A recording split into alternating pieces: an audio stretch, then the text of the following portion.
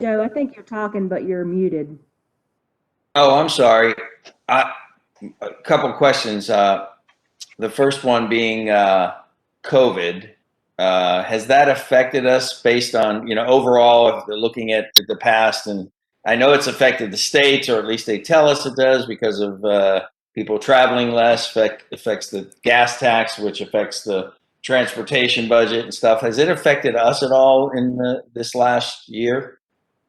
No, that's a great question. I should have mentioned that. I had a presentation Monday. I talked a little bit more about it, but it didn't. And a lot of municipalities, you almost saw a favorable. They would shut down the last 3 months of the year and didn't spend, and then they would get a little bit of COVID money from the counties. So a lot of times you'd see a positive, which is the opposite of what you'd read in the Wall Street Journal. But no, for the village, at least for this fiscal year, there were no. I didn't see anything material. And the other question I had for you, we are in regards to long-term debt, we are kicking around and it's just ideas at this point, because of all the things we'd like to see happen within the whole community, whether it's roads, takeover and stuff like that, is entertaining the idea of not only, maybe a loan that's needed for the village, which it looks like we're in good shape, but doing a long-term bond.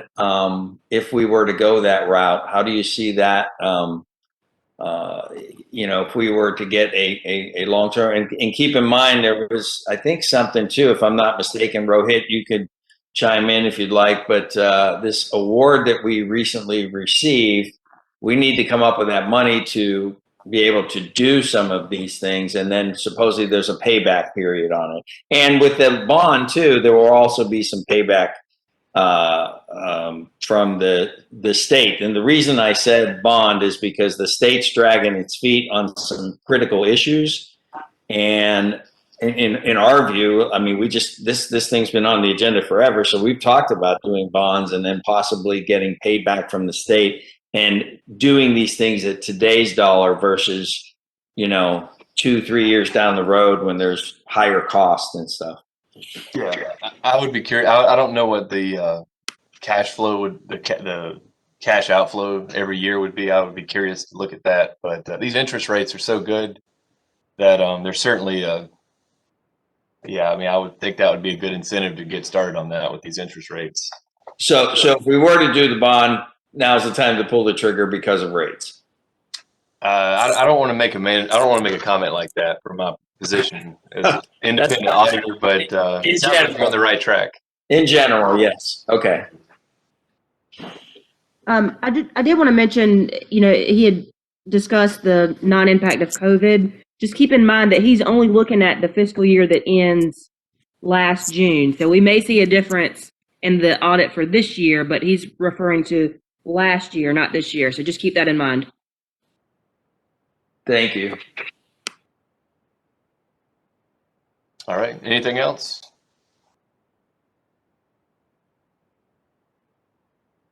Looks like we no other questions from council or staff. Do you have more for us, Lee? No, that's it. That's it. It was a good year. I enjoyed working with the village and hope to see you guys next fiscal year. Well, I appreciate all the favorable comments that looking at us as a village, and I think that says a lot about our staff that we have in place. And you sure will, we'll miss Chris, but I think we have a great replacement with Jamie in that. So we're looking forward to a continued good relationship. So thank you. All right. You're welcome. All right. So next up, we have 2021 Union County reappraisal presentation. Mr. Mayor, may I just let Sean Epperson know? He jumped on the meeting. I just wanted to remind him that we pushed him back behind the next presentation. So after Van goes, Rohit will go, and then Sean will go. I just wanted to mention that to him, so he didn't think we passed him. There is he on? I don't see it. He is on. Yes. Okay. All right. But we are going forward with the 2021 Union County reappraisal presentation. Correct. Okay. Van, you're up. Good morning, Mr. Mayor, Council. Christina, I hope you guys are doing well today. My name is Van Harrell. I'm the tax administrator for Union County. we are, it's probably common knowledge at this point, we're doing a reappraisal for 2021. That is a process that has been mandated by the state for us to do. So we're going to walk through this presentation. We'll try to make it as short and painless as possible. I saw some yawns earlier, so maybe we can limit, maybe we'll be able to not bore everybody to death with this, but we will, I'm going to share my screen here. I've got a few staff members on that I'll introduce you to as well. We have a no yawning policy here. I don't know who's yawning out there. Well, this is taxes, so it's Andy, I saw him. It was Andy. let's see here. Okay, can everybody see that screen? Yep. All right, let me get in the presentation mode here. Are we still good? Yep. Okay. So like I said, my name is Van Harrell. I've been the tax administrator here for going on 3.5, 4 years. I was appointed in 2017, but I've been with the county since 2004. So we're going on 17 years for Union County in a couple of different capacities. I've got my leadership team here with me this morning. Phil Every, he is our appraisal director. He is the one that directly oversees reappraisal process, revaluation process. You'll hear those terms used interchangeably. They both mean the same thing. So that's just semantics for us. Robin Mary is our assessment division director. She's over all land records, GIS, tax relief programs, as well as our personal property area of the office. Mitzi Balcom is our revenue division director. She actually followed me. That was my previous role. I was in that role for 13 years and promoted Mitzi to that back in 2017 as well. So she is over all collections activities for the county, for utilities and property taxes. I think combined, we've all got roughly a little over 100 years experience here in the county. So just some touch briefly on the guiding principles, rules, and policies of how we are going about this process, and really our daily work with everything we do in the office. Our first and foremost is our goal is to treat all taxpayers fair and equitably.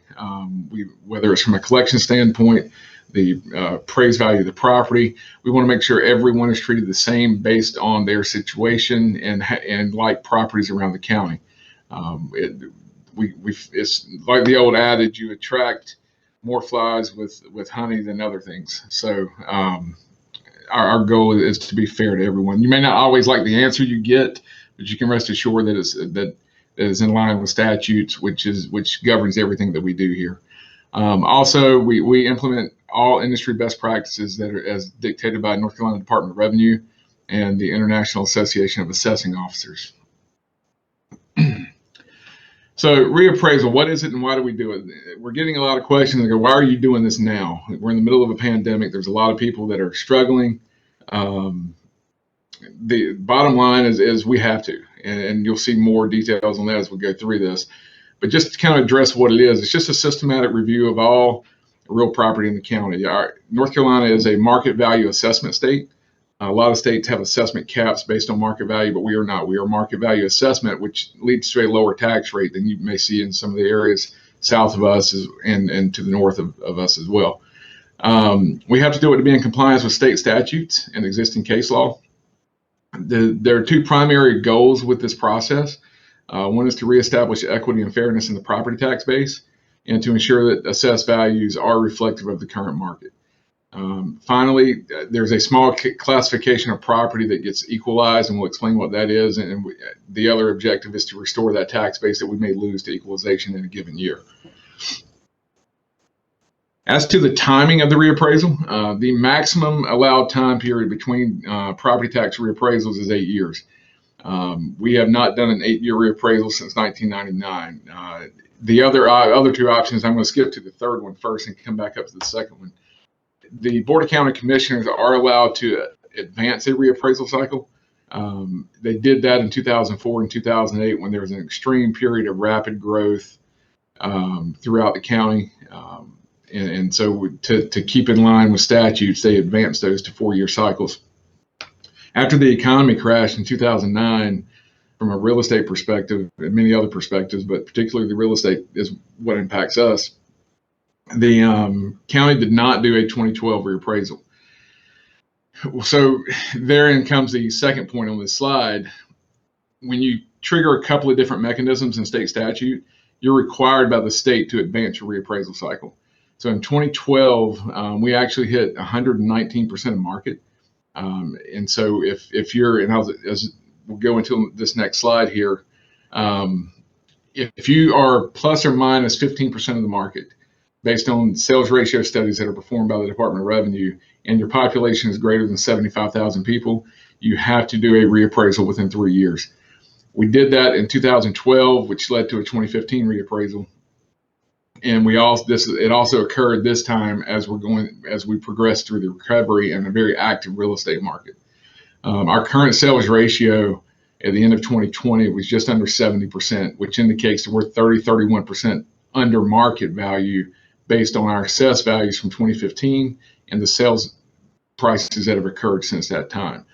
So that is why we were doing this in 2021. It's not that we said, oh, we're going through COVID, people aren't working, let's do a reappraisal. It's not that at all. This has been in process since 2018. And it was not a decision that the board made on their own. It was a mandatory advancement, but determined by the Department of Revenue. Just a brief look at our timeline and how we've got to where we are. This process, again, we were notified in March of 2018 that we had to do this. The reappraisal plan was submitted to the Department of Revenue, and at the end of that year, fast forward all the work between then and now, October 19th, we presented the proposed schedule of values to the Board of County Commissioners. They held a public hearing on that November 2nd, and it was adopted on November 16th. The effective date of the reappraisal is January 1st. So in North Carolina, January 1st is always the effective date for appraisal purposes related to property taxes, whether it's motor vehicles, personal property, or real estate. That same date applies to everything. We're going to be going to the board sometime around the middle of February to provide them an overall update for the county. And then we anticipate end of February, possibly early March, mailing the individual notices to property owners that will inform them of their new value for the 2021 tax year and every year moving forward until the next reappraisal. Those notices open up an appeal window. The first 30 days or so of that appeal window are what we refer to as the informal period. We can actually make decisions ourselves without the board being involved. There's a separate Board of Equalization and Review that is your appeal board for local property tax appeals. They will convene the first Monday in April and anticipate adjourning the around May 25th, which would close the window for new appeals. They will continue meeting after that time to finish up adjudicating the appeals that have been advanced to them. But as far as new appeals, they will not accept new appeals after that time frame. 95%, and we'll go more into the appeal level here in just a moment, but most of the appeals are handled at the informal level, and I'll show you how we progress through that process. We're going to skip over this side, kind of gloss over this, but we developed our reappraisal plan with paying attention to budget needs, staffing, any outsourcing needs we need, hardware, software, and then putting our timeline together for the Department of Revenue. So you heard me reference in October, we presented the Uniform Schedule of Values to the Board of County Commissioners. Well, what is that? And we try to explain this. It's easy to get caught up in terminology, and we want to make sure everybody understands where this is coming from. This is simply the schedule of values, is the rates and procedures that are in effect for this reappraisal and until the next one occurs, whether it's 4 years from now or 8 years from now. It is required to be adopted for every new reappraisal because your rates change based on the real estate market. How do we build those rates? We look at sales data for the past 3 to 4 years. We've had a very active real estate market in Union County, as you all know. And since 2015, we've had what would be considered 34,000 qualified sales. We're averaging around 6,300 sales per year that we would say are qualified sales that we can use to do valuations from. We also look at regional construction cost indices to determine the cost of construction when we're looking at improvements apart from the land. And this whole schedule is designed to capture the current value of the real estate market. It is a retrospective look at the market. We go back. We're not projecting and telling people we think a year from now or 2 years from now, your house is going to be worth this. We're building a value right now based on what has occurred over the past 5 years. And again, this schedule of values, it's about 150 pages long, but it details all the rates and different variables, quality grades that are used during the valuation process.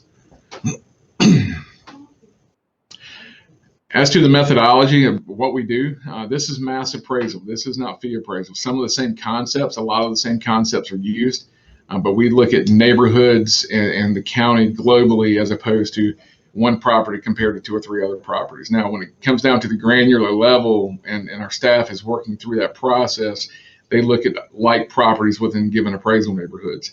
But from an overall standpoint, this is not considered a fee appraisal process. There's a lot of statistical analysis that's done, and Phil oversees that whole process. We do use all 3 approaches to value: sales, cost, and income. When it comes to valuing land, there's a couple of different things we do.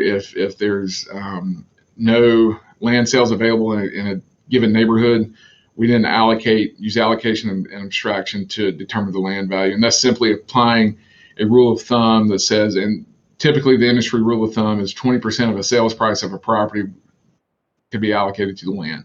That could vary a little, but typically we use 20%. When it comes to land valuation, we divide the county up into appraisal neighborhoods. We look at influence factors such as floodplain, inability to perk, road frontage. All those things vary into the site ratings and how the land is valued. We have roughly 900 appraisal neighborhoods in the county, and I'll explain what that means in a moment. As far as the improvement on the property, we look at replacement cost new based on the construction cost pricing that we've seen, and we adjust that for depreciation based on the age and then the neighborhood location.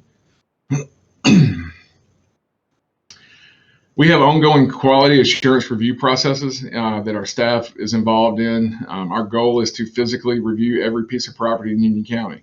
You can imagine with 8 appraisers, that takes quite a bit of time between doing that and picking up and maintaining control of new construction that's going on in the county.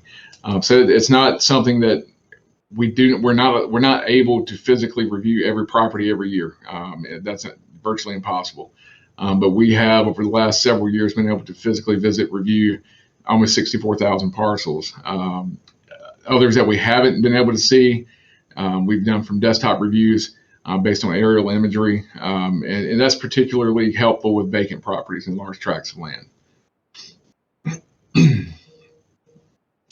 I briefly mentioned the neighborhood appraisal neighborhoods on the last slide. So this is a process known as neighborhood delineation. It was first used in Union County in the early 80s, and basically it divides the county into smaller subunits. We start our base level, and we look at what's a factor that all the properties in a given area have in common. Well, the easiest thing to tie that to is a high school district. And then from there, we break it down into smaller neighborhoods. It could be a single subdivision. You could have a subdivision that's large enough that may have 4 or 5 different appraisal neighborhoods in that subdivision, or it could be a grouping of subdivisions. So it could vary depending on the area and the density in that given area. Again, almost 900 appraisal neighborhoods for the county, and the average parcel count per neighborhood is about 115 parcels. This allows us to analyze, like I said, smaller sets of data to ensure equitable valuation with comparable properties. So if you have a house in Marvin that, let's just say it's 4,000 square feet sitting on an acre of land, all brick, if you take the same house on an acre of land in Marshville on the opposite side of the county, the value is not going to be the same. It's 2 different geographical areas. And so that's why we break the neighborhoods up in this manner, so that we can compare them to properties in their same general vicinity. This is just a map representation of our appraisal neighborhoods. So you'll see, if you look over toward the Marvin area, you see some colors, but you also see a lot of gray. If we were able to zoom in on this, you would start to see a lot of different colors populate. Compared to, if you look at the southeast part of the county down Highway 601, that's a pretty homogeneous area. It's very rural, a lot of land. There may be some smaller neighborhoods in that area, but generally speaking, you'd look at that area as one appraisal neighborhood. Whereas over toward Waxhaw, Marvin, Weddington, Stallings, you've got hundreds of neighborhoods over in that area. We talked about equity at the beginning of the presentation. And this is our property classifications within the county, and every jurisdiction has these. You have real estate, personal property, public service companies, and motor vehicles. So your public service companies are companies such as Piedmont Natural Gas, CSX Railroad, I'm drawing a blank, Union Power, Duke Energy. That's your typical, what they refer to as system property, whether it's utilities or transportation. So from an equity standpoint, real estate, again, as we know, is appraised cyclically, and it can be anywhere from 4 to 8 years. Personal property is assessed annually, and motor vehicles are assessed annually. So you will always have market value with depreciation included for those items. Real estate, it continues to separate itself from the actual given market the further away you get from your last reappraisal cycle. Public service companies are also assessed annually. However, there's this equalization concept is statute, and the statute for public service companies allow them to have their values adjusted based on the county sales ratio, which is simply the assessed value divided by current sales price. Once that ratio drops below 90%, at some point the Department of Revenue will notify the county saying, hey, you have to lower the values for these companies. And that's what the equalization piece is.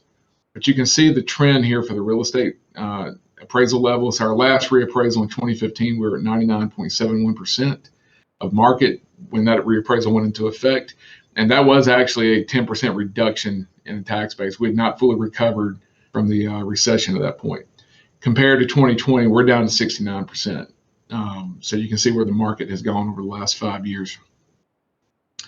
So just, again, this equalization thing, we talked about that, but that is based on statute, and that reassessment for those companies takes place every 4th or 7th year, depending on the situation with the given county. How does that affect the equalization piece? How does that affect the county? It's not a tremendous amount of money, but it is an impact. So the public service company value for 2020 was $479 million countywide. Based on the equalization statute, we were only allowed to tax them on $397 million of that value. So that cost the county almost $600,000 in revenue. So you can see where maintaining the property values in line with the market helps keep the tax burden distributed equally throughout the tax base. So the biggest question besides why are you doing this now is, well, how much are you going to raise my taxes? Well, we'll speak to that briefly, but not directly. We anticipate virtually every property in the county seeing an increase. There are some that will see a decrease. It just depends on the location of the property and the circumstances surrounding that property. Our current valuation year, that I told you earlier, is 2015. That was a contraction in the tax base. So we went down, and now we're trying to catch back up with the market. We anticipate countywide that, and it will vary from property to property, but countywide, we're looking at residential commercial total increase of around 30% in the tax base.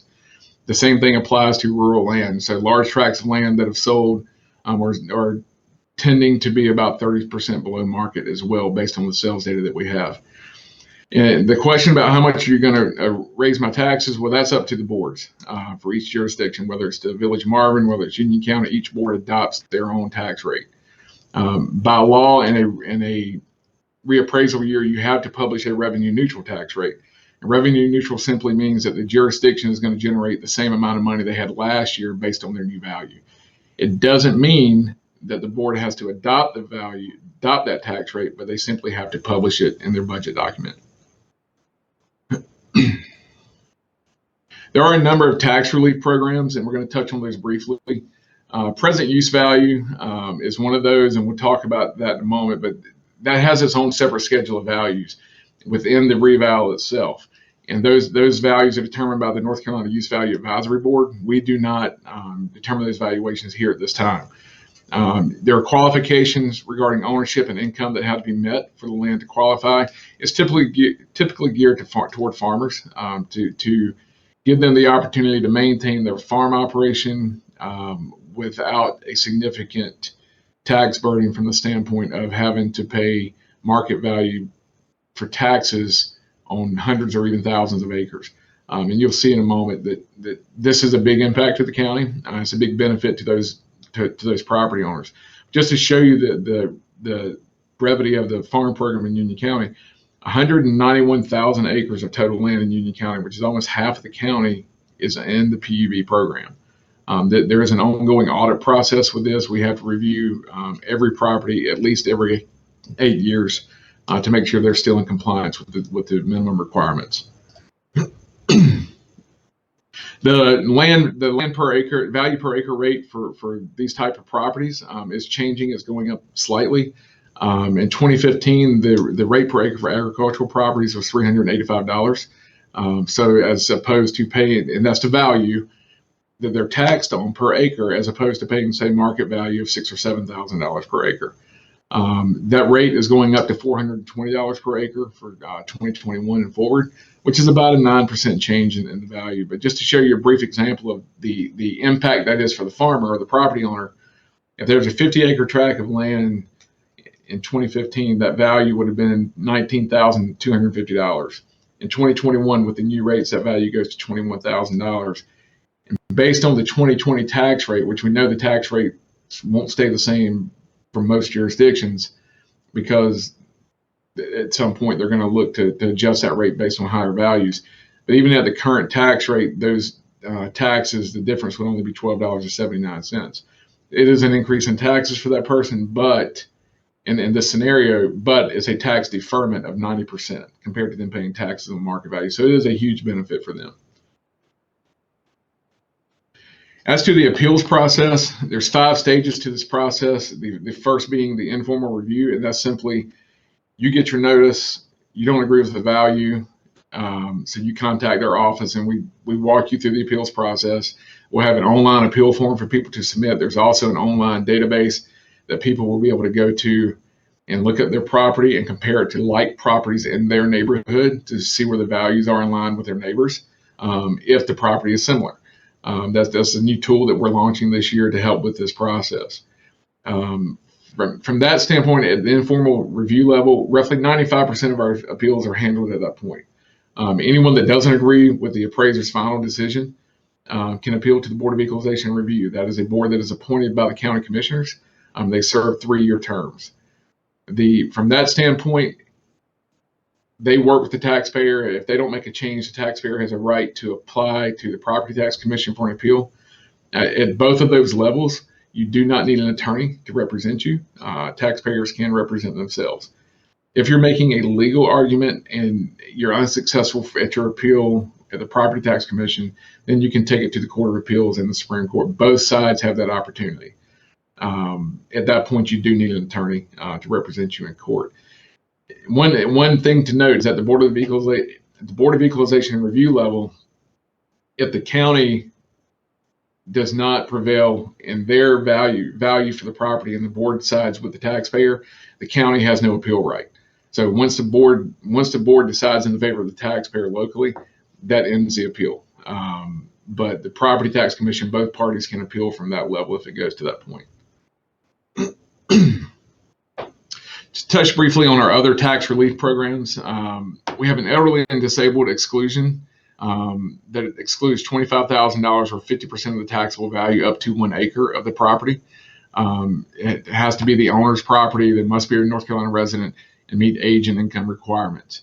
That we have a significant number of properties that are in that program as well. So if you know anyone that's qualified that may not be taking advantage of that, have them reach out to our office and we'll walk them through to see if they meet the qualifications.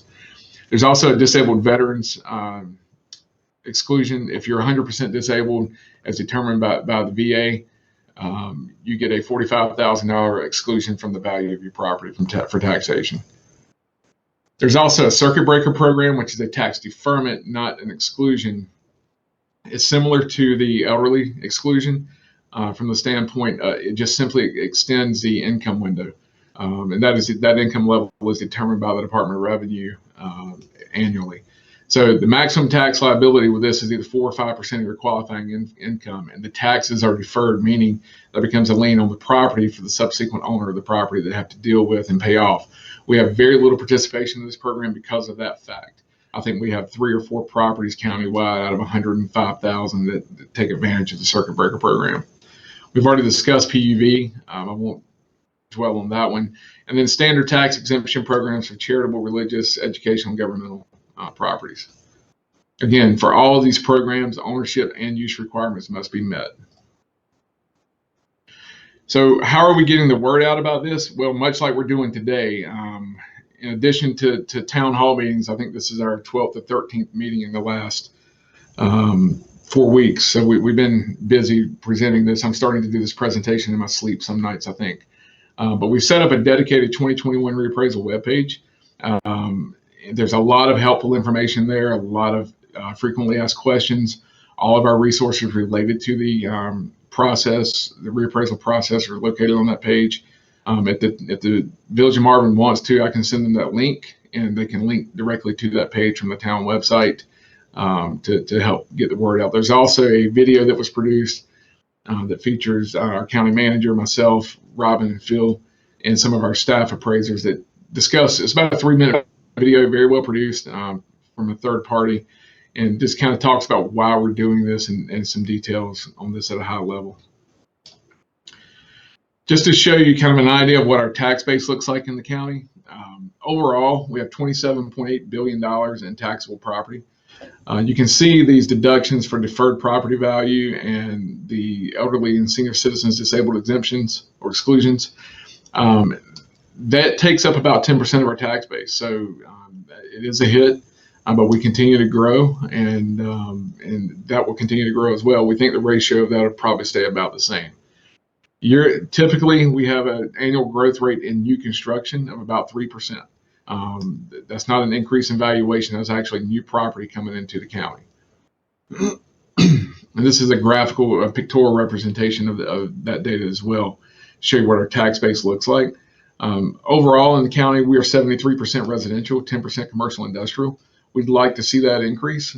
If you look at that real estate component by itself, we're about 88% residential. So there is a significant difference between that and our commercial base through the county. Union County continues to grow. We're adding about 1,700 new parcels per year throughout the county. The number of new homes being built per year is roughly just under 1,800. So you have some carryover from vacant lots that were created the year before.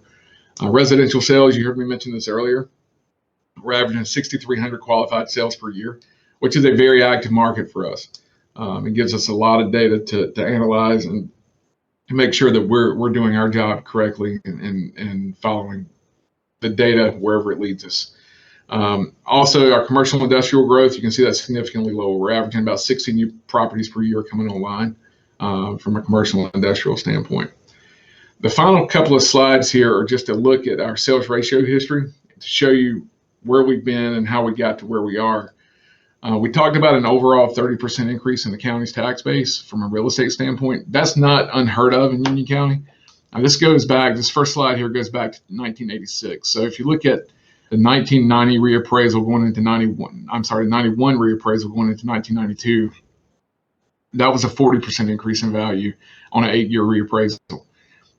Same thing in the year 2000, we had a 30% increase on a 8-year reappraisal. The county, again, adopted an advancement of the reappraisal voluntarily in 2004 and 2008. So that impact was only about 15 to 18% in each of those cycles. And you can see very plainly where the real estate market went south on us in 2009, 2010. That red line is the assessment level that we're required to be at. That's 100% of market value. We inverted that line, hit just under 120% in 2012, and then came down to the reappraisal in 2015 with a 10% tax base reduction compared to the year before.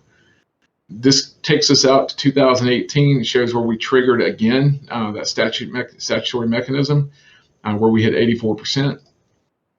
And then this is just a zoom in further from 2004 to 2020 to present day, where we've continued to decline based on the growth in the market.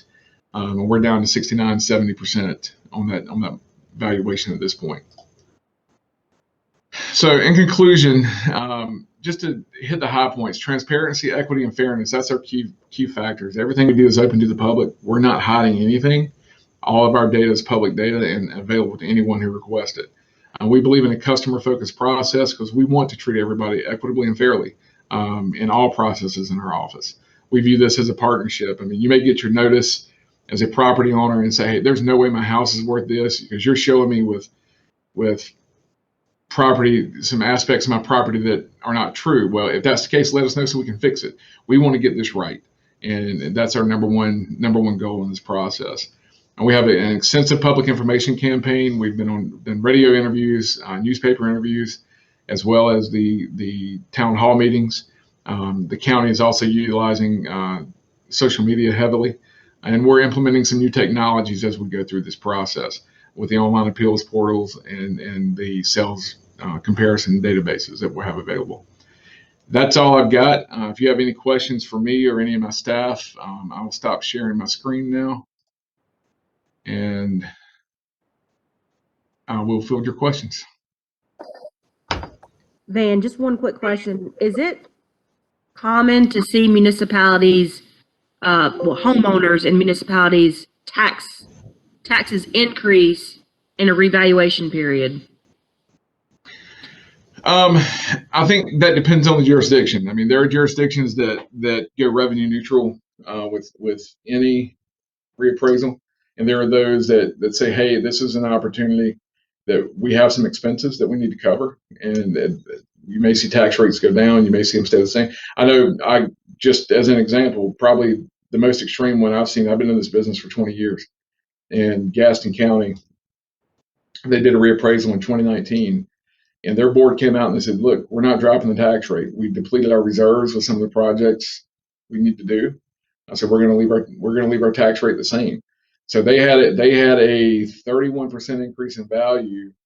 The revenue neutral rate would have dropped 9 cents, and they left it the same. So it depends. Again, it depends on the jurisdiction and the needs of the jurisdiction. And from a revenue neutral standpoint, let's just speak theoretically here. If the overall increase is, let's say, 30% in value, and so you're going to drop your tax rate to actual revenue neutral.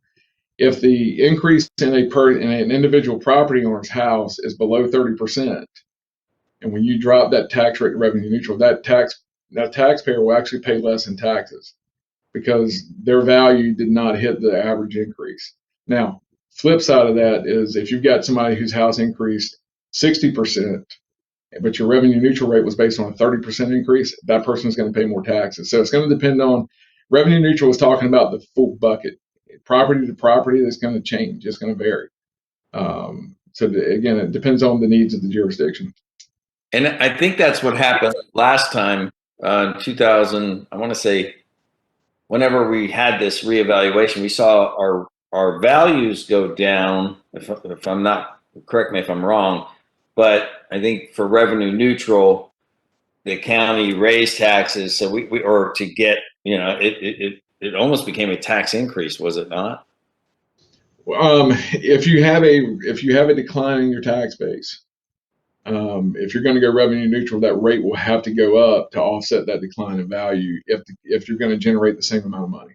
So let me ask you this. Both Mayor Pro Tem Kim Vandenberg and I are both real estate agents, and have our real estate license. And given COVID, how was that taken into consideration? Because I would argue, and I think Kim might as well, but I'll let her speak for herself. But given the current climate, we see less inventory, we see low rates, and I would argue because of COVID, which has prices go way up because rates are low and inventory is very low. So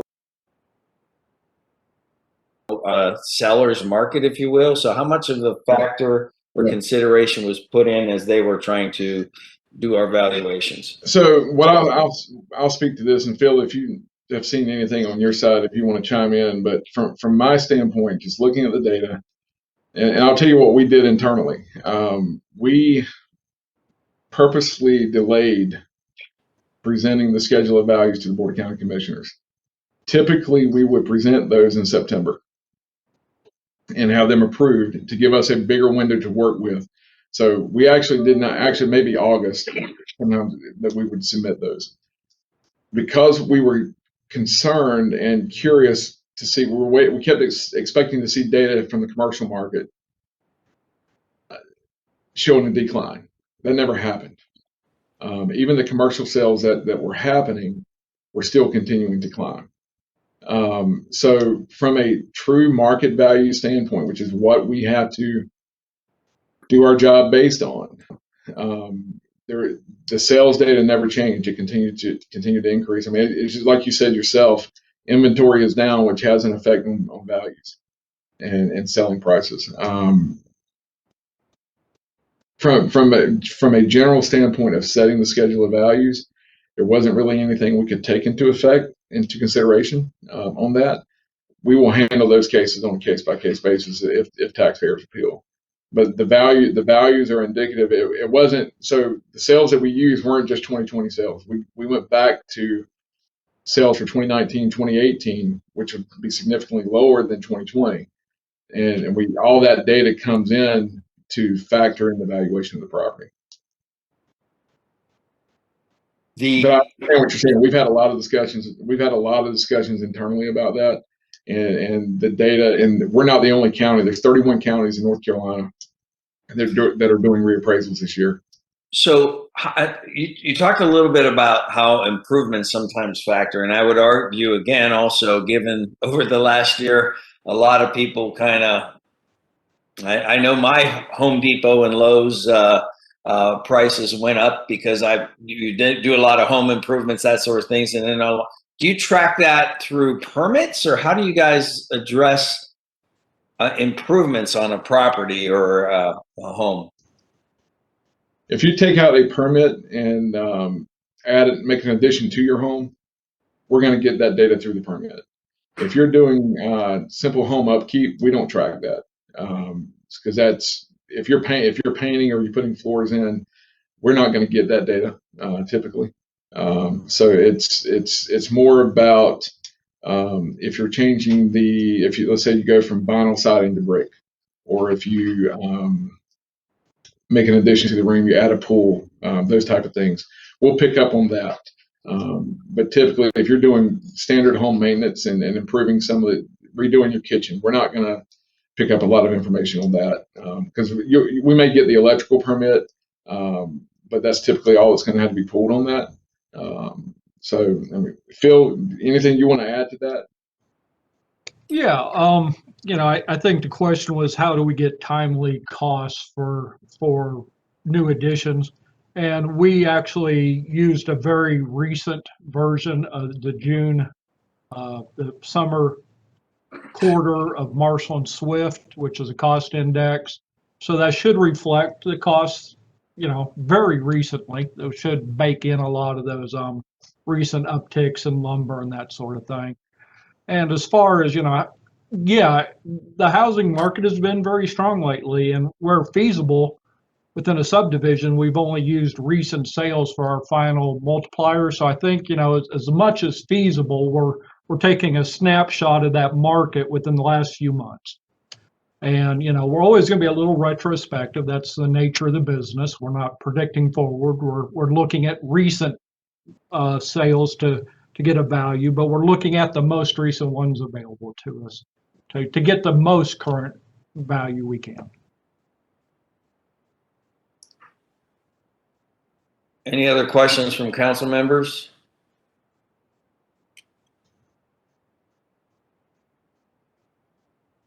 Just to be clear, on the new valuations that come out, will they show what our valuation was before and then give a current one, or are they just going to send the current ones out? The notice itself will only have the current value. The prior value is available on the county website. We have a whole tax webpage that has every property listed. But the notice itself, unless something changes between now and then, we'll only have the current value. Okay. And I met with Christina earlier this week, and there's a possibility we'll come back later in February or March timeframe to share with you an update of actual total number change from a global perspective for the Village of Marvin as to the typical increase, average increase to new median house value compared. So we'll bring back some data to you guys here in a few weeks.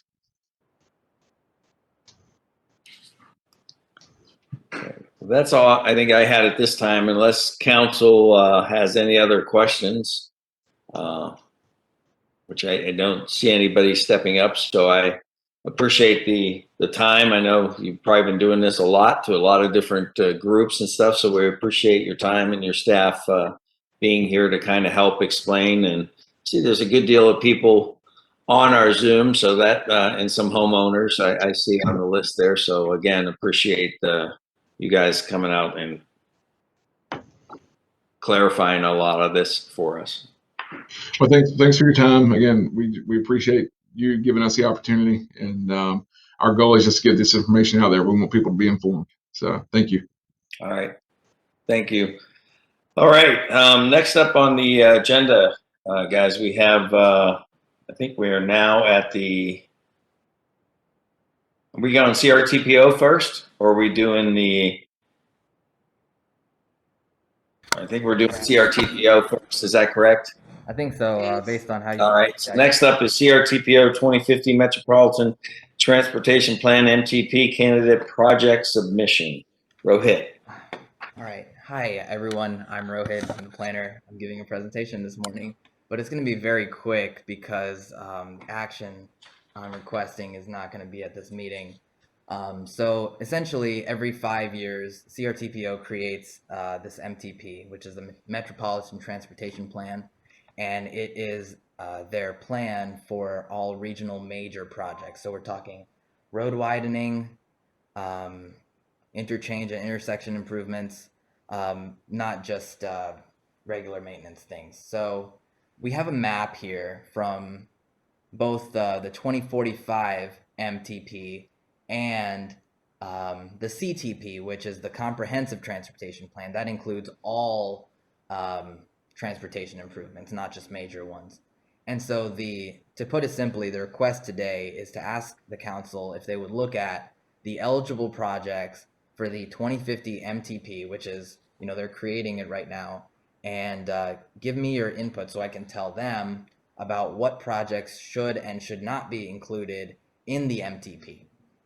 So in a second, I'm going to share my screen and show you which of the roadways are the eligible projects.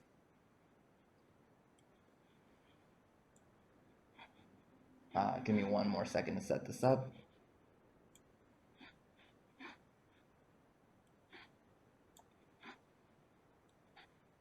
Rohit, while you're doing that, are you going to be asking for their vote at the next meeting? Yes, that's it today. correct. Is that? That's correct. This is due on February 12th, so I will need you guys to consider this. And let me know what you think by the February 9th meeting. Hey Rohit, this is Jamie. Do you mind moving the mic closer to yourself? Oh, sure. How's that? Perfect, thank you. Okay.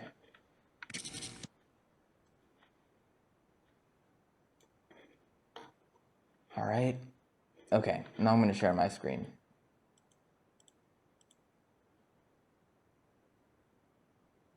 Yeah, that's it. That's correct. Okay. So I didn't realize it was going to turn out like this. All right, so which one am I on right now? Candidate project submission form.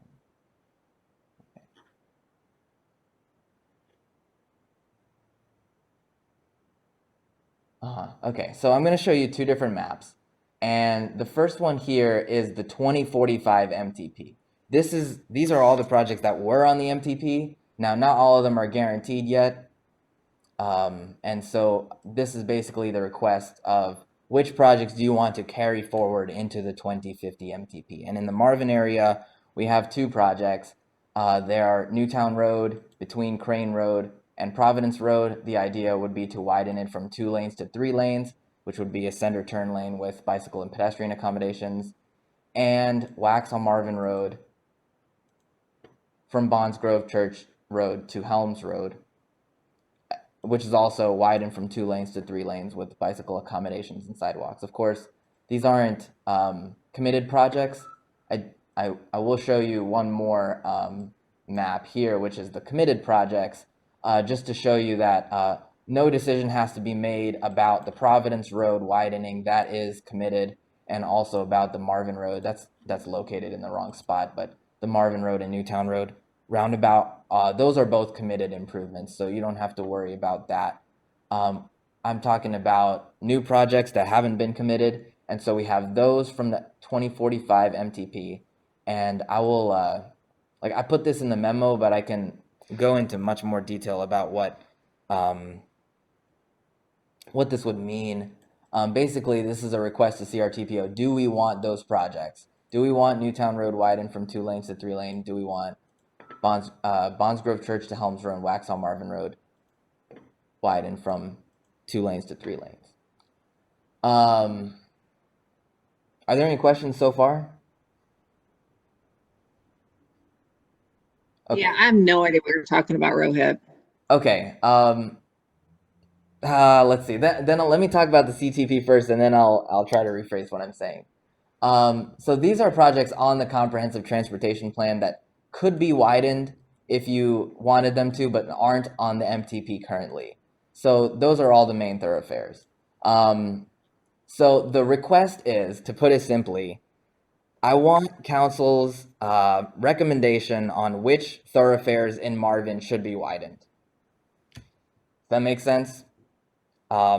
If you agree that the projects on the 2045 MTP should stay, then tell me that. And if you think any of the other eligible Marvin area thoroughfares should be added into that map, then tell me that. And if you does that make a lot more sense? Rohit, can you Yes. just give us a quick understanding of what a 2045 MTP is and what a CTP is? Okay, so I think looking at the math will make it make a lot more sense. The CTP is comprehensive. It's all the traffic and transportation improvements, not necessarily major ones. Maybe all of these are on the map because they want to add a sidewalk or a bike lane. The MTP is all of the major transportation improvements. That's where we're talking about widening. You're going to have to buy a lot of land. It may or may not even happen depending on the funding. So that's the difference between the CTP and the MTP.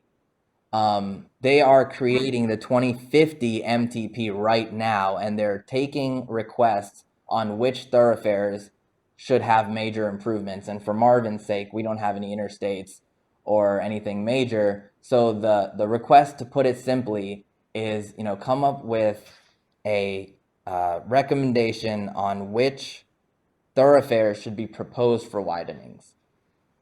And the 2050 basically means they're not going to start this until 2050, or? That's what they want to have accomplished by 2050.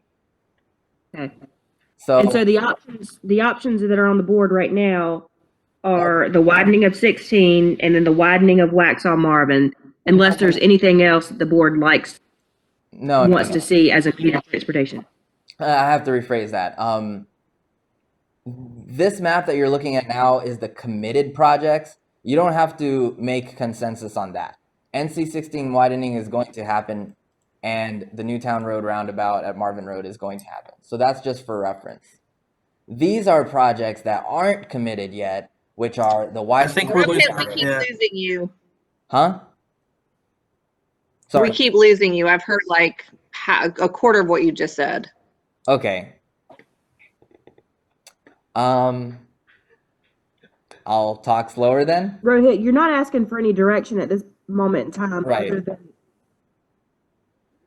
I don't really think it's slow. You guys keep rolling around. There's something going on with the connection. So You know what I'm going to recommend here, and I would suggest that all council members at some point before the next meeting, walk in and Rohit can kind of show you specifically on a map so we can see it, and then talk about that, and just put in your mind, if you would, are there areas within Marvin that you feel should be on this master list for expansion. I know we talked a lot as council trying to slow down the roads. So expanding them, in my view, is increasing speed limits and stuff. But if there's something there that you think needs to be expanded that's not on the list, and then if I'm hearing you right, Rohit, but it may be easier to be in front of you. And I know that takes up some of your time. But if you happen to be in the office and a Rohit's available and he can show you that so we can get our head around it, would that be okay? Yes, that's a perfect summary and a great idea, Mayor. Thank you. And in the right, I'm an idea guy. in the end, if your individual opinion is that you don't want any of the roads widened, that's okay too. We just need to tell CRTPO by February 12th. But right now, there's only 2 slated in Marvin, correct? There are 2 for consideration, yes. Okay. And then we can add any of the thoroughfares that are in blue on this map if you wanted to. Okay, can you go back to the other map that has the 2 that are already proposed? And do they both have sidewalks and bicycle lanes? The Newtown Road does have bicycle and pedestrian accommodations, and So does that mean the sidewalk? yes. And Wax on Marvin would also have a bicycle accommodation and sidewalk. So if I'm understanding correctly, then if they do widen on Newtown Road from Crane to Providence Road, then we would not have to worry about a sidewalk and connectivity to the park at that point. That would be correct. Because they would be taking care of it for us. Well, it's on the plan. We might have to match at some point, but we'll get to that when we get to that. Bueller? Anybody? Yes. Hello. So is my question correct that we wouldn't have to worry about that, or? It would be on the plan. We might still have to match something. I think if we were to kind of get our head around this, for instance, there's a lot of talk about, I'll give you an example, right near Joe Carr Road, what we do there. Do we add widening to that so we can have a better flow, or do we put a roundabout in there? If that's an area that concerns you and it's going to require a massive, like either widening of it to add an additional lane, you may want to go in there as a council member to Rohit so he gets an idea, but we're going to vote on it.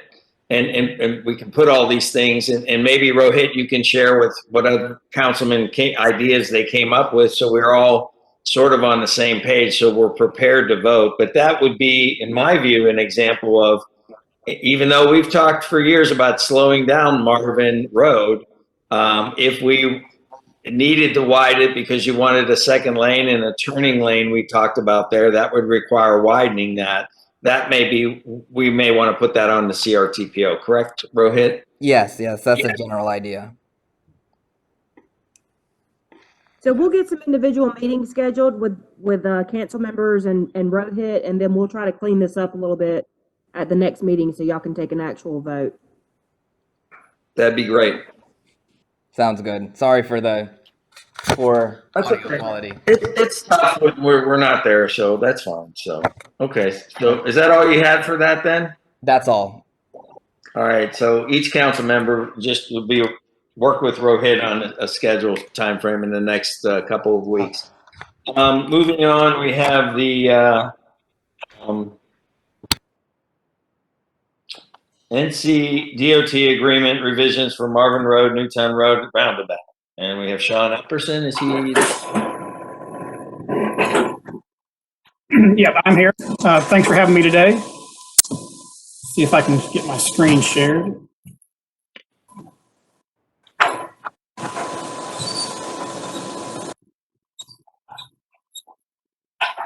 Can everybody see the presentation?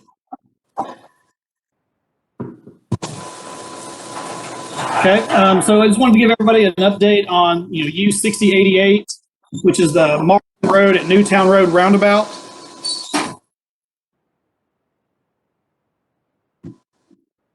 So design work was suspended back in August of 2019. Right-of-way acquisition was also stopped at that same time.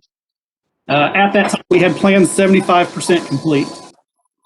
I should have added to this slide, recently CRTPO approved the federal funds for that project so we could start back on design and right-of-way acquisition. Sean, you're getting a lot of feedback. I don't know if you have a speaker that can be moved. Is that a little better?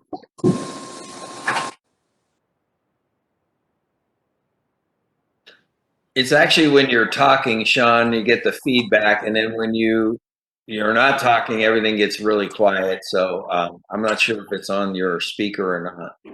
Gotcha. How about now? Still the same when you're talking. There's a lot of feedback going on.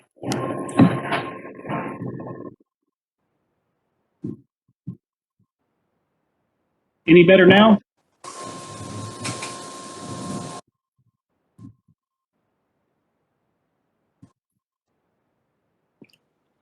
Well, let's just continue because it seems like we get clarity, but then even when I'm speaking now, I hear feedback on something that's happening. I don't know if you guys get it when you speak, but I'm getting it when I speak, and then I kind of hear it when Sean speaks. So we'll just try and see how we can get through it. Okay. So the projected let date for this project is currently May of 2022. We're anticipating about 9 to 12 months needed to complete right-of-way acquisition, 4 to 6 months needed to complete utility relocation, and 2 months to complete design. So you add all that up, we're pushing the limits of actually being able to let that project in May of 22, but it's probably still feasible if we can get started on right-of-way acquisition here in the very near future. Sean, real quick, before I forget, are we including on all of this stuff the lighting? Because we didn't do that last time, and now adding into that, is this going to be included with lighting or no? So the NCDOT currently does not install or maintain lighting at roundabouts.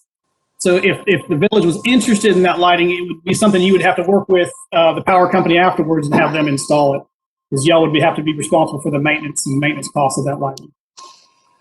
I understand that. I'm just saying is getting the approvals. I think we're getting some delays from the state and the roads, the existing 2 roundabouts that we have on lighting. And all we're trying to do is make sure that whatever we need to be doing along the way, we don't want to have you install, and we're then starting the process again. And it may be a different subject. Christina, you could let me know on that, but I just know that was a miss on the last roundabouts, and it does involve DOT, is my understanding, and we just want to be on the parallel program where we're getting those approvals, and you guys are getting the right of ways and all that kind of stuff. Yeah, so you could be working with, I'm assuming it's Duke in that area, or is it Union Power? Union Power. Okay, so you could be working with Union Power on a lighting plan for the roundabout. That would have to be, they would have to, go through our district office with Travis and get an encroachment agreement for that. But all that could happen ahead of time, which would allow them to, as soon as the project was complete, start installing the poles and lights. So that you could be working on that at the same time. And within reason, we could potentially, our Union Power, as long as the poles weren't going to be in conflict with our construction limits, while they're out there moving their other poles for our project, they could, in theory, go ahead and install those poles. But again, that would be dependent on them not being in the way of our construction area. So we build the roundabout, and we also need area outside of that for actual construction equipment and everything. So if those poles would be in the way of the construction equipment, it would have to wait till the project was done before they could install it. My best guess is based on where the poles are probably going to need to be located, is they would probably be in the way of the construction equipment. So they would probably need to go in after our project was complete.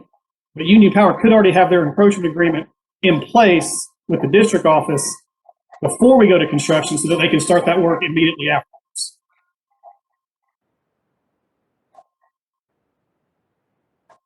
Thank you. Okay.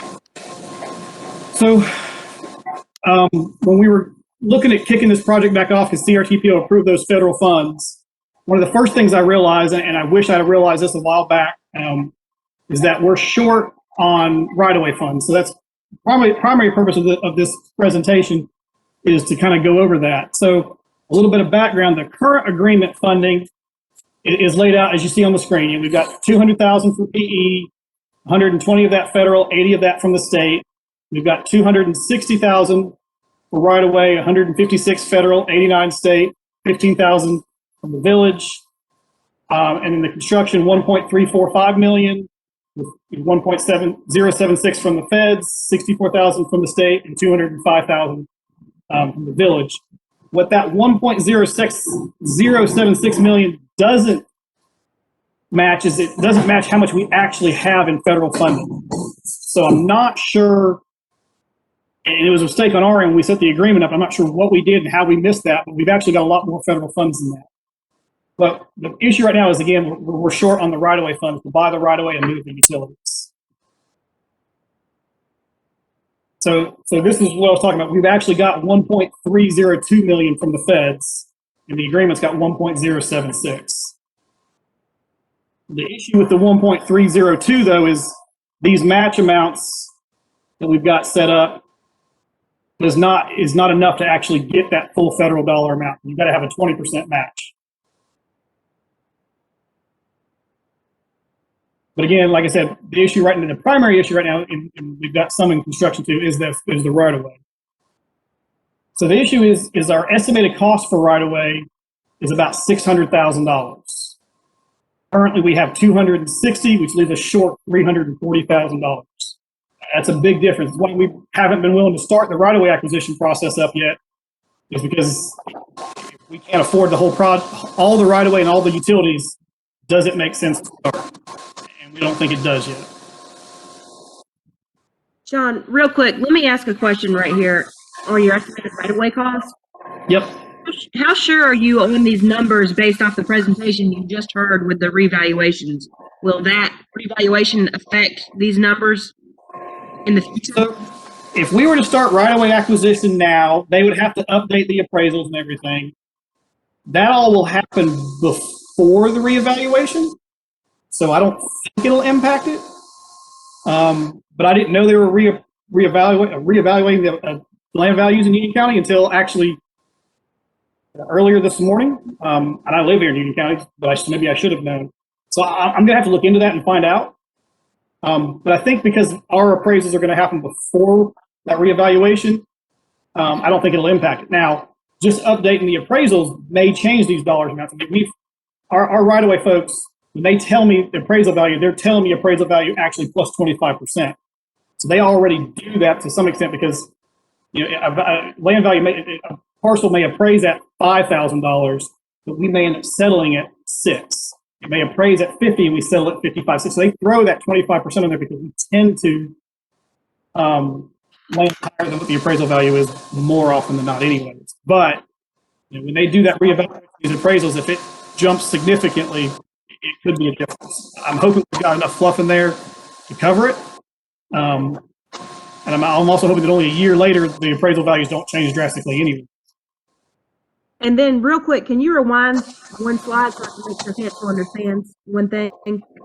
When you go down to look at the percentage of construction and the percentage matches, you're basically telling us at minimum, in order to basically get all of the federal funding that we have currently funded for this, we have to amend the agreement just to change around the matches, period. Correct. Well, I think, I don't remember what the agreement, it should be, the agreement should be based on the same percent matches, but they're just not the right dollar amount. Not to get the total federal funds. We have more federal funds than we have in the current agreement, so we would have to reallocate the dollars to make the matches work for the percentages. Correct. So even just to get the full 1.3 million, you need an additional $56.6 thousand, or $56,600. So of the shortfall, if you can go back to that last screen of $340,000, how much of that is expected to come from Marvin, and how much from the state, and what are we looking at? Okay. So I will get into that in the next couple slides. So I'll keep going. Can I ask a question real quick? And I was going through this morning, and I'm trying to wrap my head around the right-of-way costs. How much land in total are we looking at adding to, or, acquiring for this roundabout? So I don't have those numbers handy, but I can get that for you. The reason why I'm asking is, $500,000 is a lot of money for, right of way.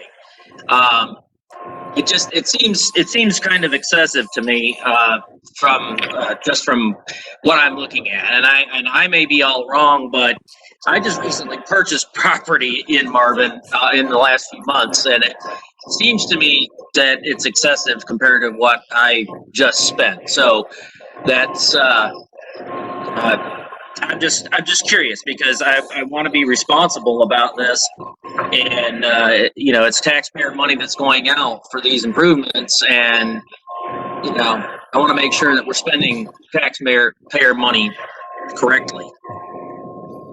No, I understand. I can find out exactly. I'd have to pull the plans and look through them. I know we've got 8 total parcels. 2 of the parcels appraisal value is over $100,000. So we've got some that are as small as 4,000, but we've got 2 that are over 100. We've got 1 that's around 75, and a couple that are in the 50 range. 8 parcels are involved? Yes.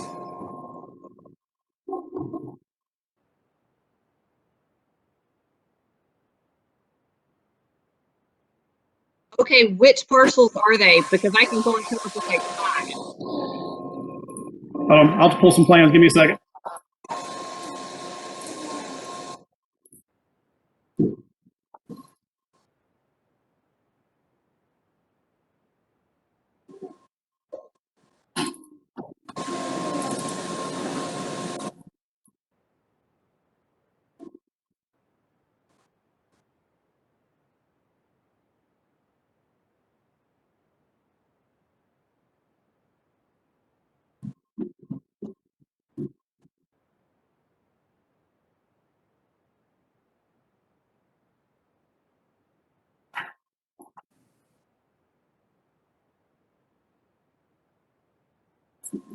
Shoot.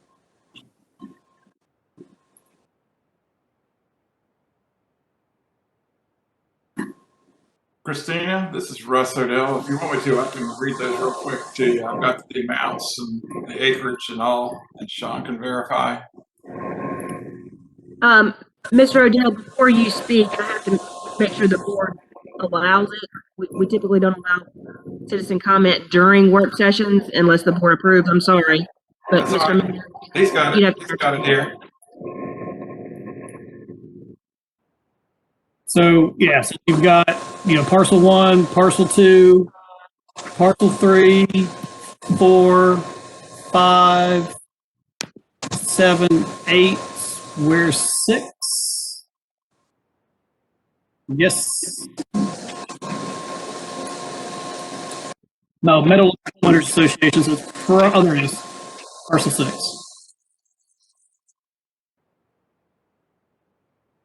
So those are the 8 parcels, and that's the acreage we're needing from each one of them.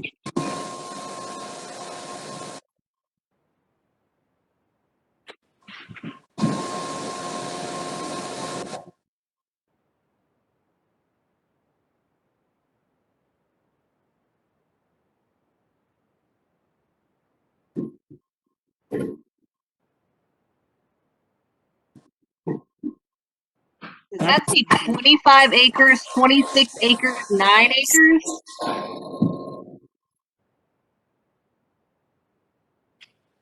That's the total parcel total. Russ, But that area taken says 25. How big is this roundabout going to be?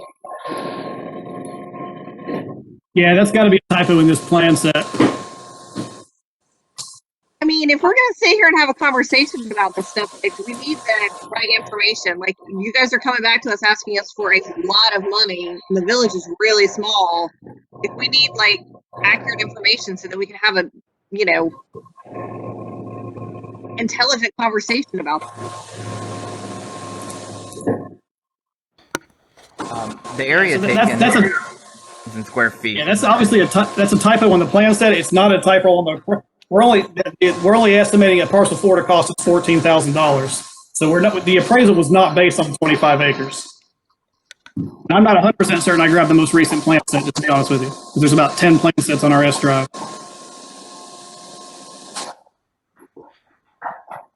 Those are square foot numbers under area taken. I mean, Okay. if really like to have like a conversation about this with like the right information. So, I mean, can we get it now, or do we need to reschedule this? I mean, Again, this may be the appraisal was not based on that amount, at least not an acreage, because the appraisal value is $14,000.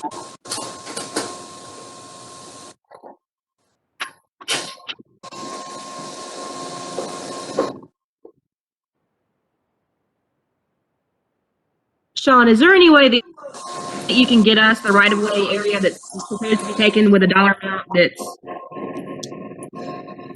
actually correct for this parcel? Maybe that's assigned to each parcel. Is there a way to break it down to total being taking, what area that affects, and what we're actually going to be taking?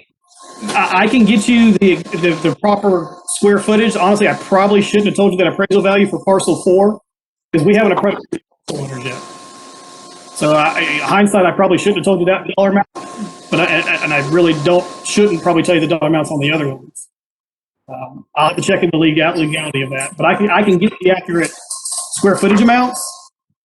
Double check that.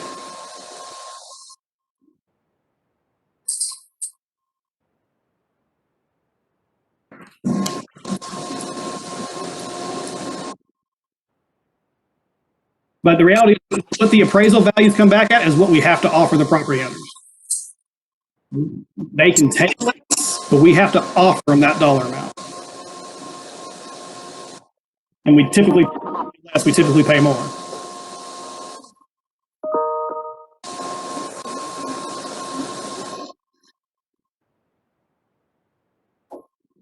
Okay, if you can get that information to us, Sean, that would be great. If you want to move on with the presentation, we'll just kind of put a pin in this. Okay. So, like I said, we've got our appraisal value is around 400. We're using a right-of-way acquisition firm to buy the right-of-way. So our total acquisition cost is going to be about $500,000. We're asking about $100,000 for the utilities. So we need about $60,000 to buy right-of-way and move the utilities. Currently we have $260,000, so we're short $340,000. So what we've talked about, or what we would consider doing to keep right-of-way moving, is move $340,000 from construction to right-of-way. That'd be at $204,000 in federal dollars and $136,000 in match dollars between the state and the village. So this would bring us up to $600,000 for right-of-way, with $360,000 of it being federal, $120 state, and $120 from the village. What this does, though, is it leaves us short construction. It only leaves us 1.288 total in construction, with, almost 1.1 million in federal. Based on the current agreement and everything, $33,000 from the state and $100,000 from the village, which actually still leaves us $124,600 short on the match needed for even this dollar amount. But this 1.288 million, doesn't leave us enough money to actually build the product. Our estimated construction cost, is that 1.6 million. After moving 360,000 to right away, we have 1.288, leaves us short $340,000. So in the fall, CRTPO is going to have a call. We're expecting there to be a call for some additional CMAQ funds. So if we were to go in and apply for CMAQ funds, we could get $272,000 in federal dollars with a $68,000 match. This would bring our construction back to the 1.628, with the federal being 302. The state match would be 121,000. Our state traffic engineers already agreed to increase to this amount. And then we would need 205,000, which is an increased total match amount from the village for the construction phase. And cancel, I know this is a lot of numbers being thrown at you, but if you look at my memo on the, and I'll summarize this in the very end. I have a very good chart that kind of summarizes all this in one common area so you can see it all in one place. So don't get overwhelmed by the numbers. Yeah, and I try to do just a quick summary of the match amount. So the way it's set up right now, you know, the state's providing $233,000 in matching funds, and the village is providing $220,000 in match funds. The revised match amounts that were shown on the previous slide brings us to $321,000 from the state and a need of $325,000 from the village. Our state traffic engineer, when he agreed to additional funds, he said that was it. He's tapped out as far as this project goes. So if we see another huge increase, you know, not sure where we're going to get the money from. I guess, Sean, what kind of baffles us as far as the state participating or possibly other municipalities, we're a cut through, let's face it, for a lot of surrounding municipalities. And I think that's, if I were to guess, I would say maybe 30% of the residents of Marvin actually use these roundabouts that live right in the area, because Marvin is pretty much spread out. People are taking different angles, but this really benefits the Waxos of the world and Weddington to some extent, maybe Mineral Springs. And I guess that may be why we're kind of scratching our heads of the participation rates of what we're being asked to do versus, if we can't, and trust me, we've approached the other municipalities and they have their budgets that they're holding tight to, but this helps them, I can assure you, because the majority of the people using these roundabouts are not even Marvin residents. Which then goes back to a state issue, in my view, and that's the opinion of one. Yeah, no, I understand.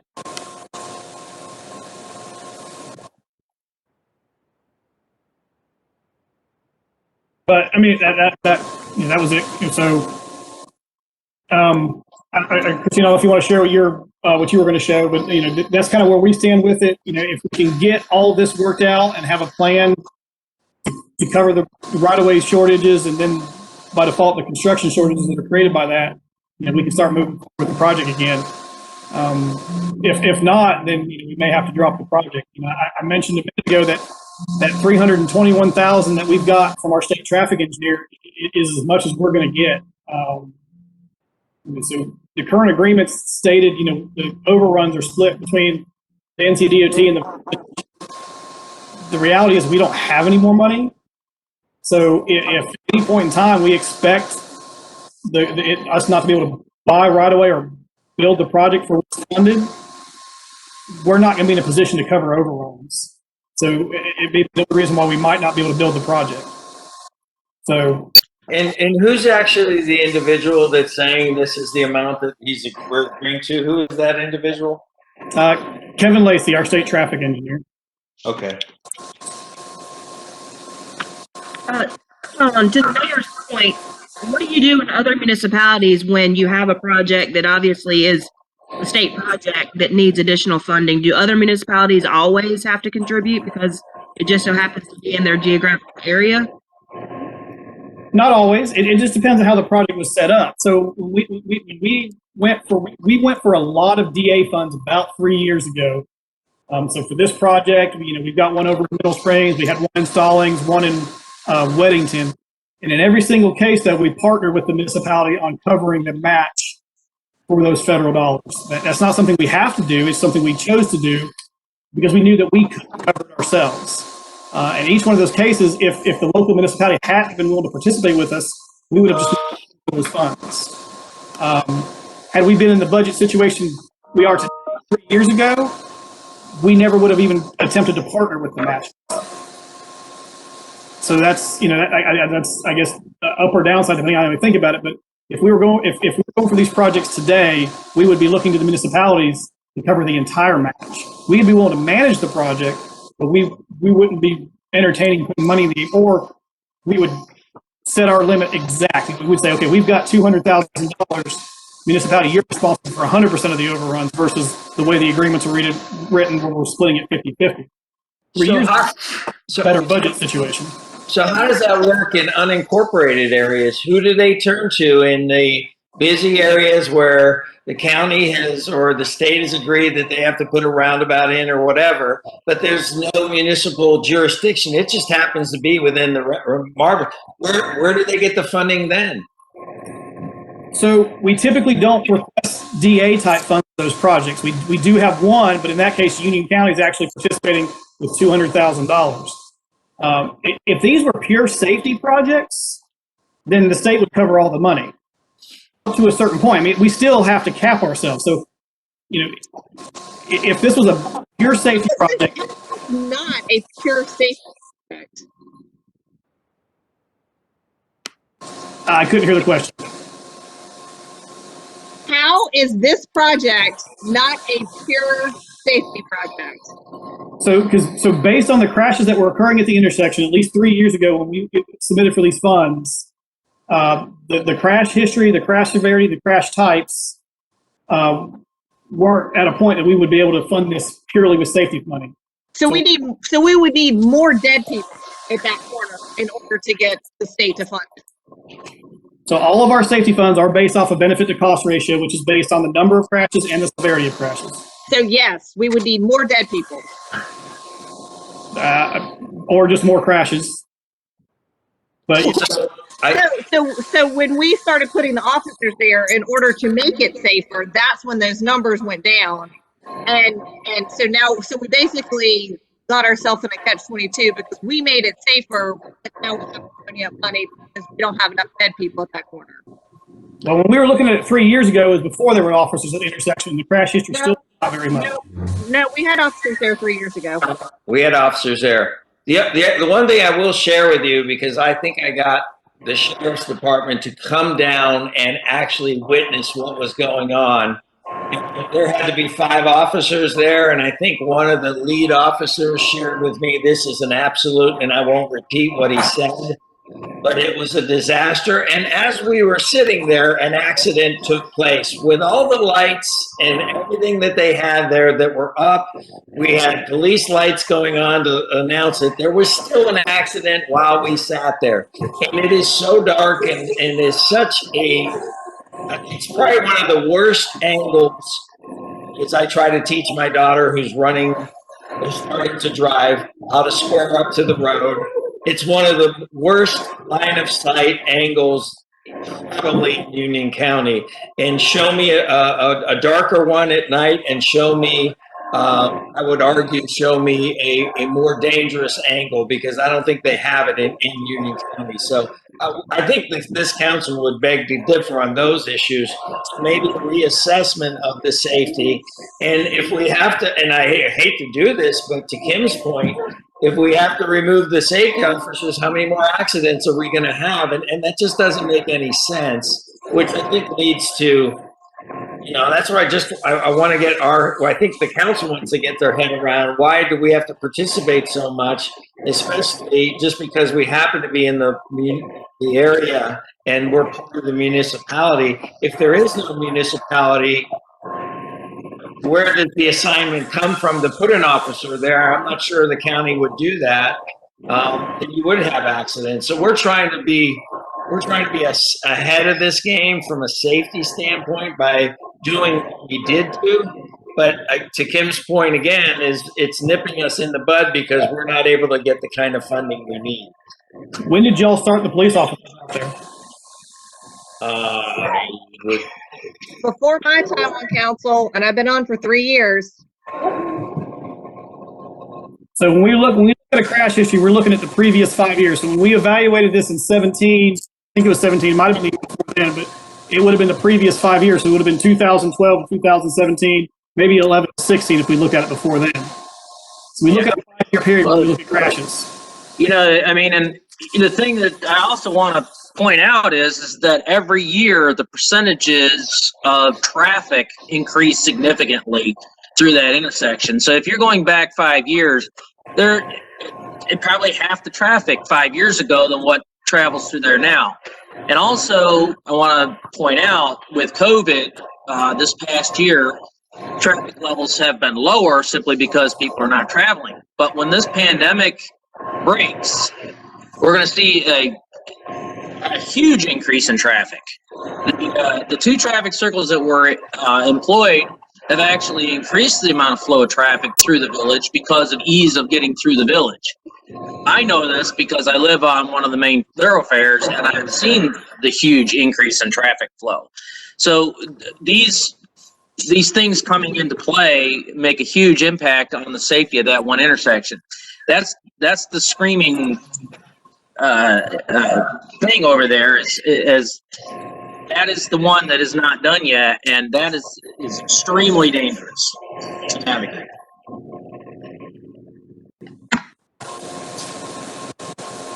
Yeah, and I think, and you know, we need to consider a spot safety check on this again. But again, if we're putting officers there, then you know, whatever we could do to do that. But we also need to be working with our legislatures on this because I think we need to appeal to them and to you know, maybe reconsider this as far as participation levels. I get the price is the price. I'm not sure we can do much about that, and I appreciate that. But at the end of the day, the participation levels, if this wasn't part of a municipality, it's still at the end of the day, a very bad intersection, and please show me one that's worse as far as you know, and we're trying to make it better because of the officers through our taxpayers, which we go back, we probably spent what's our budget a year for the police officers, Christina? Maybe 100,000 or maybe 60, 80,000? It's about 80. Okay, 80 times 4 years at least.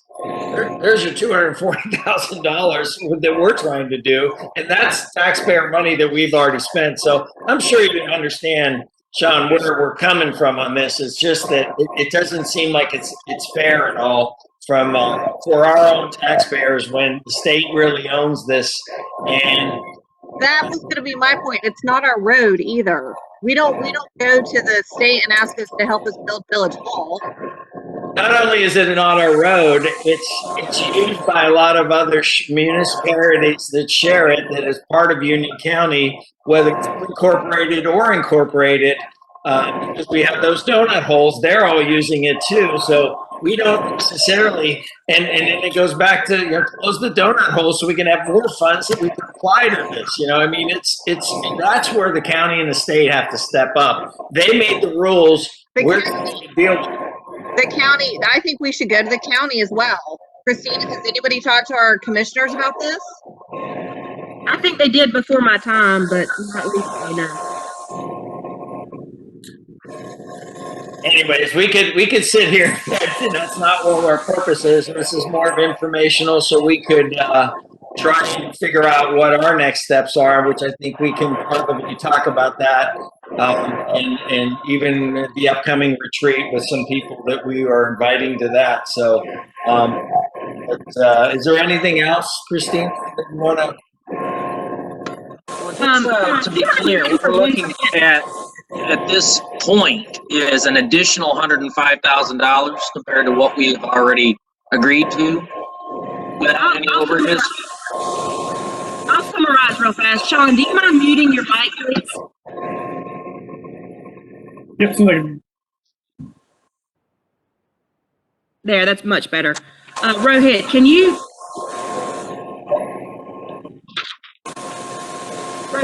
zoom in on me? You would have to stop presenting.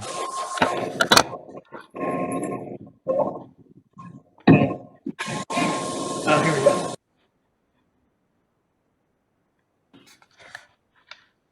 This is a summary of what it is they're requesting. Can y'all see that? Sean, can you stop your screen share, please? Yeah, if I knew how to. You move your mouse to the top of your screen, and then Yep. a pop-up will come out and stop share is one of the options. I don't see a stop share. See a share. Let me see if I can. Oh, here it is. I see it. Sorry, blind.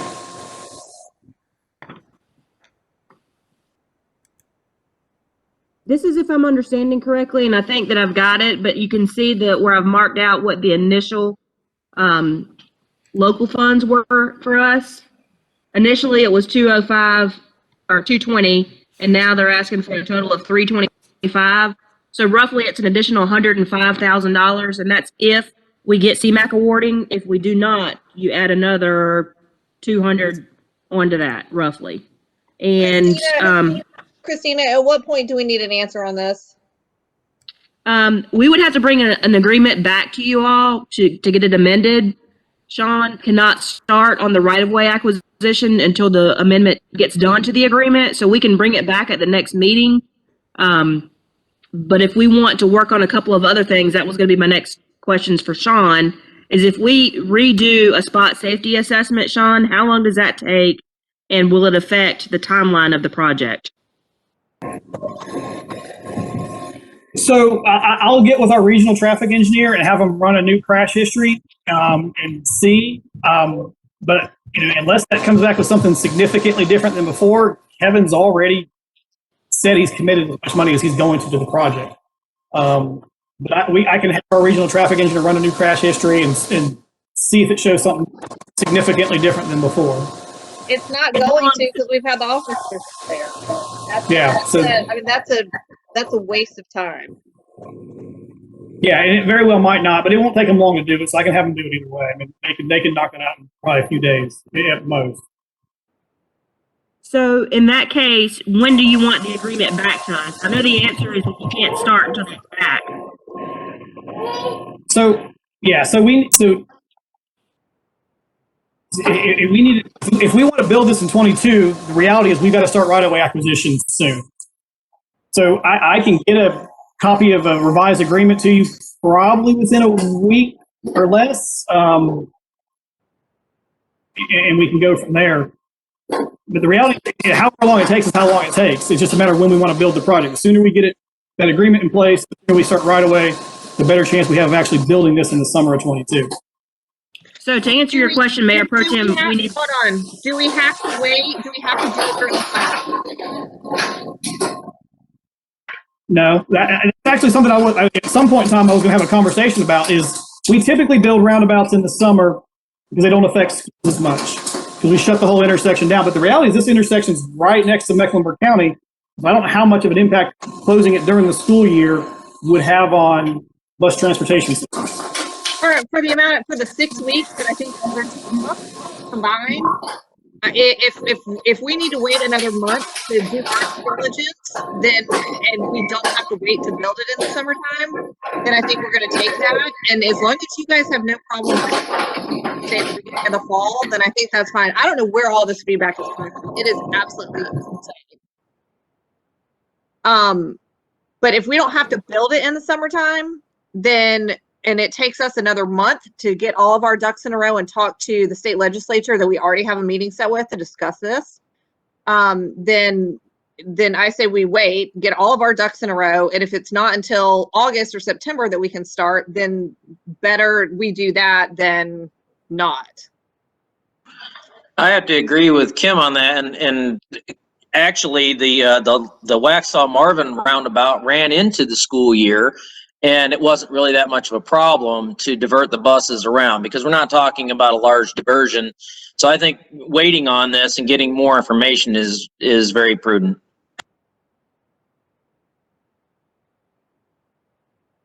I have a question. First off, Mayor and Mayor Pro Tem Kim, I totally, absolutely agree with everything you folks are saying. What I've been thinking and about this whole roundabout. I'm going to pose this to both of you, but Sean, maybe you can jump in when you're ready. Just backing up from the table. how did the other two roundabouts happen? What was, I know this was years and years ago, how did those occur? What was the impetus for those to happen? And I know that this was part 3, but how did those two start? What was the point? Was there accidents at those intersections? I think it was the path of least resistance. I think this one at Newtown and Marvin is the hardest to design, but I don't know that. Sean, you may know that answer. So it's been a while. So I'm going off a years old memory.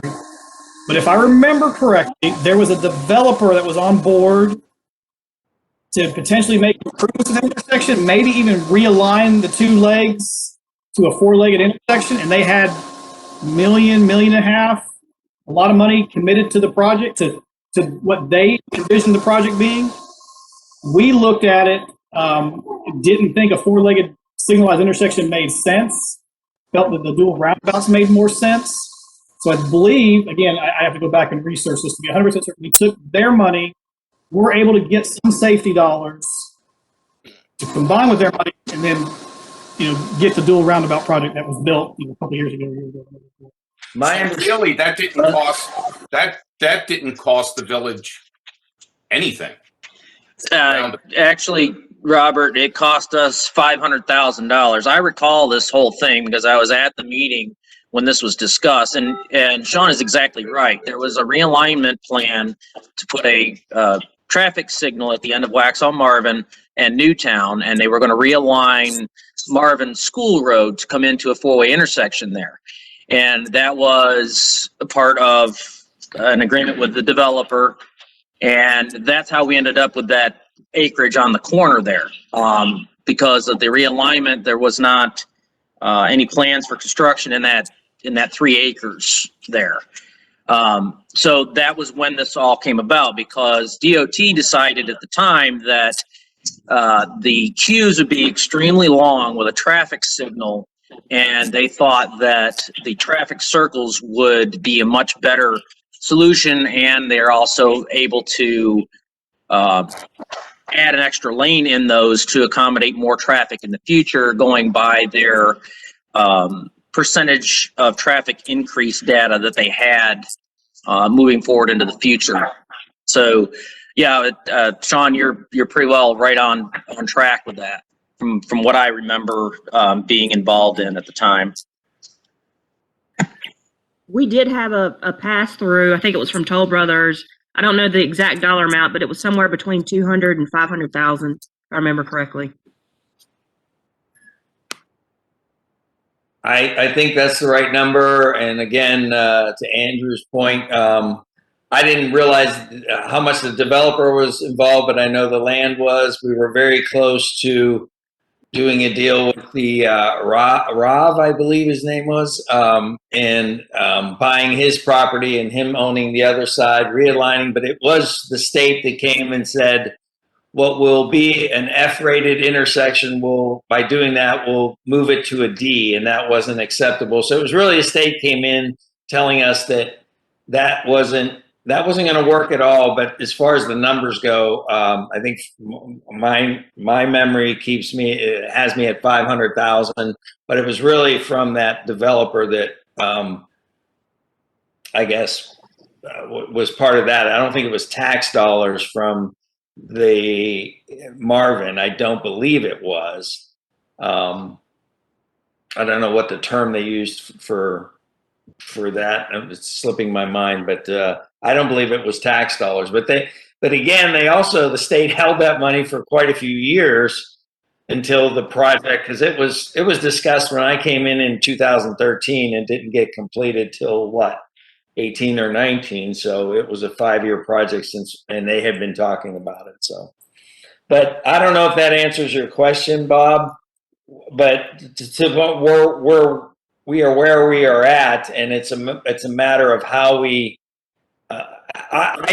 what I hate about delaying is anytime you delay something, you're risking the cost going up higher because of costs going up as far as construction. I would almost assure you, and this is just an educated guess, that oil prices are going to be going up, which is going to affect the construction cost when that goes up. So all this time that we're waiting, which we may need to take a pause and get clarification, is only going to, and that's where, you know, the bond comes in, and we get this done sooner than later. So I'll put this on the next meeting for discussion, and we can talk about it some more. But in the meantime, if Sean, you can recheck that spot safety, that would be great. And we can put this on the next meeting for the 9th and talk about it again. We won't assess the agreement in the 9th meeting.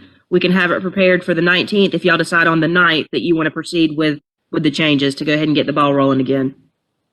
And Sean, one more thing, and just asking, because you probably know better than I. You mentioned one person's name. Who else do you think, if you were in our position, do you think we should be reaching out to? So, I mean, you mentioned reaching out to the legislator, and that's fine. They actually have access to funds that we don't. I believe it's contingency dollars, and it's state dollars, so it can be used as a match. That's funds that nobody within the DOT, from a personnel standpoint, can allocate to a project. That has to come from representatives and senators. So if they want to, I think each one has access to 200, 250 a year. It's been a while since I've had to think about that one. But it would be more than enough to cover the match needed for those additional CMAQ funds. If they're willing to do that, that's awesome. I mean, you know, we have no problem with that. Obviously, it gets the project built. It's just nothing that DOT personnel can allocate or commit to a project. It has to come from the legislature. So if you're going to reach out to them, talk to them about that possibility. If they can cover that additional 105 needed for the match, we're good to go. We apply for those CMAQ funds. COTV is going to have like 7.4 million in CMAQ funds. 360 of that shouldn't be a no-brainer for this project. I can't guarantee anything, but I would be very surprised if we applied for that and didn't get it. They typically look very favorably on, you know, making sure that existing projects stay fully funded. Okay, thank you. I think we need to kind of move on. Otherwise, we could be here for hours just deciding what our things are going to do. Anything else, Christina, you or Sean have on this? I'm good. All right. Yep, I'm good. Sean, thanks for taking your time today to be at our meeting here. We appreciate it. No problem. Thanks for having me. All right. Take care. You too.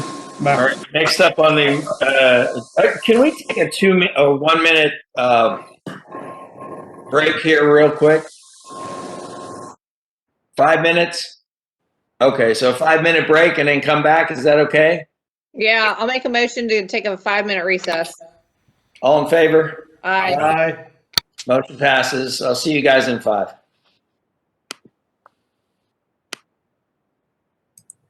Hey, Rohit, pause the recorder.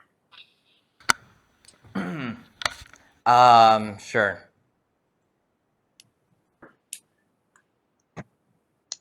All right, Rohit, everybody good? Okay. All right. I'll make a motion to move back into open session. All's in favor? Aye. Aye. Aye. Motion passes. We're back in session. What were we going to say, Bob? What I was saying was that I appreciated both yours and Kim's input to this roundabout. You know, it really, something that you said was very key, Mayor, which was, 30%, as you said, 30% of the residents are actually using that roundabout. Why are we spending, this is rhetorical, why are we spending all this money to make it convenient for everybody else to cut through? And I was going to say to Sean, I know how to fix this. We're going to put 3 stop signs there, and we're going to make it miserable for anybody to come down Marvin Road onto Newtown, period. We'll just make it miserable. We'll back up traffic all the way down to Joe Carr and beyond. And, nobody will come this way then. So why are we spending this money to make it convenient? That's what I was getting at. That's a good point. It's a good point. I just think that if individuals who, you know, are involved in these financial decisions lived in this area and had to deal with this, they would, or had a child that had to drive and negotiate this.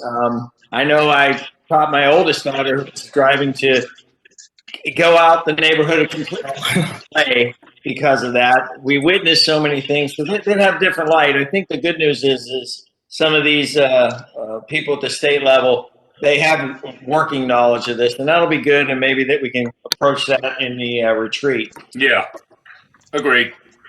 But moving on, we're going to move on to I think Village Hall. Christina, are you back?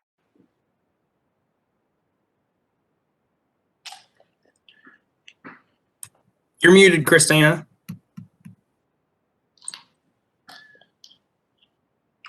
Sorry, I'm back.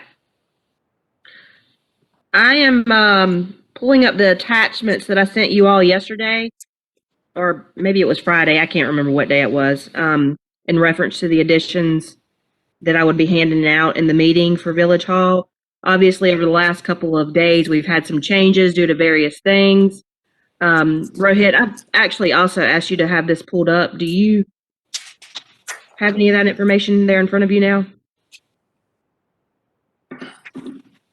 If you could just go to the V drive in that Manager Village Hall folder, Rohit, and pull up those files that we saved yesterday, that'd help. So a couple of things that have transpired. As you all know, we have a special meeting planned on February 3rd. I'll go ahead and speak while Rohit's pulling these things up. February 3rd with the planning board as a role with their design review board to talk about a couple of different things. Over the last couple of days, we have discussed the flipping of the building to basically mean the lobby is in the front, or the lobby is in the parking lot area. And the ramps would be installed in the new front, which would basically be in the parking area so people could access it from the back. We've also discussed removing the elevated Newtown side road front porch to where it would be on a concrete slab, which is what you see here in the new elevations. This is what has just been released as of a couple of days ago. This is the new front elevation. And when I say front, this is the Newtown Road side. You see no elevated porch here. But will that actually be the back now, Christina? Like that'll be like it'll still look like the front, but it's like the back side of what it used to be. Yes. So this would still be the Newtown side road. This would still be what you see in the Newtown Road. But the functionality of the building would be, yes, the back. On the street, but it would be on the parking lot side would be the entrance now. Correct. Yes. Got it. So just so you know, I'm a little cautious, and it's probably good we're having this meeting, but you know, to money, because if we took the front and put a parking, even if it was a temporary parking for handicap to access it and people to use it, and that's what's difficult about accessing it from both ways and having parking on both sides and walking around and all that. Are we going to get our butts handed to us because they're saying, why did they put the back of the building facing the main road? And it makes no sense, all because we didn't want parking, because that led to spending more money for... We're not allowed to have parking on the street side, Joe, per our ordinances.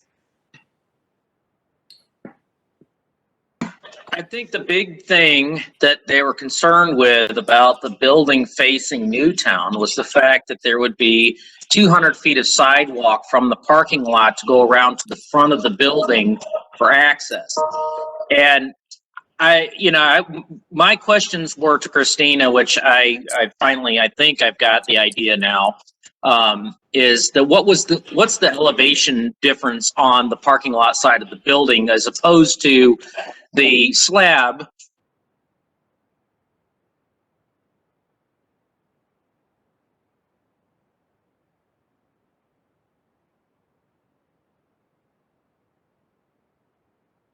And then crawl space in the back. And my big concern was what would the ramps be?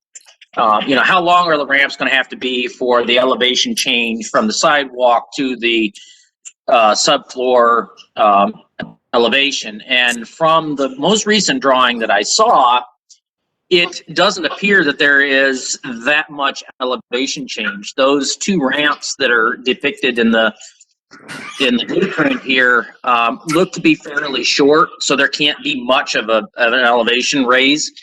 And while there's only one ramp actually needed, I think two gives it balance from an aesthetic point. And it doesn't appear that they're going to be extremely expensive to construct those. I think the money that we're saving by the hybrid floor is probably going to offset that cost for those two ramps. So as long as the aesthetics from Newtown Road are acceptable, from my standpoint, I think it's going to work just fine having it reversed for better access.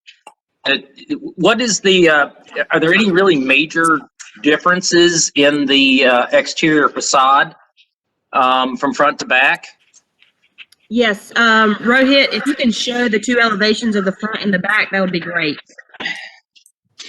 Is the long porch on the parking lot side? It is. There should be a long porch on the front parking lot side, and there should be a long porch on the back street side. They The should elevations basically mimic each other. The elevations that Rohit. Yeah, so those elevations are confusing because you've got a side and then a frontal view, but there's not a reverse view. Okay, that's the parking lot side. So where's the front? Or the Newtown side? Okay, there. Can we split screen it so we can see both of them at the same time? I will try. The architect got them as close as he possibly could without changing some of the roof structure. He did let me know that there's no way that he could change it to make them identical, but he did get them as close as possible as he could. So that's the front side. Okay, so go to the other one. So is it just the porch is narrower? Is that the main difference? Yes. Okay, but I don't think that's really all that significant from an aesthetic point of view. As long as there's a front porch, I don't think it really matters that much. Looking at it, as long as that we have, so it can be noted that that with the lettering above. And I know that Rohit had some questions on the signage, but as long as we can, people can see that that's Village Hall. I think the facade looks pretty good. I don't see where it's too much different. There, Rohit's got it pulled side by side so y'all can see the difference. There's a couple of less pillars on the street side, and the thingy that says Village of Marvin is It's wider. Okay. wider. Well, yeah. So that porch roof pitch is actually a little bit of a less of a pitch and spread out. So I think that looks. Actually, I think that really works for what we're trying to accomplish, because that gives us, if we had the front facing, then it would be difficult to get the signage on that.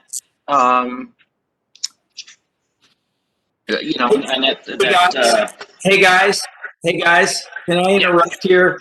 I see John Jones is on the call, and if you guys are okay, because he's done a lot of this building, do you guys mind if he just types in a little bit on the planning board part? I got no issue. Okay, John, are you there? Yeah, I'm here. You hear me okay? Yep. Oh, yeah. Okay. And let me say, on the part of the planning board, maybe I apologize, because all of this is a result of our last meeting, this flipping and swapping and stuff. They were, when the planning board was asked to look at it, and their duty as the design review board, there were almost immediately two comments that popped up from the board. One had to do with handicap access, which was not really shown very well in the plan that came to us a couple weeks ago. And that's relatively, I felt that was relatively easy to fix. And Christina said that the engineer felt that walking around the building as it was shown then still met the intent of the ADA requirements as far as distance. But one of the members was concerned that it ought to be as close as possible, which I understand that. But and the other had to do with, well, and quite honestly, it came out from a commercial developer point of view. The main entrance ought to be as close to the parking lot as possible because people like to get out, park right at the front door and walk in. And, that makes, lots of sense from a commercial retail kind of point of view. I'm not sure that it does from a governmental building. It's not access like it is the local coffee shop. But, and we didn't have a unanimous vote on it, but we had it's better to say consensus vote. So that's what transpired. My personal opinion is that a governmental building like this needs to put our monumental front towards the main exposure, which would be Newtown Road. And I think maybe that the architect has now attempted to do that. But, and the conversation came up while we have two entrances like we do. And I think Christina pointed out that the restroom access was there at times when maybe we had a farmer's market or a festival or something going on, on the property, but Village Hall is not open. So to get access to restrooms, and that's the reason you have two entrances. And you're still going to have the handicap access on both entrances no matter what. That's the explanation why this all transpired, I think, if that helps people understand it more. I still think that we need to put our best exposure to Newtown Road from, my opinion anyway. Which wouldn't that be the original plan then? That would be the original plan, yes. Okay. And, do we, I can't hear Kim. But what the architect has done now is basically made the front and the back look almost identical. I bet nobody would be, unless you knew that they weren't the exact same, nobody would know. So right now, not what we decided on, but what we were just now looking at, what faces the front, what faces Newtown Road was the original frontage. All we did was flip-flop the inside of the building and put on the parking lot side more of a facade that looks like the Newtown Road side. So our best foot forward is still facing Newtown Road, correct? Yeah, I agree. And that this is this latest elevation is new to me since I started looking at stuff the other night even. So I think he's done a good job there. But I was just giving you somewhat a background, and for those who may not have known why did all this come up. So if I were to ask, just looking at this on the front, let's call it the parking side. I'm going to refer to this as parking side as where you're going to be accessing once you get out of your vehicle. So from the parking side, I notice as I zoom in on it, it has clearly like the Village of Marvin above it in that under that. But on the other side, it does not have that. I'm sorry? The parking side does not say Village of Marvin on it. Right. The parking side is A2.2. The side that faces Newtown is A2.1. which says Village of Marvin. So my Okay. question when I'm looking at this is, Christina, we need to have some sort of Village of Marvin on the parking side. We can have that. We did not, we're actually going to remove the signage for now because we have to have a separate DRB approval on the sign. So we can get to that part later. We just need to focus on the building now. But yeah, I concur. Okay. Okay. So what you're seeing now is exactly what everyone just discussed. The very top picture would be, again, the best foot forward. That would be the Newtown Road side. The picture on the back, the rear side, which would be the lobby side, and the parking side. So the functionality of the internal building would be facing the rear side, basically. Folks would walk into this rear side. That would be where all the main access points are. The front side would be really employee only entrance until we changed anything up from there. So we wouldn't allow folks to truly enter from the Newtown side road. Or technically it would be for like when we get a farmer's market and have a restroom, that's where we'd leave that open on certain hours to use restroom facilities. But that's how you would exit from the front side, from the road side, let's call it. Yes, that's correct. So, John, right? Yeah. So Christina, because we've made all these changes, and John, you might be able to answer this too. Do we need to have a meeting with the design review board since we basically did what they wanted to do? I don't want to go through this conversation again, quite honestly. I'll defer that question to Chairman Jones. I mean, I listened to the design review board meeting. I have had multiple conversations individually with people about this. I mean, we've done what they wanted to do. Do we need to have that meeting? Regarding the, what we addressed then, I don't think so. And someone needs to tell me whether we need to have any additional quote input or conversation regarding exterior finishes and et cetera. I don't know how much we need to, comment on. Can I get in on that question? Go ahead. So per our procedures for buildings that are non-residential, the DRB needs to approve the elevations, site plans, etc. So just from a procedural perspective, council doesn't need to be at that meeting, but DRB does need to actually vote to approve the plans. I don't think that we actually voted to approve plans. I think what we sent to you were comments. Is that correct, Rohit? Maybe? Yes, that's correct. Yeah.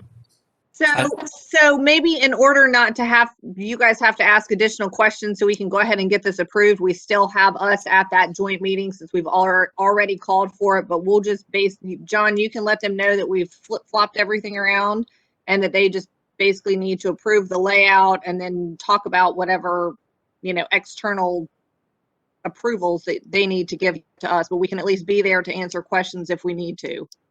Yeah, I think that this what we're looking at right this moment addresses, the comments that they had. I think so too.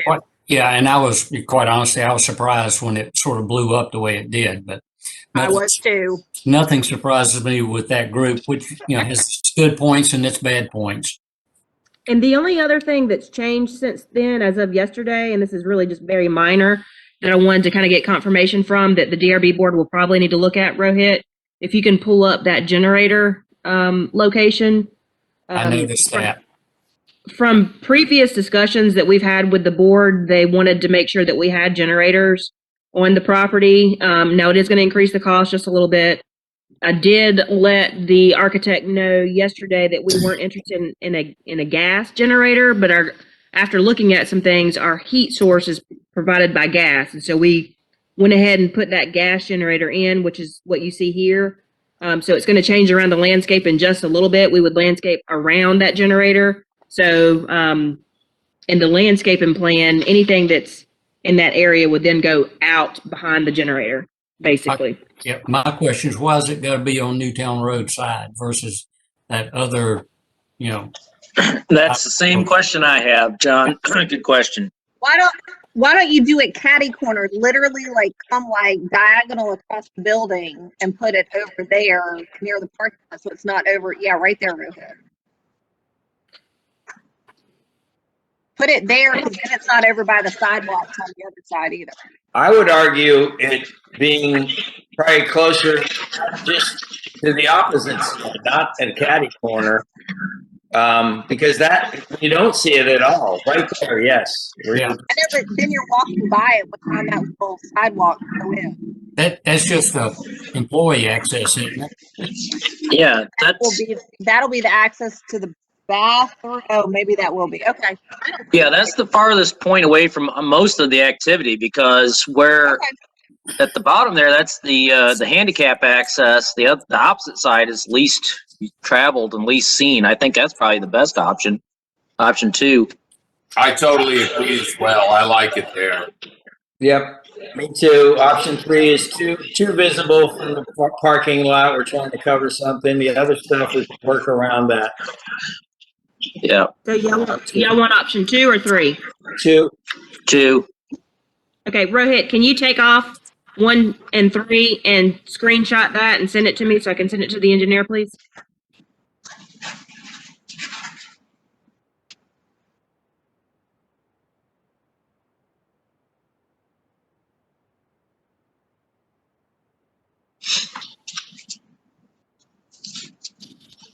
Perfect.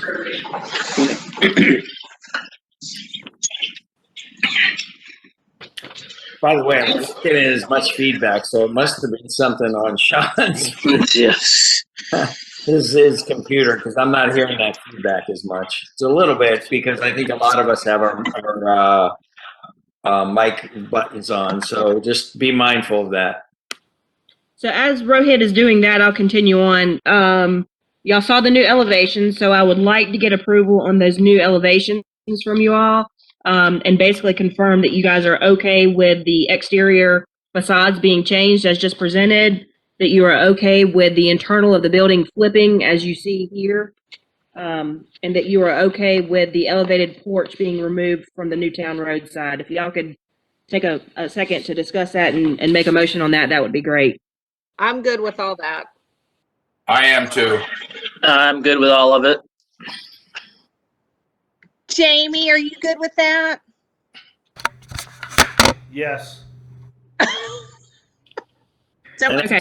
I'm just going to remind you all, I don't have a vote, so it sounds like somebody needs to make a motion. Mayor Pro Tem.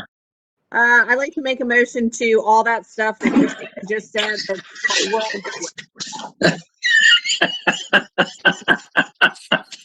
Come on, Andy. That's not a good motion for the record. Yeah. It doesn't specify anything. All that. All right. Okay. I'll make a motion to approve the new elevation changes, the removal of the front porch from the Newtown Road side. Can somebody mute themselves? Whoever's not muted. Andy, thank you. The exterior aesthetics. And what else did you say, Christina? The interior being flipped. And the interior being flip-flop from Newtown Road to the parking lot side. Is that it? Further discussion? All's in favor? Aye. Aye. Aye. Motion passes unanimously. So let's make sure we touch base with planning board to see if we even need that somehow before. We should be there. We're already scheduled to be there. Let's be there because if they have questions, I don't want to slow this down any longer. Okay. So then we can all be there, answer the questions, they can approve it, and we can move on. Okay. And I do have our civil engineer that is available for that meeting just for like 15, 20 minutes if they have any questions about ADA or anything like that. But I don't want to get them any further into that because we're going to incur costs with that. Great. Okay. I think it's going to, be well accepted. And I hope y'all appreciate me having to set my alarm clock to get up this morning for this early meeting. So the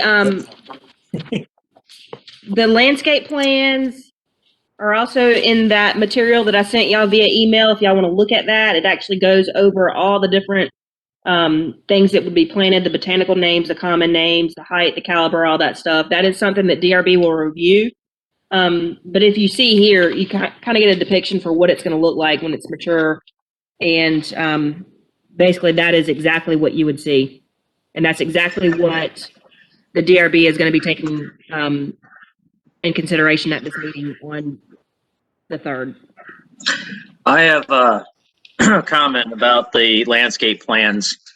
The dwarf Burford hollies that line the parking lot all around everything. I got a couple of concerns with them. Number one, there's going to be maple trees and oak trees and such all planted, which are going to overshadow them, which is going to shade the light from them eventually and choke them out. They'll start to look kind of crappy in the future as the trees mature. The other thing is my concern, maintenance. They'll have to be trimmed and all that, and they're right on the curb. And then they're also going to kind of really block. It's going to feel encased in there. I'm not sure I like them lining the curb all the way around every part of the parking lot. Other than that, I love the landscape plan. It's just those bother me, and I don't know, is that a requirement that we have to have those? We do have a good screening on the that buffer side and all that. I'm not sure that they're needed. Mulch is going to be pushed into the asphalt from them being there. There's just a lot of maintenance concerns I have with it with my landscaping experience. So that's my only comment. So 2 things. One, I'll have to defer that question to Rohit because he's the only one that fully understands the requirements of the landscape. And I know there's a certain percentage that has to be done. And I would assume that this is maybe minimum. But second, if it is a requirement, we would need to go ahead and have a replacement put into place for this because we can't ask the DRB to approve what's presented to them if it's not in fact what the final plans would be.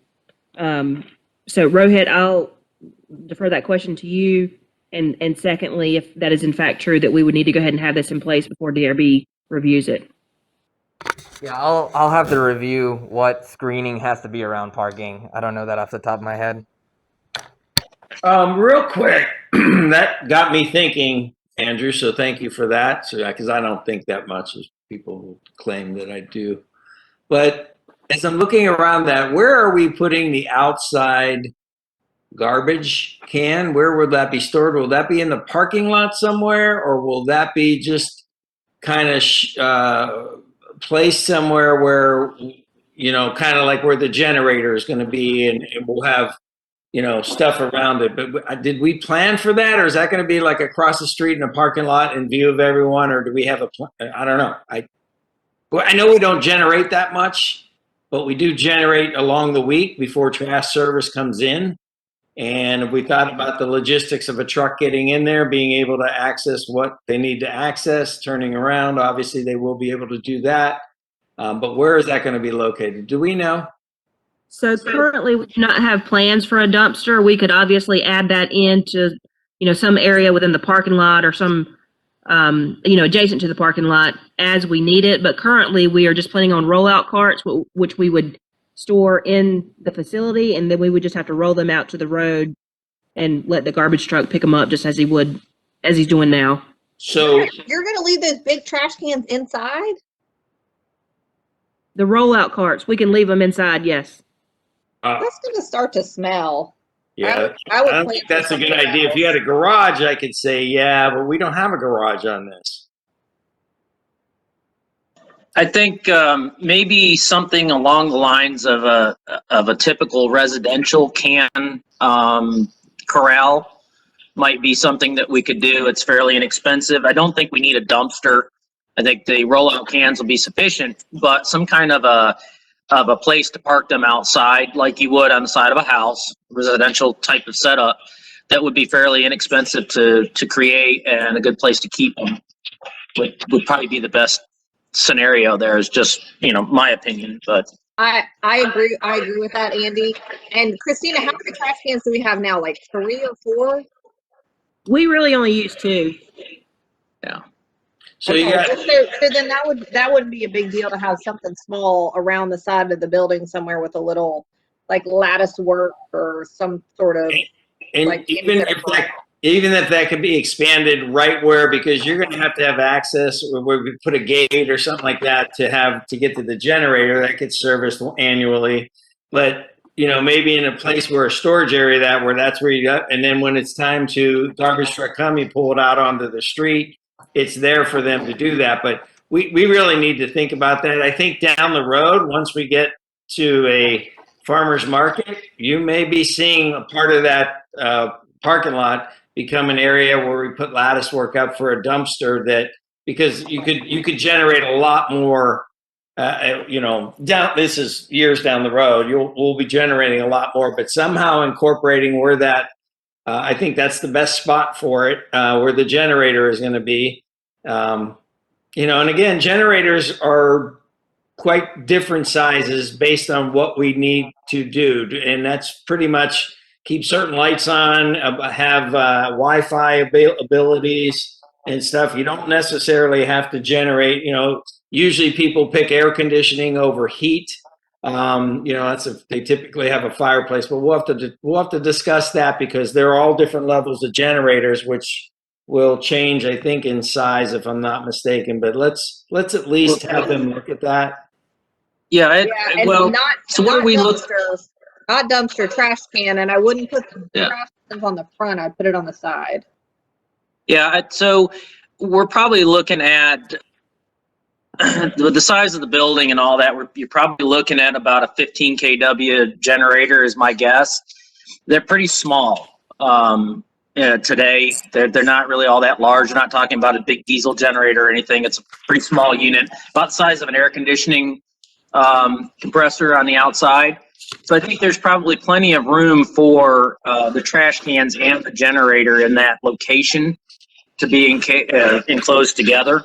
I don't see it being a problem. So my point is, you can't just put foliage around there. You're going to have some sort of lattice gate or something like that where you would get in, because I think because it just kind of cleans that area up, and everyone knows that, okay, that's part of the, you know, thing. But it should be thought out, and it can be covered. The lattice or whatever we build there can be covered by any kind of shrubs or whatever, I guess. Yeah, a small corral would be fine, and then some plantings to kind of soften it up would be pretty easy to do there, I think. But that's the spot I would put it in on it, if that's okay with everybody else. Yeah. Yeah, I agree. Real quick, I'm looking through a couple of notes. There's also going to be a gas generator too, so I don't know how big those are. That is the same. That's the same. It would be run on natural gas. And that's in case of an outage. Then you don't have to carry in fuel. It just hooks to the natural gas supply line, and it runs off of that. So if there's a power outage, it just starts up That's what automatically. I have at my house. It's smaller than the air conditioning unit as far as height goes, and it generates, and it automatically kicks on through the gas.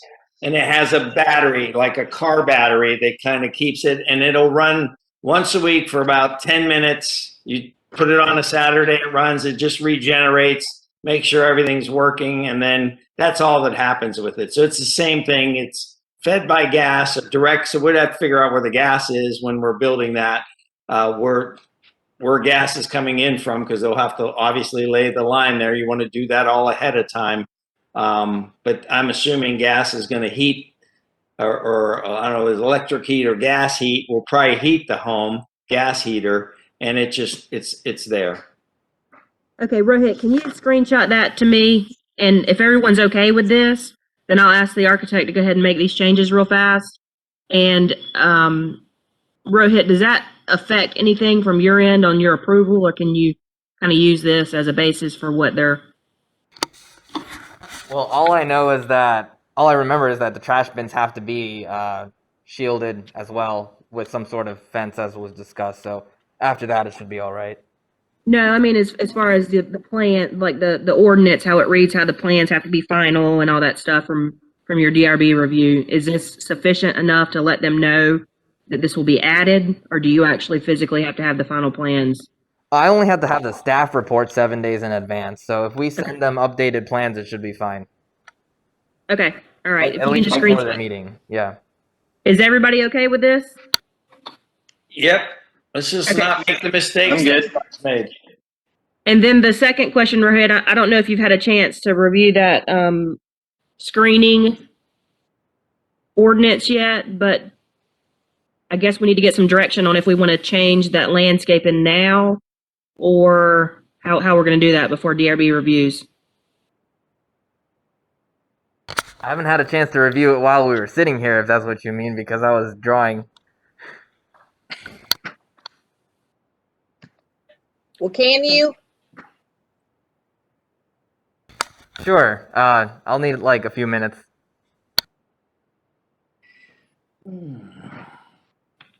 Andy, do you have any recommendations on a replacement for the dwarf, whatever it's called? If Those y'all want to Burford change- Hollies. Well, I mean, if it was up to me, what I would do would just eliminate them and just leave it turf.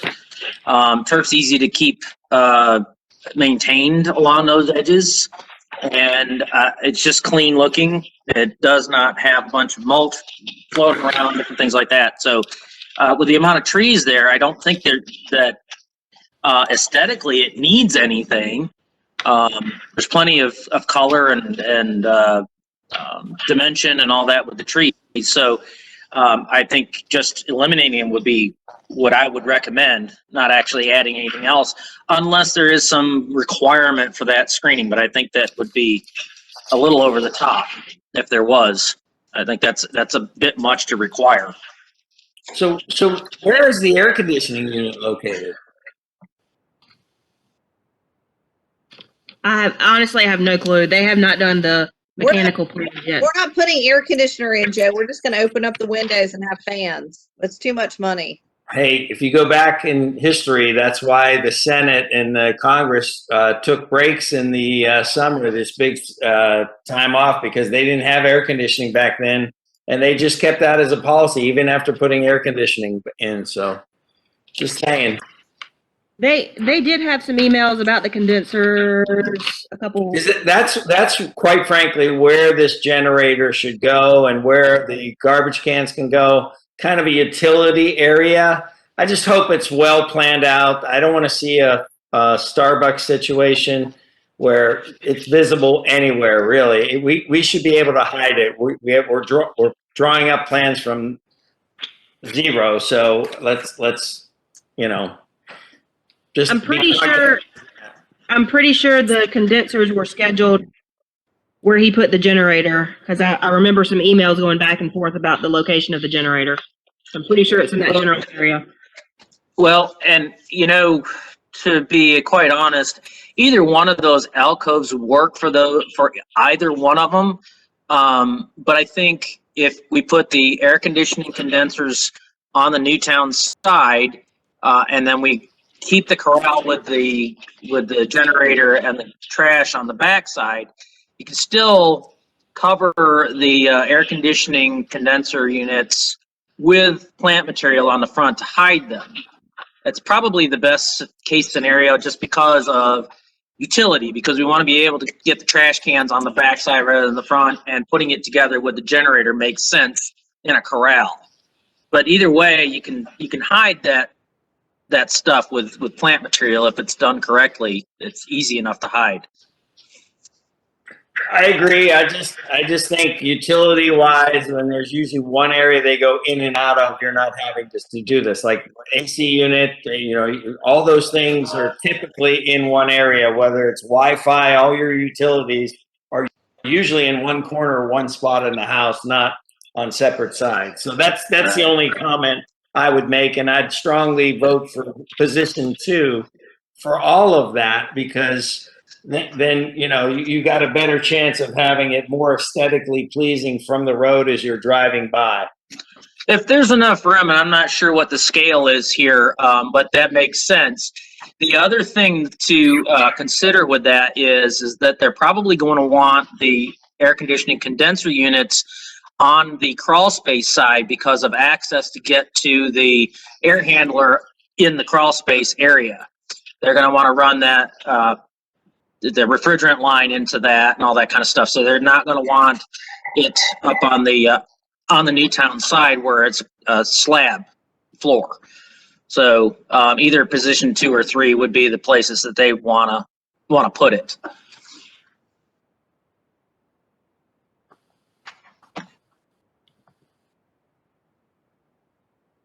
Okay, so y'all are good with both of those locations. I mean, if we can get it to 2, if we can get everything in location 2, that's ideal. But if we need to put air conditioning in location 3, as long as we can cover it with the plants, so you don't see it when you walk up the sidewalk, I would be okay with that too. I agree. I agree. Shoot for 2 for everything, and then 3 is an option just for AC if we have to split it up. Everyone okay with that? Yes. Hello. Kim, Bob? I'm good. No, I'm good. Okay. You beat me to it, Joe. I said I want to make it look like Starbucks, but you beat me to it. So. Rohit, are you prepared to answer that question yet? Yes, I am answer. I did find in the ordinance it says that the parking needs to be screened from the right of way. And actually I need to share my screen again to show you that those hollies were in fact placed to screen view from Newtown Road.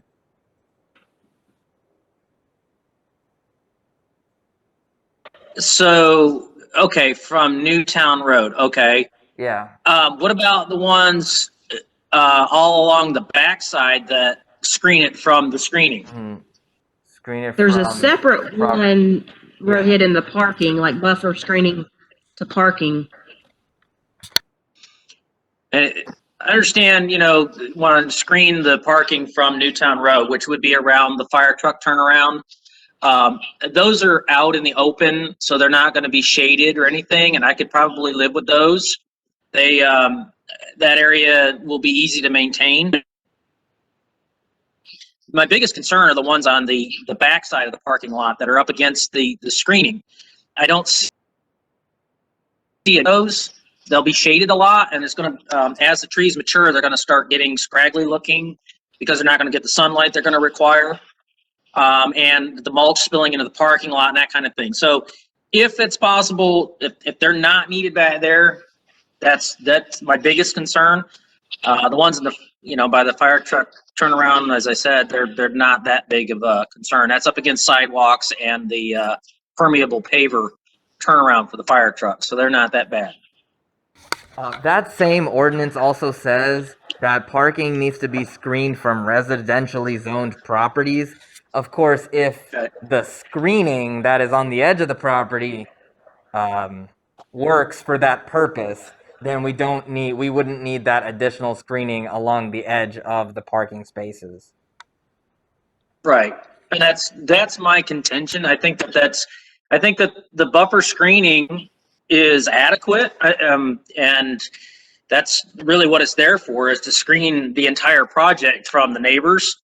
So it should be dense enough that you don't see through anyway. So I think that we could probably eliminate those hollies along that back side there. That's a cost saving for one, and for two, I think it just will prohibit any future problems with landscape maintenance down the road. But I don't know what the rest of the board thinks, or even John. Anything from you? You got any thoughts on that from your side? From personally, I really defer to someone who knows more about landscaping and plants and what survives in Dutton. And Andy sounds like he definitely has a whole lot more knowledge than maybe any of us on this group. And if it's not required by our ordinance, I would defer to that. And I could definitely support that myself.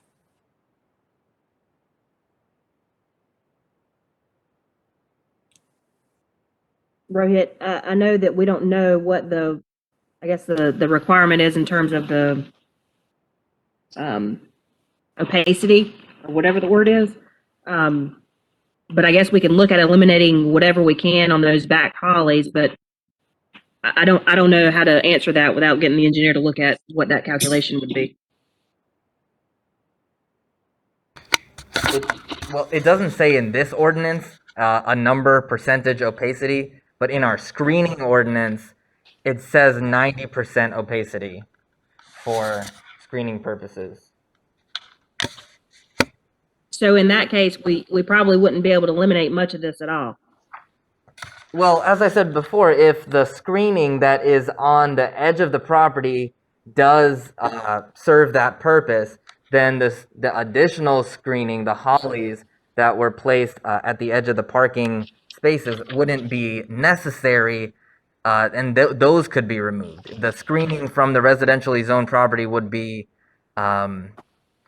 accomplished by the screening on the edge of the property. Okay.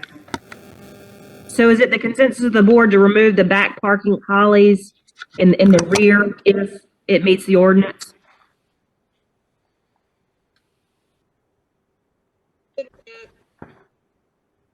You guys got to unmute yourself if you're in a. I mean, yeah, whatever. I'm fine. Okay. I'm good. Okay, and then the last thing is the engineer or the architect did want to start, y'all gathering pictures of kind of what materials it is that you like. Right now, he's got shiplap siding as what the building materials are going to be, and so that's something the DRB will need to approve, and that's what we are planning to move forward with the exterior building materials. So unless y'all object to that. Is that the pictures that we saw before? Is that the materials? Like yes. The white and the whatever? Yes.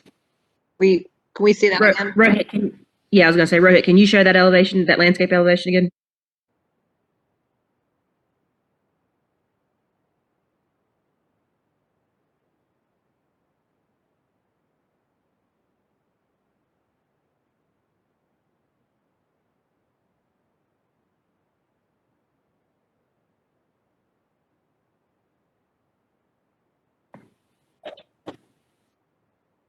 My only comment about it, but this is out of my wheelhouse. I mean, as far as, aesthetics, but I just don't want whatever's on the out. I want it to look, rich, whatever that means, and I guess it needs to be, falling. We want to keep it historic. I just don't want it to look like the clubhouse to an apartment complex. It's. I just want to make it look nice. I think with what the overall design, I think you get that feel that it's something special. It's not a house. However, I don't know if we budgeted for this or not, but I think at night, I always think of that one house on the corner that's lit up so nice. I think we need to plan for some sort of uplighting that just kind of, makes this stand out. I think would be nice, and that's on for so many hours a night. Also in the mornings. Yeah, agree. I agree. I like this. I think it looks nice. That there needs to be in with the landscaping plan. That's usually the low voltage accent lighting. We also need to uplight the flag and that kind of thing. So that system needs to be designed into this project at some point. I agree. Yeah. By the way, this is just out of the blue. When I was looking at the street side part of this and the sidewalk, I would guess, and we don't have to talk about it, I'm just saying, I'm just bringing it up. The monuments that we were looking at to maybe Nick and the first mayor, I would assume that would be on the street side maybe, so people could kind of walk around and see kind of a memorial wall or site or something. Just a thought. I would think so too, Bob. Okay. Yeah, I would think so too, but does that necessarily have to be, I mean, we could add that after this is constructed, Yeah, right? This doesn't yeah. necessarily have to be in this. That's after. We can mull that over and get a really good, clear plan and design and all that. Yeah. Yeah, once the building's there and we see how everything's kind of laid out, we can come back after and do that. Yeah, okay. And that's all that I have. The DRB board will go over the exterior finish, which is basically this sheet that you see here, which That's is a it, blow up. Christina? That's all? That's all you have? That's it? That is. And they will make a recommendation of approval of what you see here on the exterior finish schedule. And I don't have anything further on that. I'll go ahead and make the necessary changes with the engineer that we've just discussed in terms of moving the generator, adding the location for the garbage cans and or some small storage space, and the condensers near the crawl space or into those back alcoves, eliminate the park and hollies, and to make sure we have landscape lighting. Sounds like you got it. We good to move on? Yep. All right, thank you. Thanks for all that, everyone. Good stuff. I'll put my video back on since I'm officially done eating. And you didn't have to witness that. Let's see. Next up, we have consider a call for public hearing on conditional use permit number 20-12571. Address is located at 1117 Firethorn Club Drive, pool in the rear yard that abuts a side yard. So moved? Wait a minute. We forgot to put the place and time of the public hearing in the title of the agenda item, so that was one of the agenda changes. Oh, did I miss that? Okay. Okay, I'll do it. Ready? So I'd like to make a motion to call for the public hearing for conditional use permit application number 20-12571 at 1117 Firethorn Club Drive to be held on February 9th at 6:30 p.m. at Village Hall. Further discussion? All's in favor? Aye. Motion passes. Next up, we have amended item of discussion. This the amended item we had a discussion this in consideration of optics to fix playground drainage issues and award contract accordingly. You skipped one, Joe. Oh, I did. I'm sorry. I did. I'm Acceptance of treasury. Consider acceptance of treasury report for November 2020. Item number 2. So moved. All's in favor? Further discussion? All's in favor? Aye. Aye. Aye. Motion passes.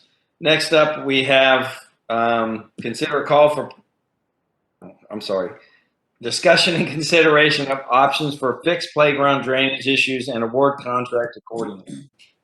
Who is that? Derek? That's You me. still with us, Derek? Yep. Can you hear me? Yes, sir. All right. If This is everyone else could put on their mutes while Derek, Derek presents, that'd be great. This is something that I've been dealing with since coming on staff here. Just a quick history. The playground at the park was not built the way it should have been. It was built on a bed of clay. It sits up on a raised area. I spoke with the installer of the playground equipment, and he said that, when he was proposing his work to the council, that he tried to get them to put drainage in, but they didn't. About a year and a half back, I added another row of playground border and 4 inches of mulch to try to help with the drainage issues. But essentially what's happening is water is being held on the top of that and just sitting. And from my limited expertise, it's just slowly seeping into the ground and then exiting at any point it can find.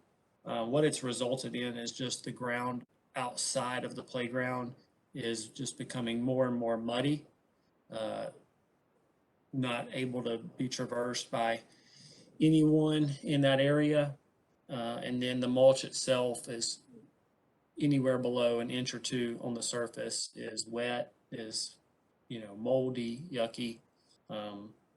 So I've had a few different companies out to try to find what they would propose a solution. No one solution is exactly the same, so we're not comparing apples to apples here.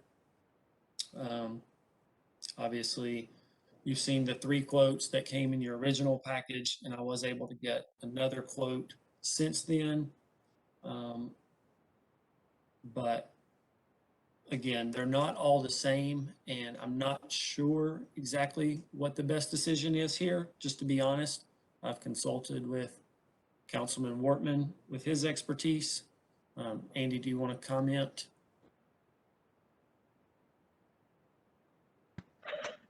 So yeah, so my thoughts on it were to do the a French drain around the inside of the curbing underneath the mulch, and to be able to drain the water out from where it's, because from the way Derek has explained it to me, it seems like it's almost acting like a swimming pool. The water is sitting inside of the curbing, and then it's just seeping out from underneath in various places where it can get out.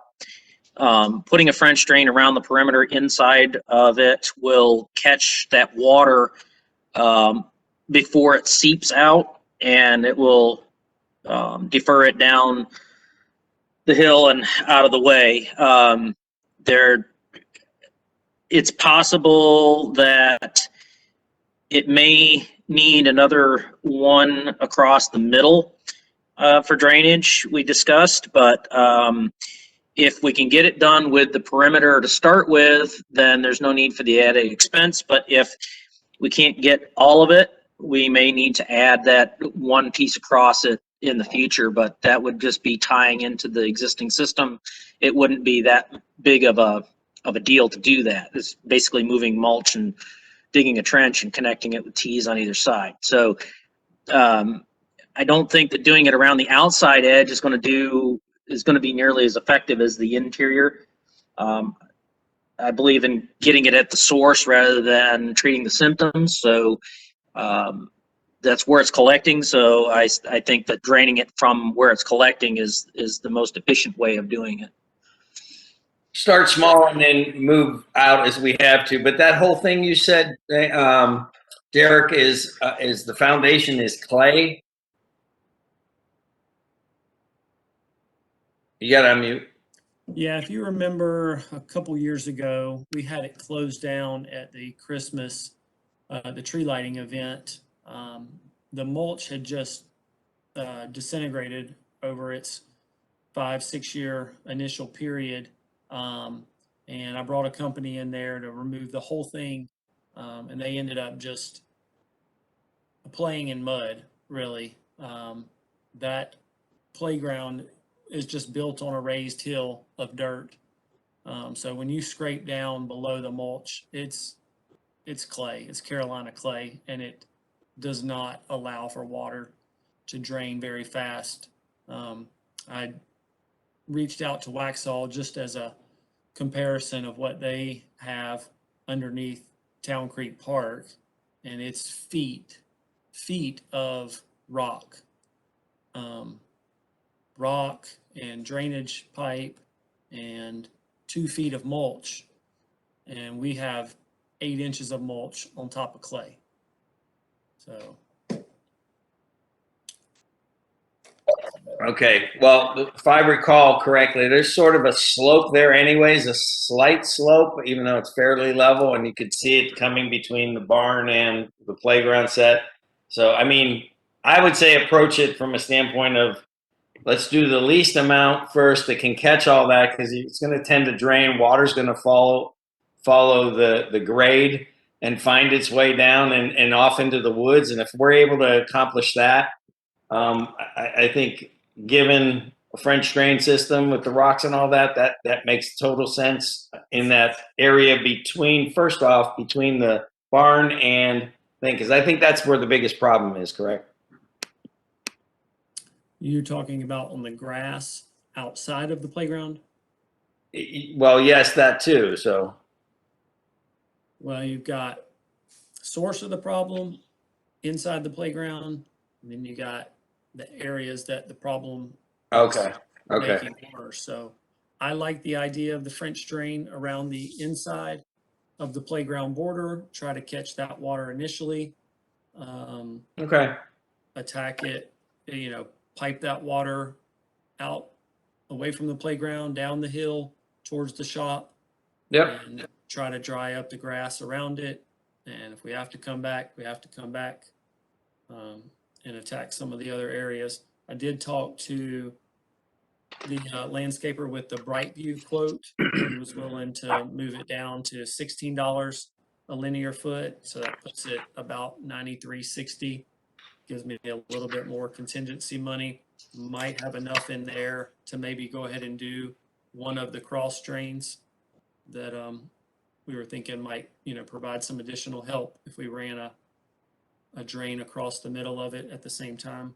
And this is the company you've vetted this company a bit. They have some references and stuff. I mean, you're comfortable with moving forward with them.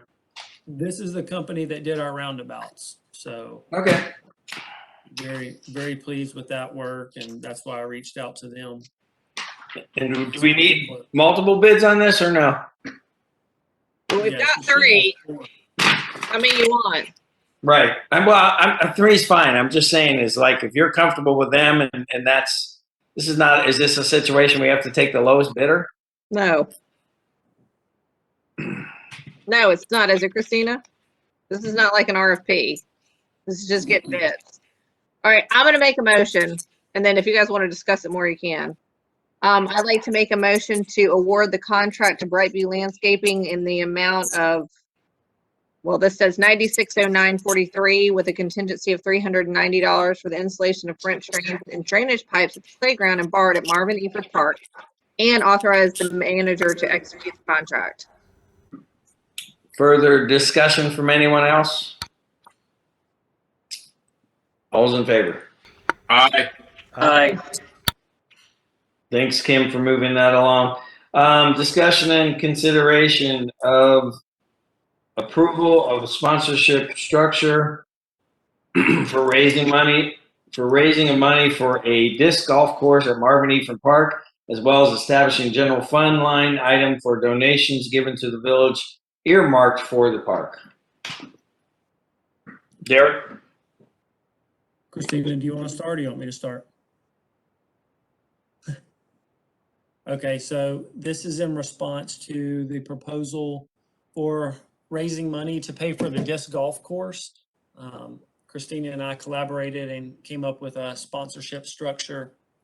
And I apologize, I don't have it right in front of me, but it's basically like a 3-tier system that gives incentive to the highest tier with the most notoriety and choices of hole locations for their signs, the biggest bang for their buck per se, with a larger price point, and then tiers down from there. This would hopefully raise enough funds to cover any extra costs, installation equipment needed, and the signs themselves. Any questions about that? Yeah, how long does that go ahead? How long do they stay up? There's no time limit. My proposal would be 5 years, but I am completely open to an expert's thoughts on that. I see Kim holding up 3. Anybody else want to chime in? Excuse me, on what we propose as far as sponsor levels and time frame? I just like 3 years. I think 5 years is too long because people move, businesses change, and then this gives people an opportunity to, get in there and, get their name out there. And then we make a little more because I'm sure there's upkeep on the disc golf. So then we have another influx of cash that we can like redo the nets or I don't know, whatever you do. Well, I hate to be the bearer of this. You're going to have some sort of policy if we do the 3 year. Because say that ABC company is 3 years is up. Does he get first dibs at renewing, or do we allow someone else to do that? There's got to be a policy with that if we're going to do something like that. I think you have to let them have first right of refusal. I would agree. Yeah, I would agree. The thing I thought about was, to your point, Kim, is that as it rotates, you're obviously looking for the initial installation, and there's going to be upkeep. So I was going to, kind of defer to Derek and say, how long do you think everything's going to be okie dokie? When do you need to go in there and touch up or redo? And if it was a 2-year period, 3-year period, then that re-up of that person, that money can go there. So it would be self-sustaining. I mean, I think some of the initial costs or some of the basic costs of the upkeep of the maintenance we're going to have to absorb them, into our day-to-day operating budget. Mhm. We see that for some major reason that, gosh, this is costing thousands of dollars more than we would have ever thought. Then we have the sponsorship structure to fall back onto, the re-upping of sponsors. We can adjust our budgets accordingly. I don't anticipate any huge maintenance costs to be associated. This should be day-to-day maintenance, tightening of bolts, replacing of a broken chain here and there, probably more landscaping than anything, just keeping the areas clean and clear, typical daily, weekly, monthly maintenance. I would agree with that. So where are we at? Are we want to do sign agreements for 3-year agreements? Is everyone okay with that? 3 years? Okay, I'm good with that. Yeah, do it in months, like 36 months. Okay, so is there going to be something that you're going to need to policy-wise that we need to approve, or are we just going to make up your own? I mean, what do we think? Will that have to be in writing to be approved, Christina? Yeah, Chaplin wants us to get a policy in place, so we'll have to consult with him to make that happen. And Derek has reached out and got some examples. We just haven't had time to review it yet. Okay. Both the Village of Wesley Chapel and the town of Waxhaw have really good sponsorship policies. I kind of want to sift through them and maybe merge them both and create something that fits us specifically. It's not, I don't want to really reinvent the wheel. If I can just copy it, they're pretty simple and straightforward. We just have to piece it together and take it to Chaplin for review. I agree with that. I think that's a good thing.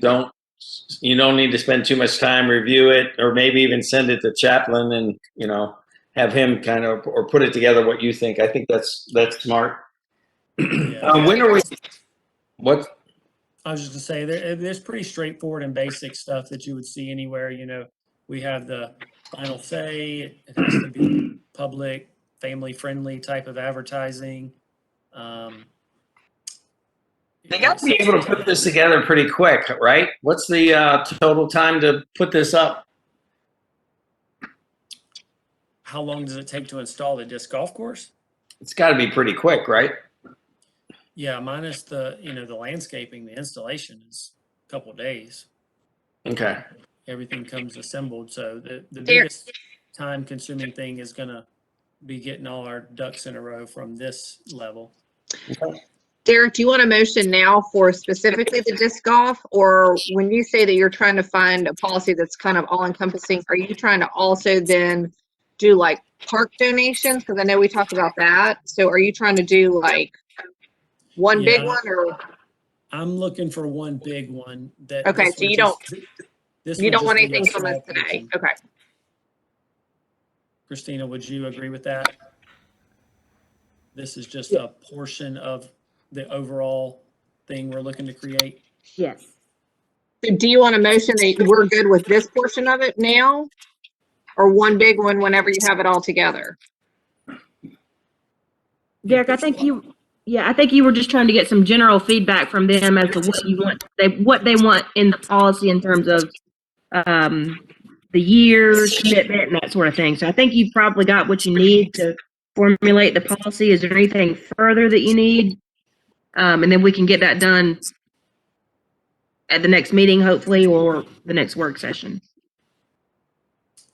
I mean, if this specific one for disc golf could be approved as far as a structure, then I could possibly start moving forward with some things from that. Obviously, we have to get the actual intake of funds and our policies behind that approved with, reviewed by Chaplain and then approved by you guys.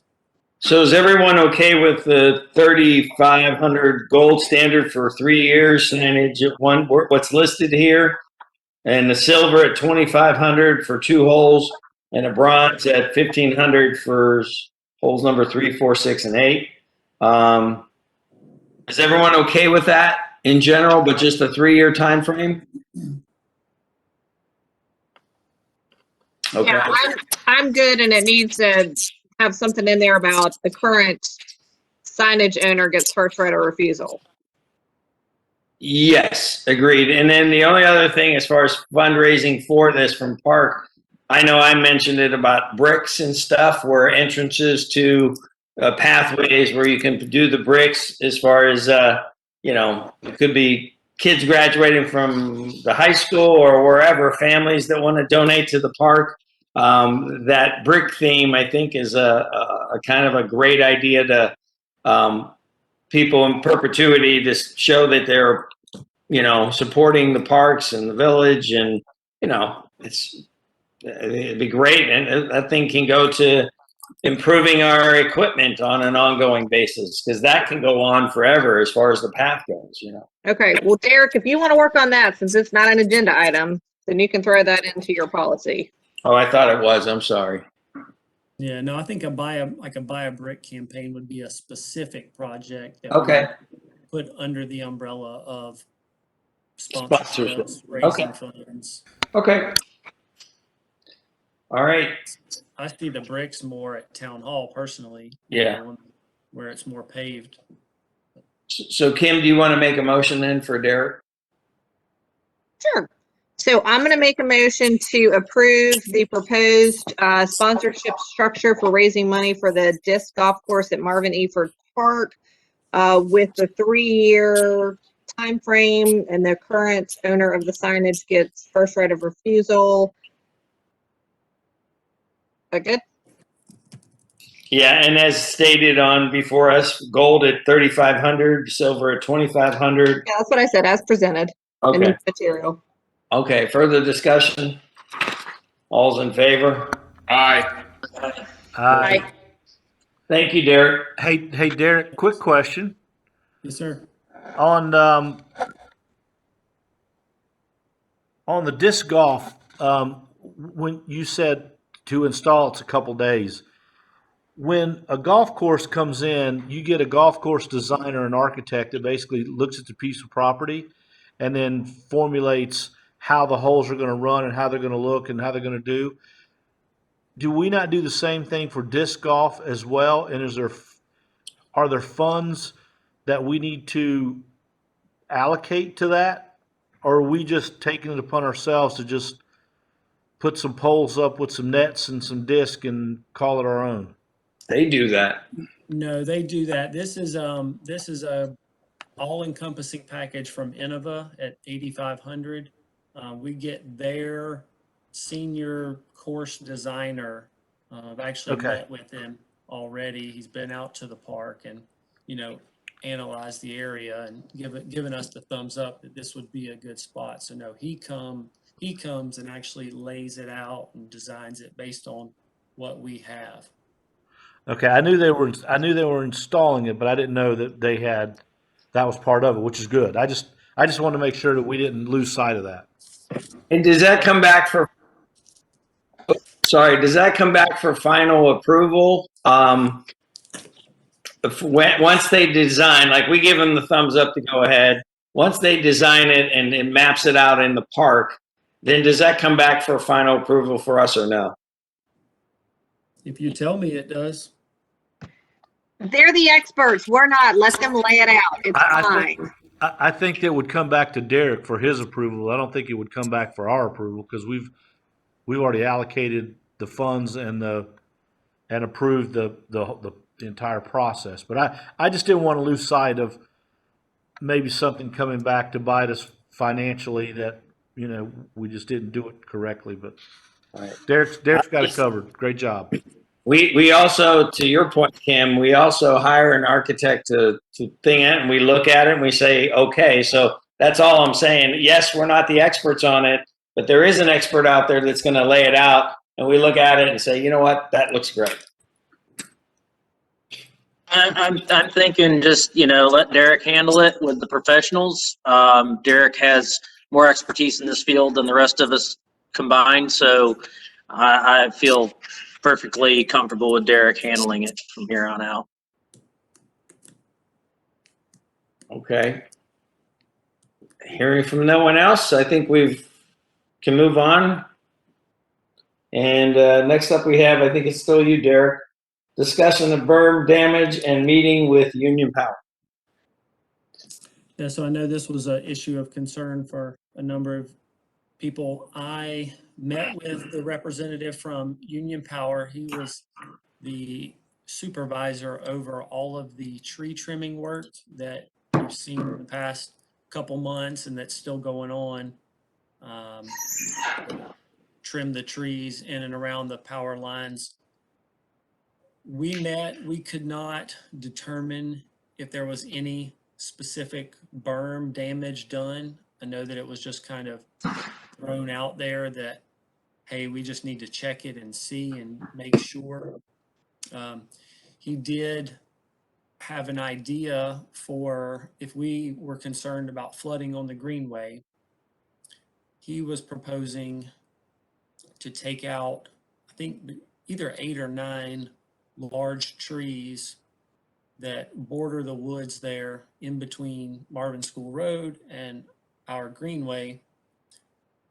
In return, he would plant some smaller screening, and then he would build up 2 new berms that would push the water towards the road, any water towards the road, away from areas that his trucks would need to get to in the future and away from the greenway for us. And he said this is something that they do as a cooperative effort with a number of different people and homeowners.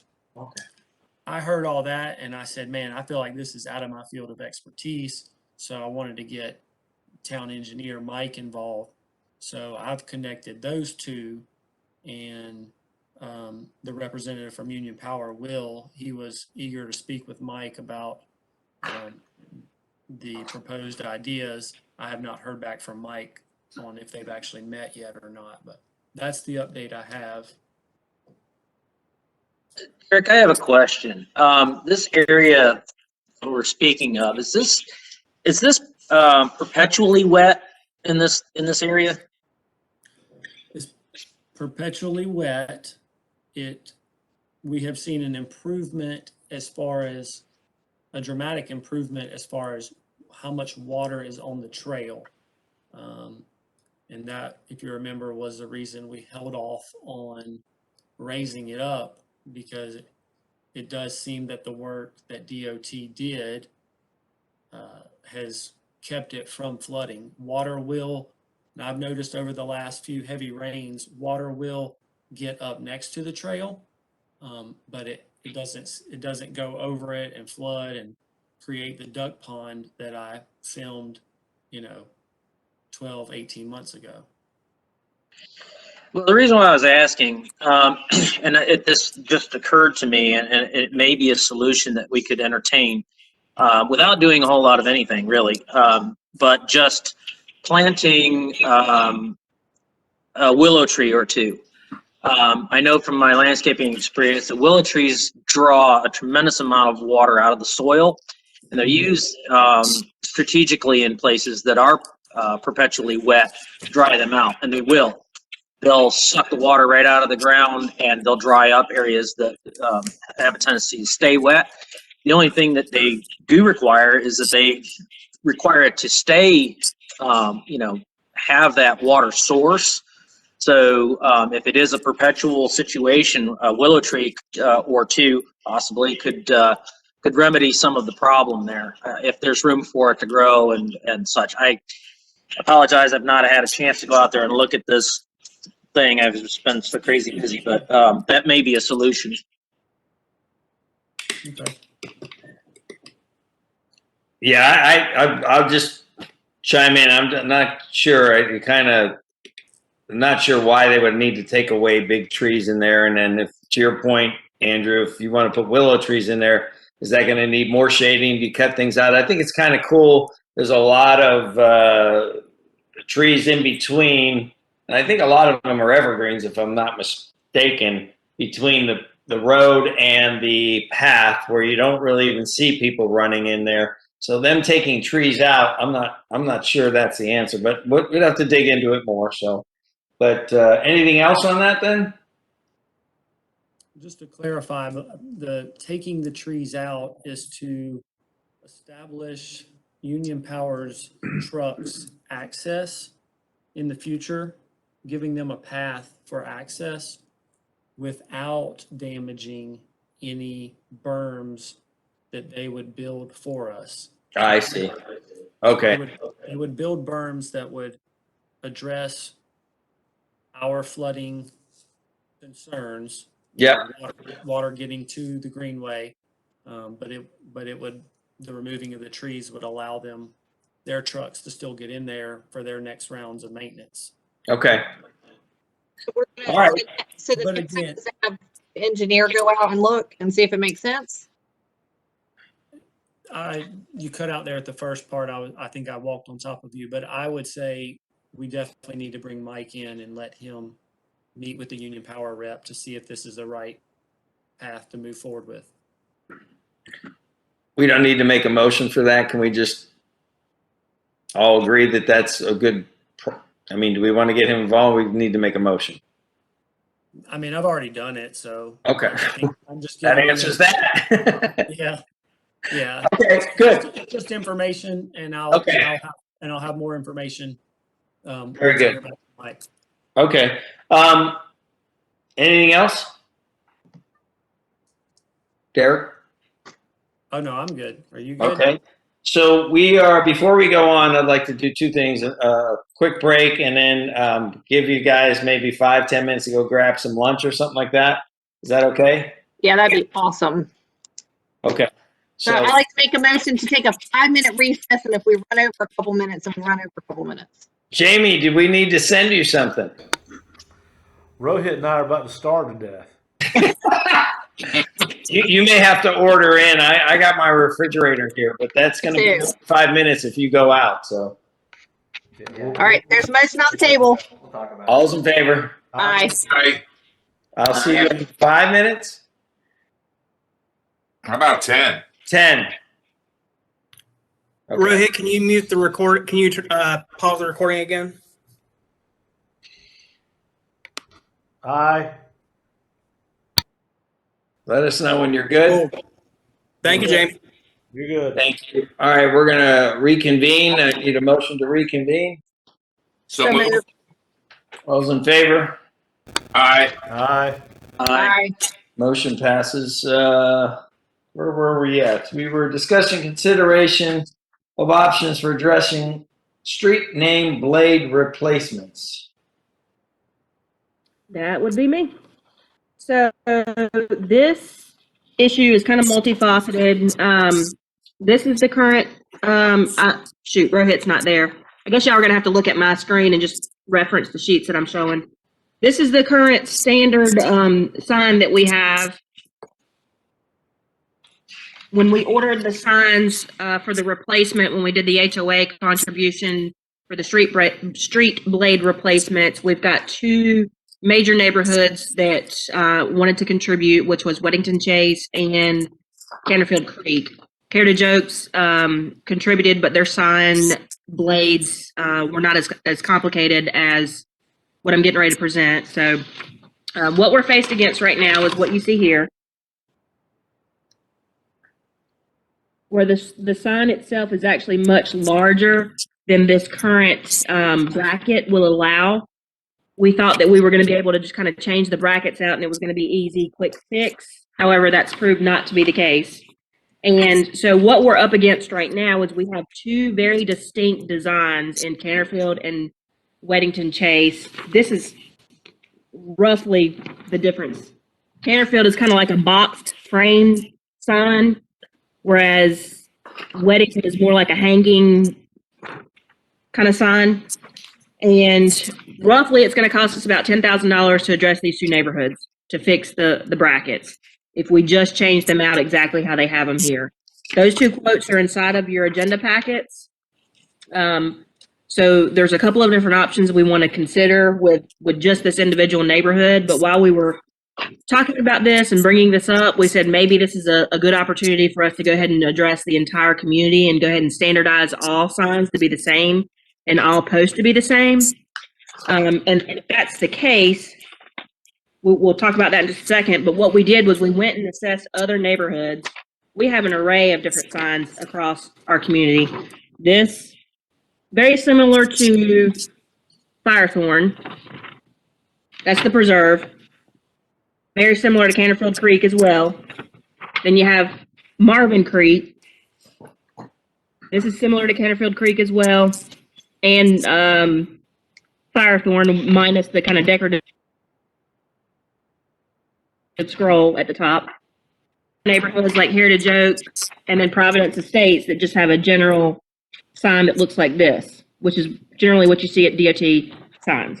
So what we did was we got the vendor to go out and assess all the different neighborhoods and talk about roughly how much it's going to cost to change everything out. So he gave us some quotes back, which is in the supplemental information that I sent to you via email earlier this week. And that total for all of those neighborhoods sums up to be about $30,000. That's for the blades and new sign post replacement, the actual brackets themselves replacement. And that is something that's similar to what existing in those HOAs, those neighborhoods. So there is the opportunity for us to standardize to one common bracket and maybe have some cost reductions for economies of scale since we would be buying so much at one time.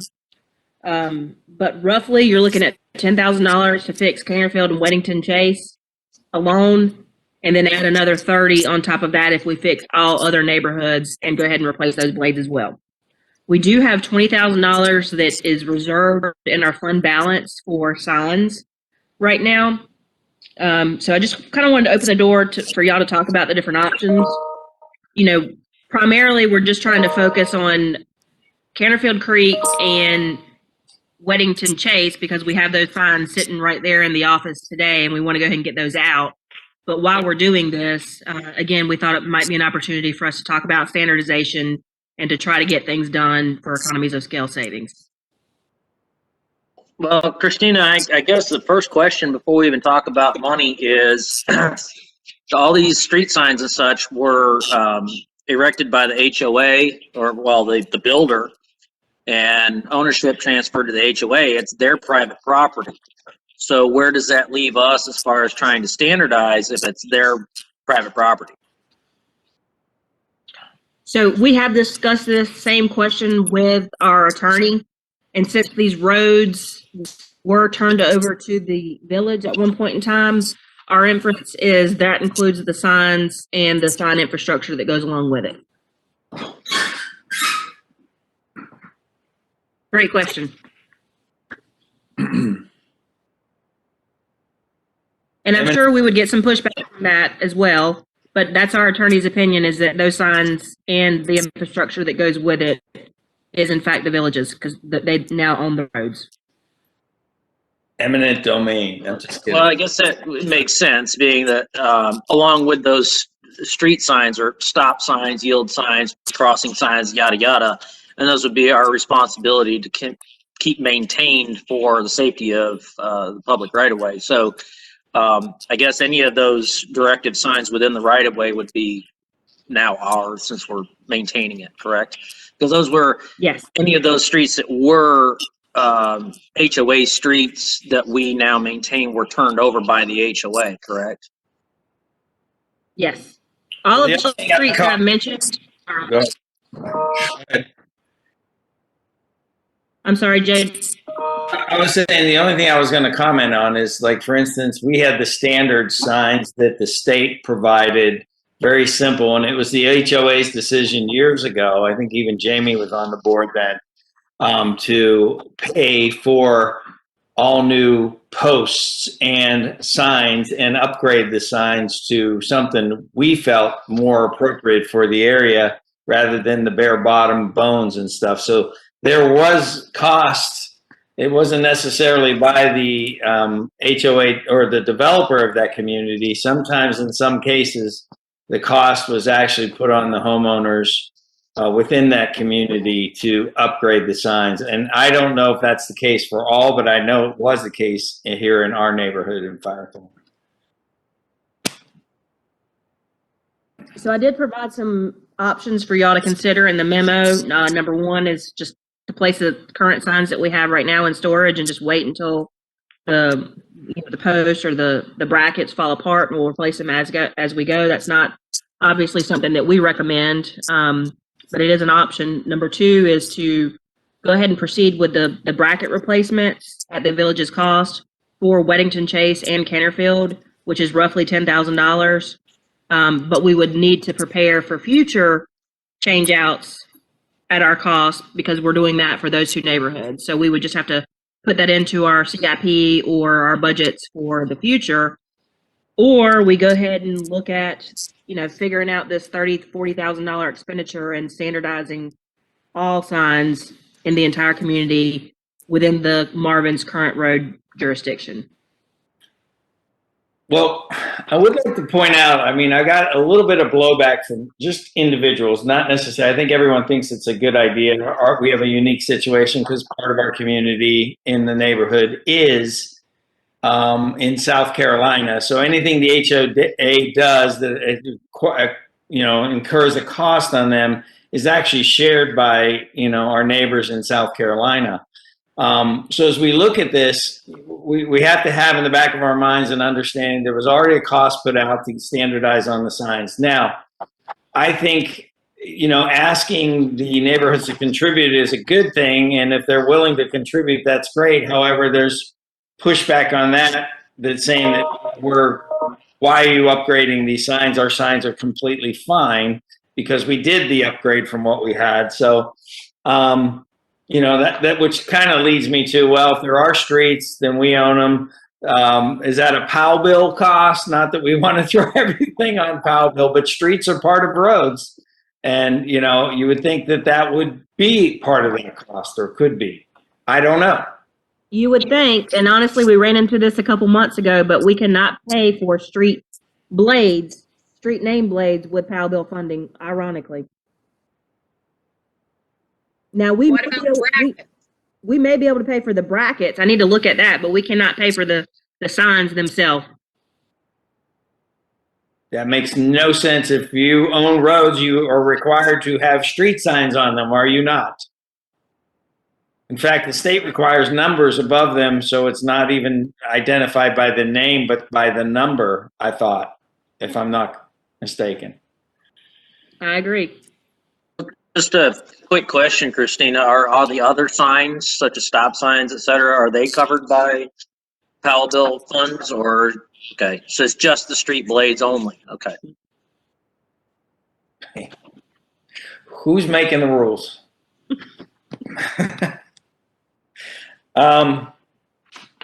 Okay, so I guess the question before council is, if we're going forward and going to be spending the funds, because it was an oversight on our part, in all fairness, and did they help participate, the HOAs, in those two communities? They did, but It was to the effect of less than $2,000. So at this point, if y'all were going to move forward with everyone, I would just say don't even worry about getting the contribution from those HOAs, because if we're going to standardize everyone, then I only think it's fair to those to just ignore that. So then that get reimbursed to those communities or no?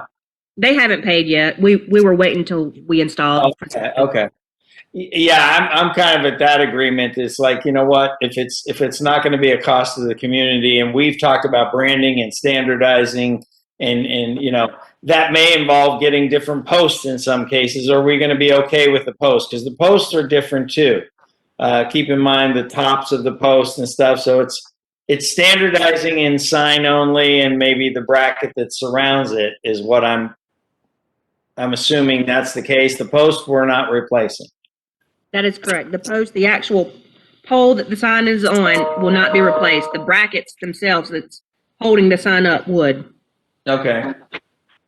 Are you guys all right with that?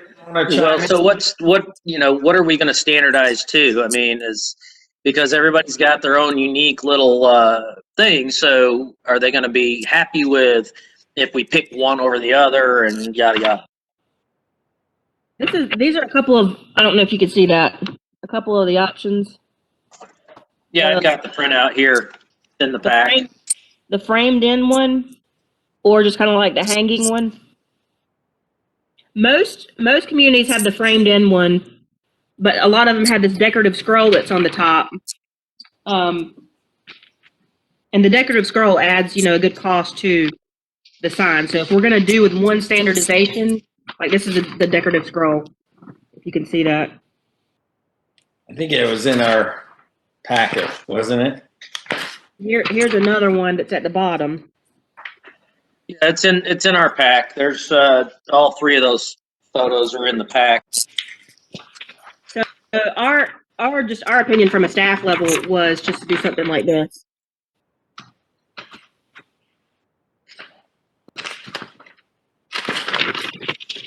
Which is a framed in, slide in blade holder. With no decorative scrolls. Any other comments from other council? I mean, I'm going to say, I don't mean to break rank here. I think, just quite honestly, I think this is getting a little out of hand. I think we wanted to have something cutesy on the signs that showed the heritage of Marvin. We participated in the one over here at Heritage Oak. Quite honestly, I don't even notice the sign. I turn and I don't even notice the logo. With as many expenditures as we have, we still haven't addressed what's going on with Joe Carr, with that issue down there. I just can't see spending the money. I just can't see that this is, I don't think people will see this. I think if we put signs somewhere that welcome to Marvin, that have the cutesy little logo on it, I'd rather see it there. So I'm not for it, but that's just my 2 cents. Well, that's a good point, and I thought a lot about that too. But we did talk about branding and stuff like that, and if it's something to, I meant to ask the guy when he was here for Union County evaluations, his opinion on being a Marvin address or a non-Marvin address, or as far as valuations goes on property, but identifying, and that was always a question: are you in a Marvin neighborhood or not? And that was just an identifying tag, if you will, because even when you drive through Marvin, you could be in and then back out and then right back in again. Understand.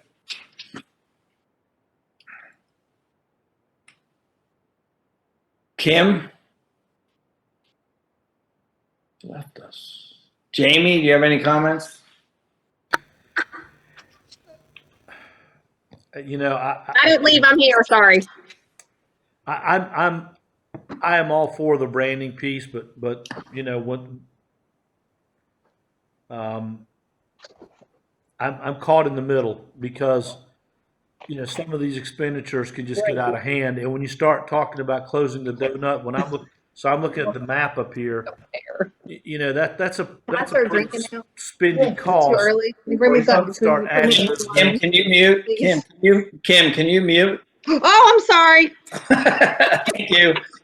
Mike's gonna bring me a glass of wine. Just kidding. No, you're not. We heard it. No, I'm really not. Sorry, Jamie, go ahead. No, I'm just saying, you know, caught in the middle between you do want a brand, you want because again, it's part of the package of saying we're in Marvin. But when you start looking at closing the donut hole, you know, there's a lot of cost that's going to be associated with that. And now you're going to also be bringing in the extra revenue that comes along with it.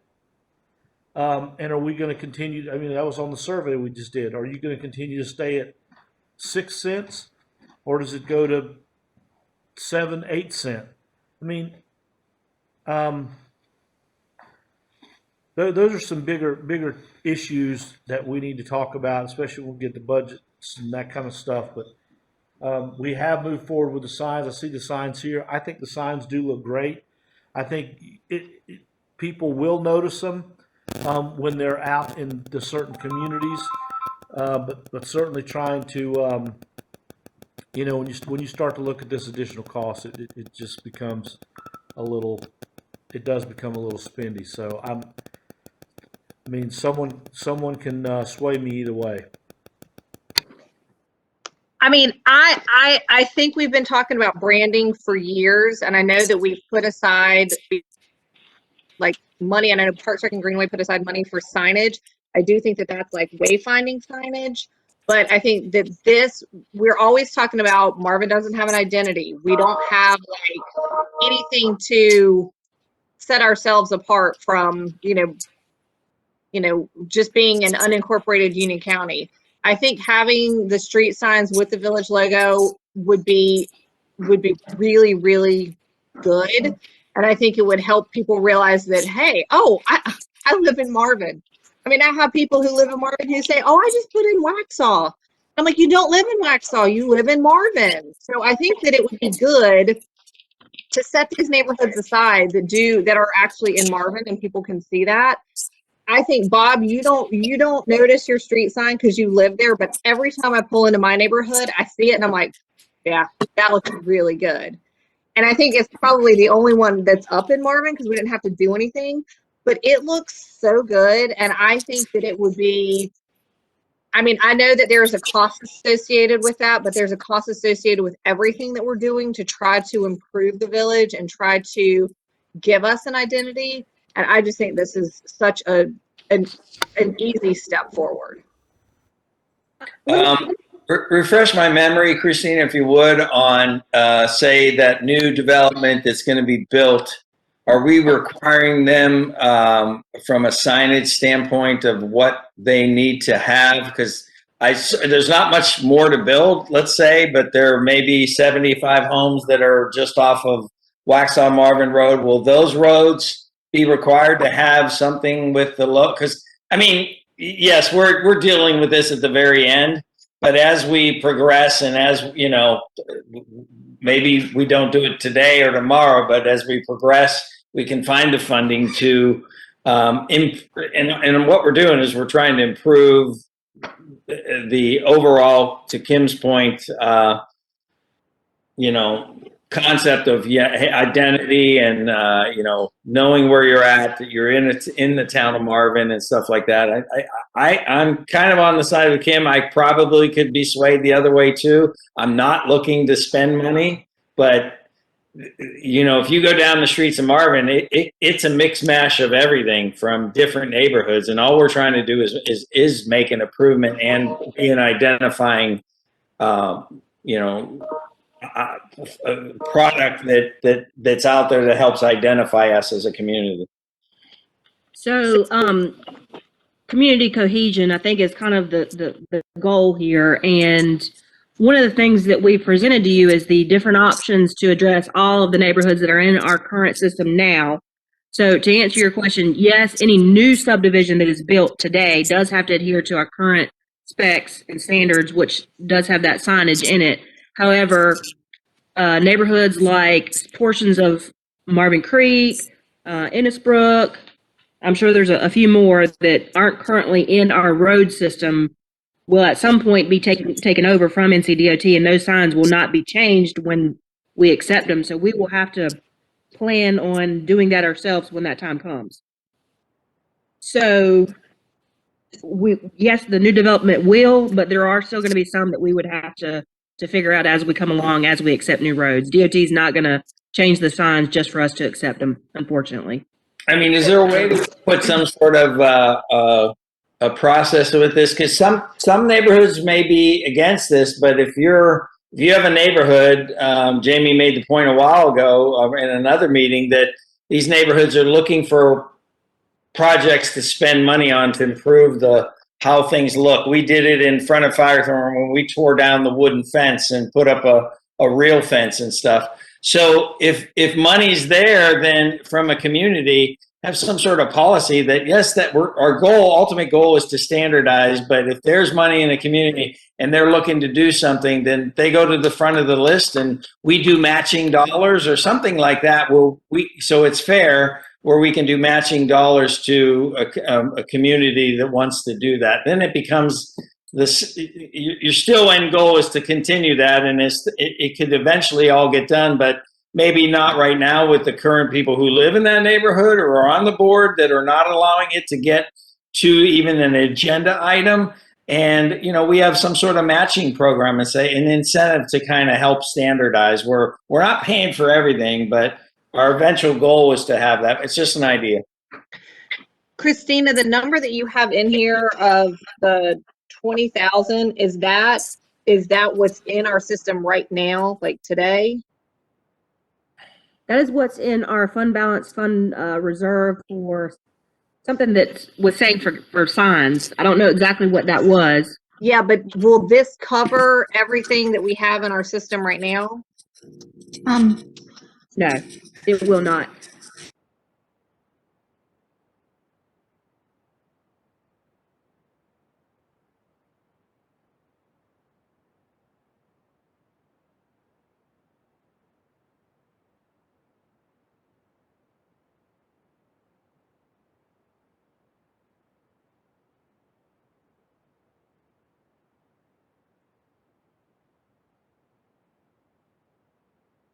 Now that price is obviously going to be variable because the signs are variable. If we could standardize to one or two different formats of brackets, we could probably get that reduced a little bit, and again, be able to address more with less because we have the same sign. So if y'all want staff to go back and assess a couple of different options for this, we can do that with a standardized plan and getting rid of all the variable brackets, if that makes sense. Do we have a number? And I'm just missing. Yeah, actually, can I jump in? Yes, Jamie. Christina, I don't mean to cut you off, but according to our audit, we have 20,000. Can everyone hear me? According to our audit, we have 20,000 in assigned fund balance for street signs. So you could pay, is the total 32? So you could use that towards this if you wanted. Yeah, that the question is, what is the total to get it addressed? And to answer your question, it's between $30,000 and $40,000 based off the quotes that we have currently in front of you today. However, I feel like I can get that down.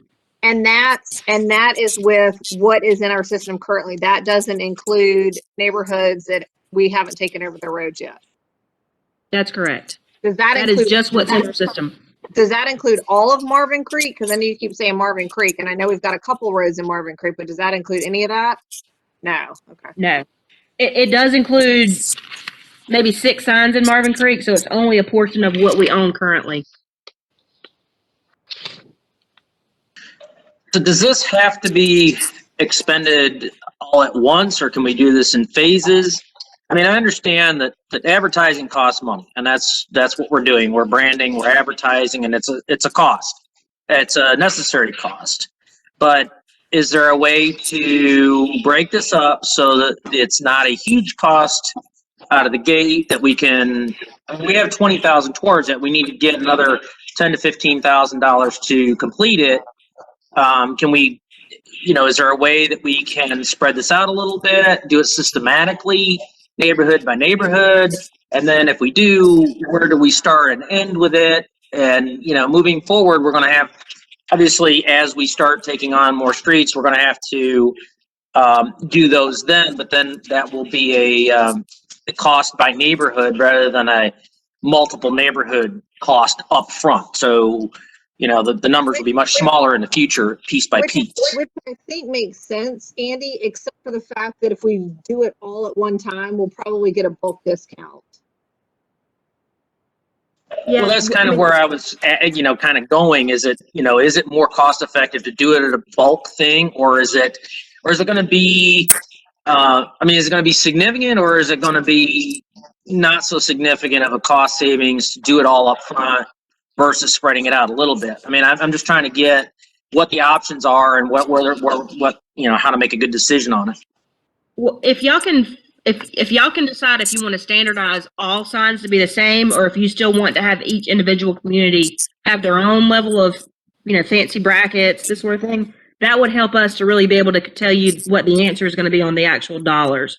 We could start right now with Weddington Chase and Canterfield Creek, but we need to know exactly what brackets we're going to get. And then we could, from that moment forward, get another quote on a standardization of all the other neighborhoods and tell you exactly how much that economies of scale savings is going to be. But until we know what we're ordering, we really can't tell you what those numbers are going to be. Are both of their brackets fancy? Everybody has different brackets, and again, Canterfield Creek is. So you want to know if we want like the slide-in part, or if we want the hangy part? Correct. Or which one's cheaper? Can I comment? I believe that one is the slide-in. The slide-in I one? think the slide-in will actually go with some of the more, like they can add their scroll work to the top with the slide-in bracket, and kind of keep a little bit of personalization. But, just standardizing to the slide-in bracket makes sense to me because it's the most adaptable and probably the least expensive, I would think. And probably hold up the best without extra moving parts. Christina, we're not getting rid of the post, correct? So if they have decorative scrolly stuff on their post, that's staying. We're just doing the brackets. That's correct. Okay. Can we award or go after it as far as all-encompassing roads that we have right now, but then just like maybe do a contract with them and say, we'll sign this, but we haven't taken over the roads yet. So my suggestion would be is we do this as we take over the roads of a neighborhood. So we've already got Canterfield, we've already got, some other neighborhoods, and we're taking those. So the cost output is not all at once, but the actual bid that we get is for a commitment to that company saying, hey, here's what we have right now. We have X amount of signs.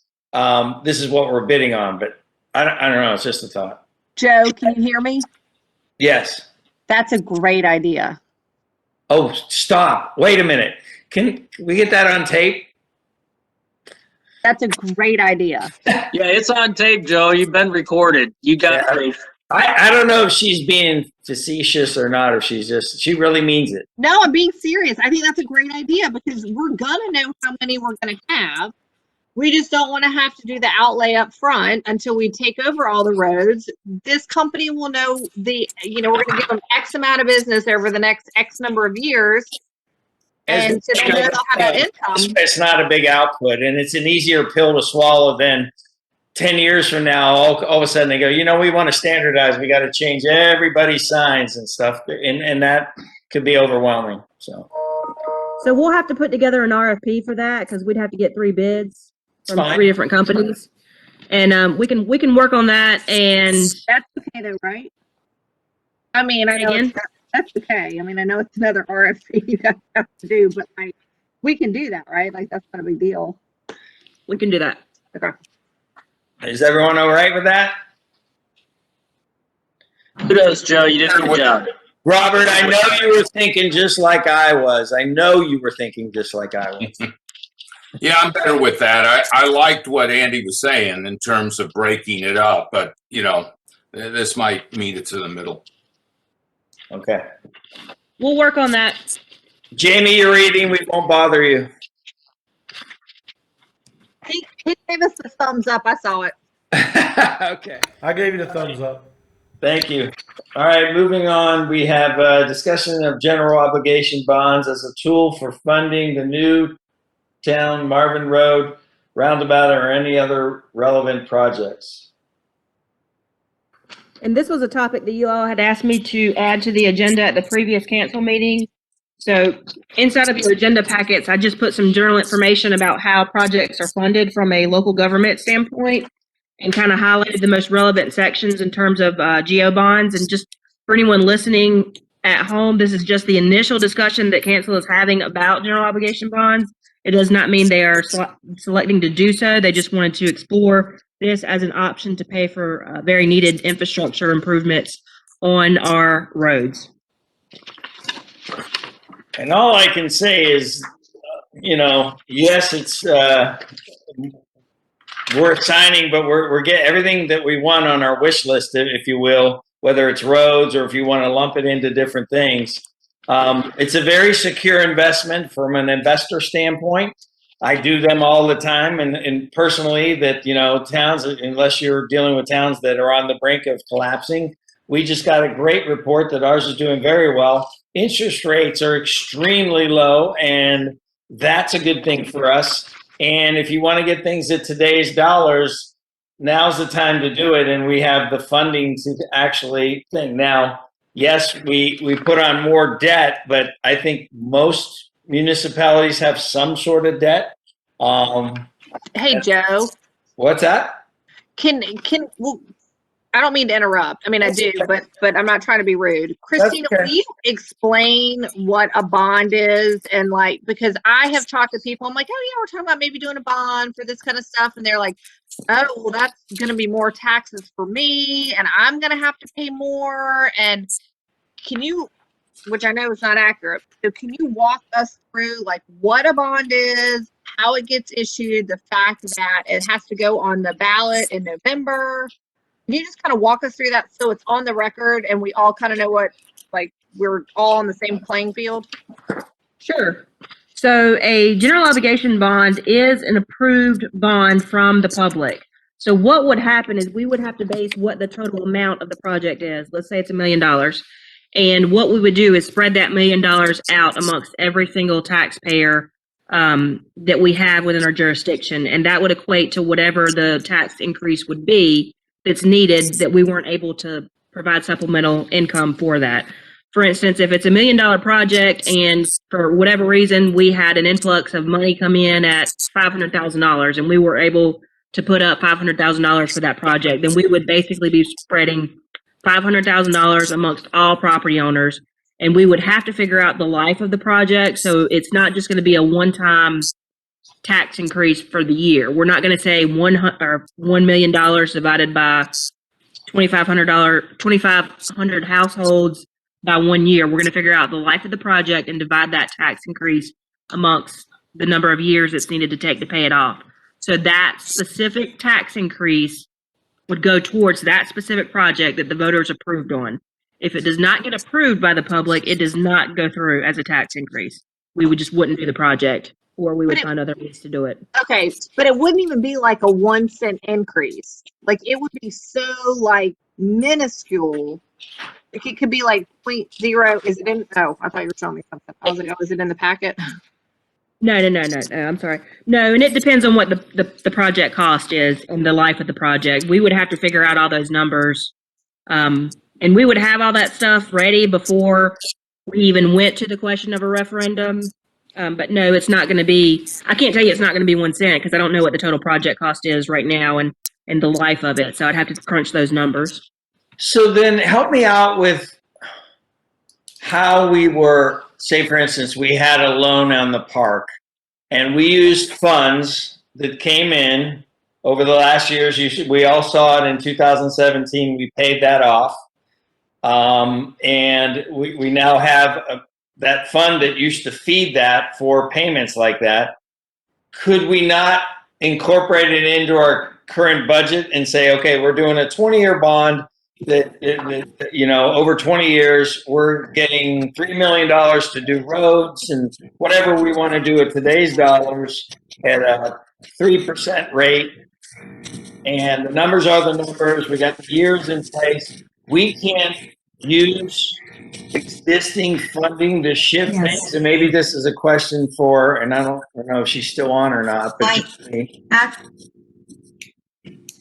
Mayor, go ahead. can I jump in? Because I think I know where you're going. So essentially, like after, if you think about it, I always like to think about it as a credit card payment. So once we've received the money, we end up every year, you would appropriate principal and interest payments to pay back that bond or loan, and it would come out of your general fund and your taxpayer dollars. And what you're pledging, let's say you default, you don't pay that credit card payment, so to speak. And let's say you default on your loan. What you're pledging is your full faith and credit. So the tax rate increase. So the debtors can come around and be like, oh, you got to raise your taxes X% in order to pay us back. So that's sort of how a general obligation bond goes. But when we're talking about revenue bonds, those are a little bit different because you're actually pledging as collateral the thing that you're building. So every year you would appropriate principal and interest payments to pay off that parking lot or to pay off that whatever utility. So you could do a general obligation bond, you could do a revenue bond, and for the purposes of Village Hall, we're doing installment purchase agreements, which is the same sort of thing. You receive a loan, you appropriate principal and interest payments in your operating budget every year. But is it likely we could do that? Is it likely we could do that in our general funding? Let's say, okay, so we got the approval, we get X amount of dollars, we start construction on, or whatever we're doing, the roundabout, or, which, by the way, you do get paid back. So I assume you could pay that bond off early. I know I'm going in different directions here, but if you know, because if DOT pays us back, we could pay that down, I would assume, or pay it off early. But the whole idea behind this is that we have in our general fund, we're assigning so many dollars of what's coming in, where there potentially doesn't have to be a increase in taxes to do the bond, or maybe it would require that. Why would we do a bond and not just take out a loan? It's the same principle. It is the same principle. The difference with the general obligation bond is that you're going to the taxpayer to ask for permission to go out to borrow. With the installment purchase agreement, we're not having to go to the taxpayer to borrow for Village Hall. So there's that nuance, is the referendum between general obligation, installment purchase contracts, and revenue bonds. Revenue bonds, you don't have to go to the taxpayer either to ask permission. So why wouldn't we just do that? We know that these projects have to get, okay, what, Christina?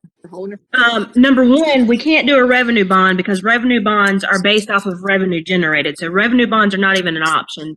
Number two, collateral installment finance purchasing is not an option either because we have to have collateral and we can't collateralize a road for one that's not ours. Exactly. Right. That's where I was going to go, because we can't own the roads, but we can own the building, and we may have to, you know, if we had a loan on the park and we defaulted, basically we would have to give up the park as the collateral. We have no collateral in this case. That's why you do bonds for infrastructure type stuff. But why could we put up Village Hall as collateral for the roundabout? Because we're already talking about installment finance for it itself. For Village Hall itself. Park? We could. Yeah, can I jump in here and just ask in terms of optics? Okay.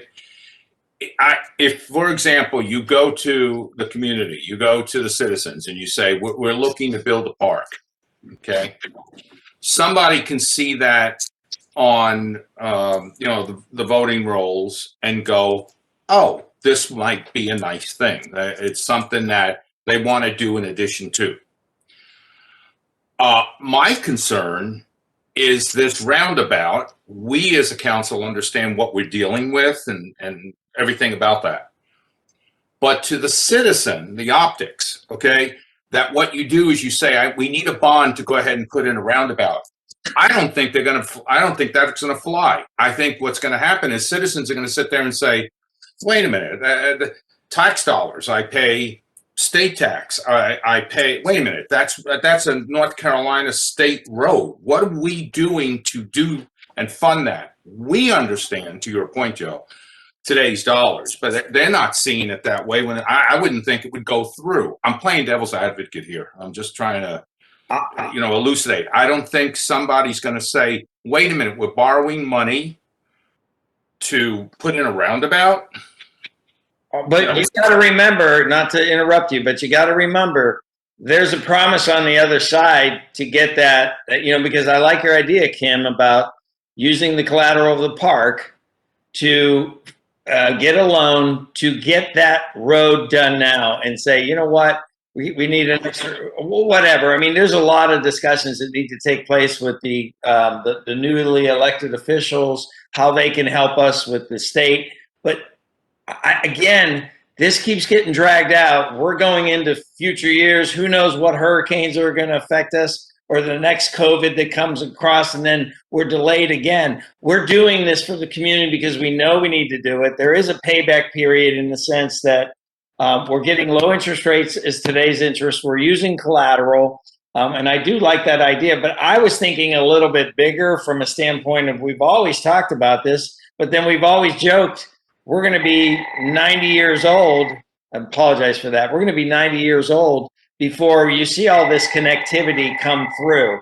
And that's the only reason I thought, well, this would be the time to do a bond where we're getting a bunch of things related to what we've always talked about doing.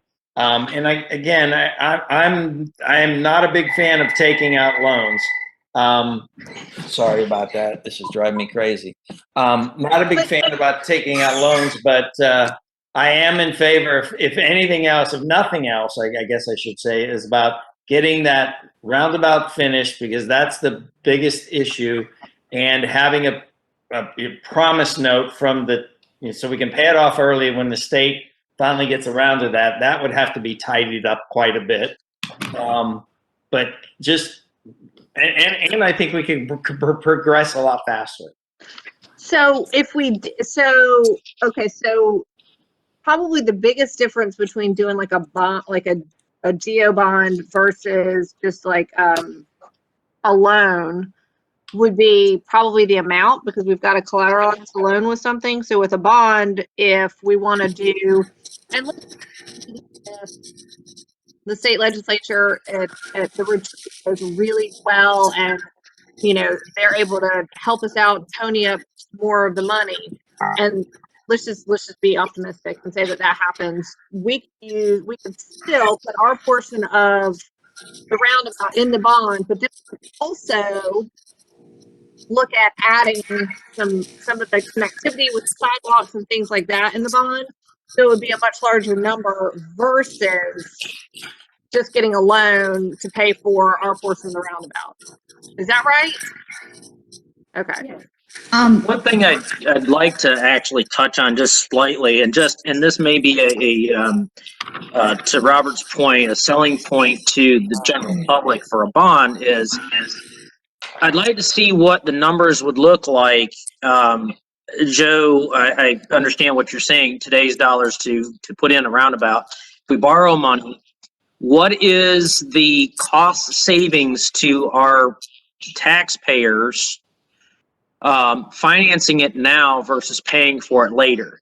Like the difference between, say, putting the roundabout in 3 years from now, what is the inflation rate going to be projected for that cost? And then what is the cost of the interest to pay back a loan to get it done now? I feel like that we're probably going to save money, to your point, Joe, but I'm curious to see if we could do a financial analysis of this to see if it is truly the best route, the cheapest route. And if it is, I think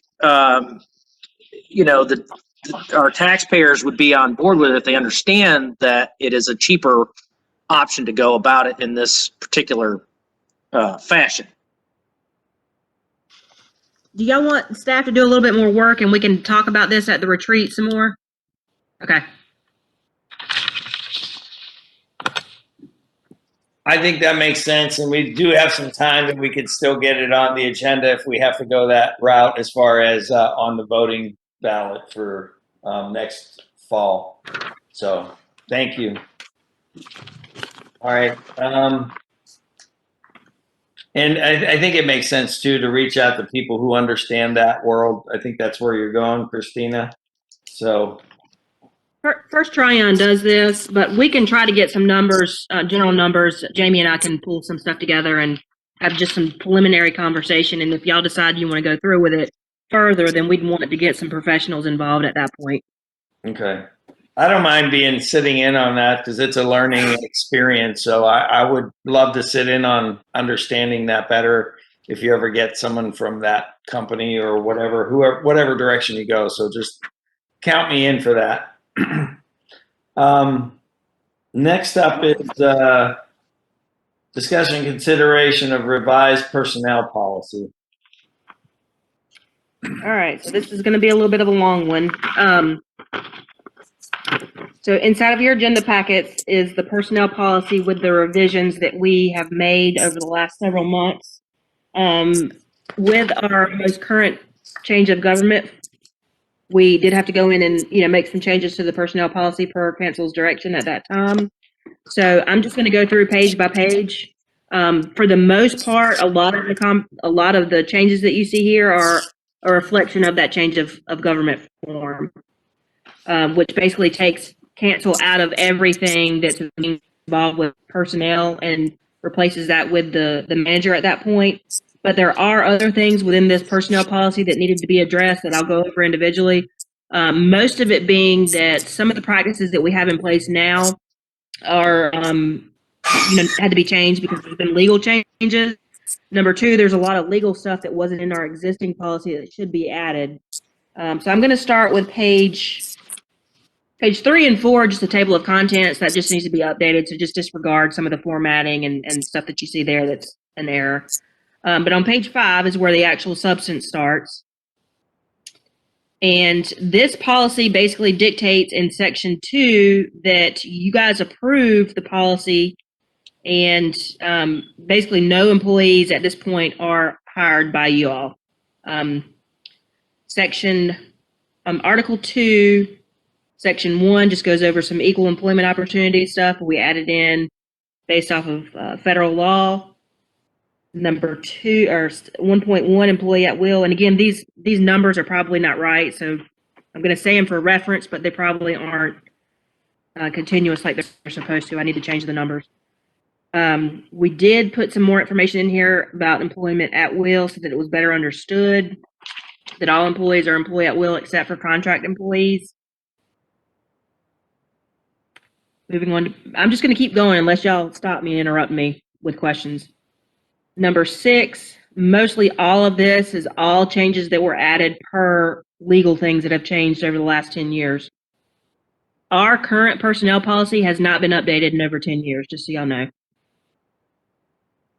I was going to ask, are you following off like a neighboring or a municipality? Is that where you're getting all this, or what's driving these changes?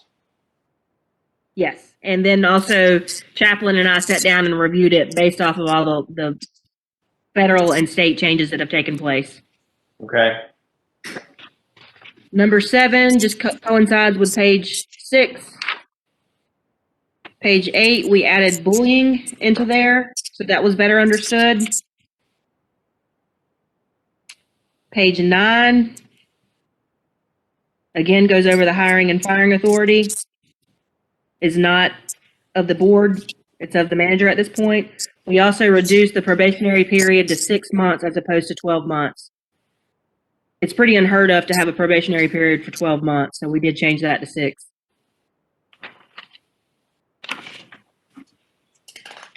Page 10. continuing on basically with the change of government form changes, as well as page 11. I did remove a lot of the stuff in the dress code for 11. I mean, we are going to maintain that our employees be professional and neat. We didn't feel it was relevant to keep all that extra stuff in there, so we took it out. Just put some general language in there. Page 12, we pretty much kept it the same. However, I will tell you currently right now with, well, I'll get to that part. No, we kept it the same, other than adding some language in there about FLMA or FLSA. We also added the definition of a part-time employee, making that a little bit more cleaner. And then the temporary employee is 6 months, not 12. Page 13, we reduced the rules of conduct because they were very arbitrary and very subjective. We wanted to reduce this a little bit because we basically are going to uphold the employees to obviously a higher standard, but we wanted to keep it to work performance based. And so a lot of the things in here were redundant and we felt were addressed by other areas. Cash shortages and overages, for instance, that's a job duty performance issue. Obviously, if they're having some cash shortage or overage issues, then they're having issues with their performance. If they're doing it purposefully, then it is, you know, a willful act of trying to take money, and so they would be eligible for a violation of another theft or concealment of village property, for instance. Christine, I have a question, just real quick. Dumb question, but I'll ask anyway. Manager and employees, are we considered employees? Okay, not at all. So we're not held to these standards per se. No. Okay. Nope. If we were to act in a manner towards employees like this, in other words, I'll just take one, like, let's see here, number 10 or something like that, like use of abusive language or obscene language, or something like that. If one of us said something in front of your employees, how does that work? Are we held accountable in some way, or they would be if they were towards us, but what is it towards them? Just asking. Yeah, that's a great question because we obviously, all of us have the responsibility to maintaining a positive work environment, whether you're an employee, an elected official. So we would try to tie it back to, you know, maintaining that positive work environment, making sure that you aren't bullying our employees and that sort of thing. And if that's the case, Christina, don't we have our code of conduct that we sign every year that should basically cover us not being a bunch of jerks? Yes. Yeah. Okay. But I mean, if you want to cuss the employees, and obviously you can within reason, but as long as you're not bullying or creating an atmosphere that is non-productive and harassing to them. Okay. Now, if they do it to us, is it, you know, again, if they do it to us, what I'm asking is just, does it apply to them because they're doing it to us? I'm just asking. It does. It does. It does. It applies to if they do it to anyone because they're representing the village in that manner. If Rohit just decides to go on a whim and cusses out a developer, then yes, he would be held accountable to the standard. Or if he does it to you all. So yes. Okay. All right. If Mayor Pro Tem bullies me while in the meeting, what are my recourse? There is none, and she's allowed as long as we vote on it. Joe, you mean when, not if. When. This is true. Yep. Some of the stuff we took out because we thought it was already addressed by another policy. For instance, fighting. I mean, that's obviously that's conduct unbecoming. We're not going to allow that. Being intoxicated. So we took out some of the redundancies. Conviction of a crime, for instance. I mean, that could mean anything. That's very arbitrary. What does that exactly mean? And then we took out the word perceived in number 21, perceived potential of conflict. Again, that's subjective. How does one define what's perceived? For me, it could be something different from you. Sleeping on the job. I mean, obviously, if they're sleeping, they've got performance issues. So y'all can read through those if there's any questions, but we did take them out for redundancy reasons and or just arbitrary subjective reasons. Number 32, it was another one, conduct unbecoming to include public remarks. We wanted to make sure we included that criminal activity in there, major criminal activity.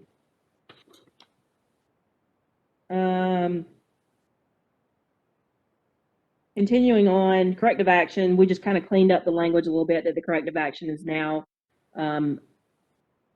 administered by the manager and not cancel at that point. Moving on to page 15, continues on with suspension. Let's see, termination continues on. There is a section in here, I'm trying to remember where we put it. Oh, it's in the grievances section. Okay, we'll keep going.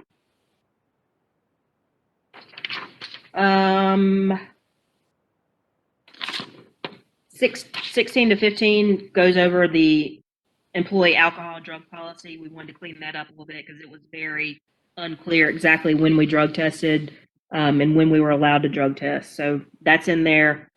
Basically, we can do randoms. We'll do post-incident drug testing and pre-employment drug testings. Smoking and tobacco. This was another one that we tried to clean up a little bit. Right now, as the policy states, is we don't allow any smoking while working at all. And we wanted to make sure that, you know, if we had any future smokers that did vapeless or whatever, they had a designated smoking area where they could go out and do that outside in the outdoors if they wanted to do that. What page was that on, Christina? 17. Okay. Luckily, we don't have any employees that this affects right now, but for future employees, we wanted to make sure that if there were smokers, we did give them that designated area. Nothing else changed on that page. Christina, I've got a question. Uh-huh. We're on page 17, right? Correct. Okay, well, that was, I know you didn't put any changes in section 21, but I just want to clarify, like, that anybody else can be on village property with a weapon except for employees, correct? Okay. Correct.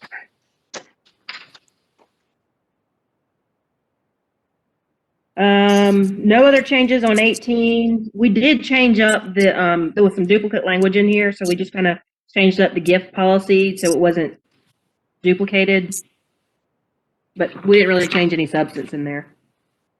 Nothing changed on 19. On 20, we just, there's a couple of things actually on 20. 29 was an area that we discussed at a previous council meeting where we talked about employment of relatives and significant others. We did talk about part-time park employees not being able to be members of any one council member's family and or employee's family. And so per the direction of council, we did change it that the nepotism employment of relatives policy does not apply to part-time park employees.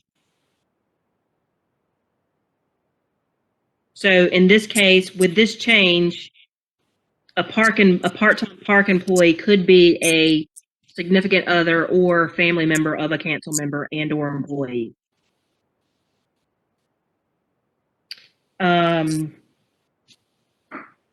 Page 20 on section 30, emergency closings. We just tried to clean this up a little bit.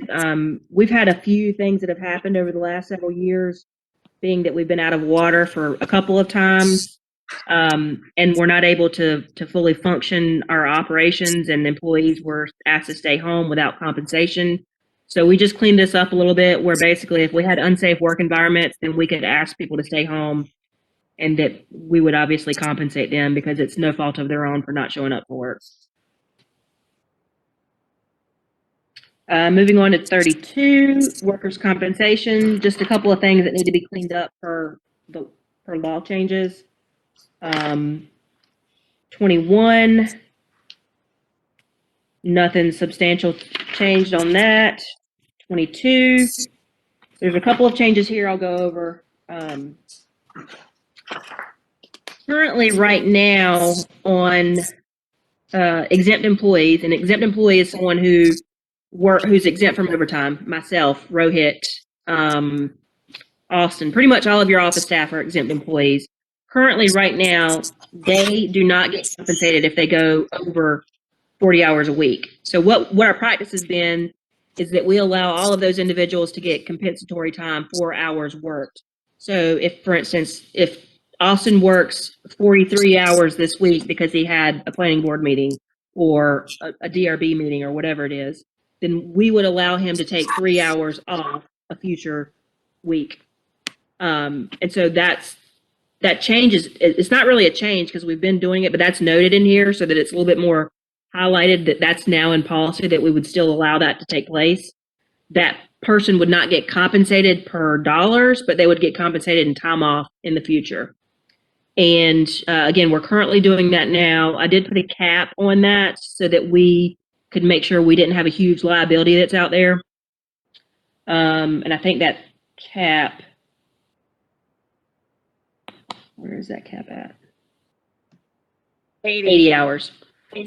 So for instance, let's just use Austin for an example. Let's say Austin, we allowed him to accumulate 100 hours right now.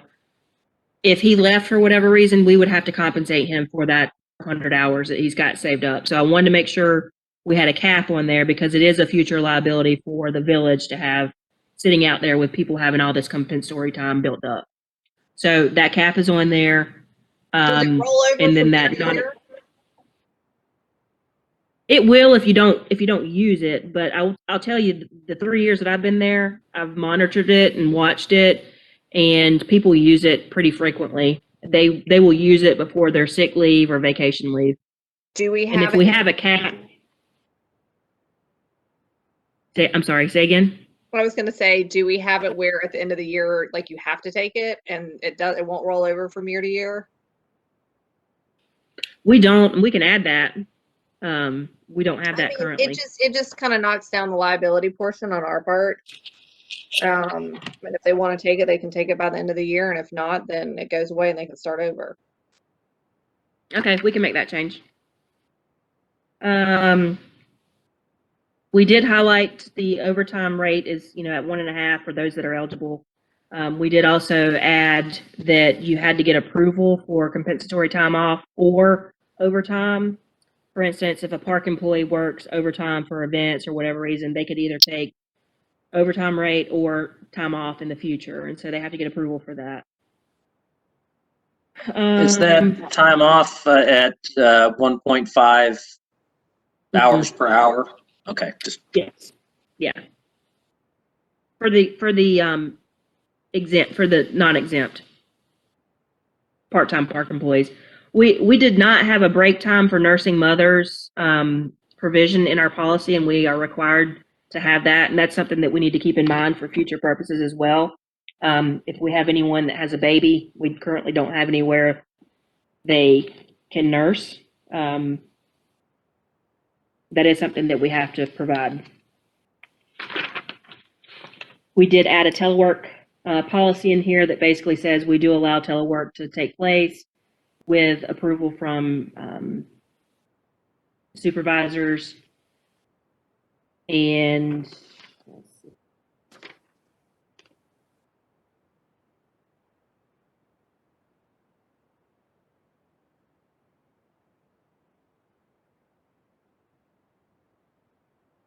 Hang on one second.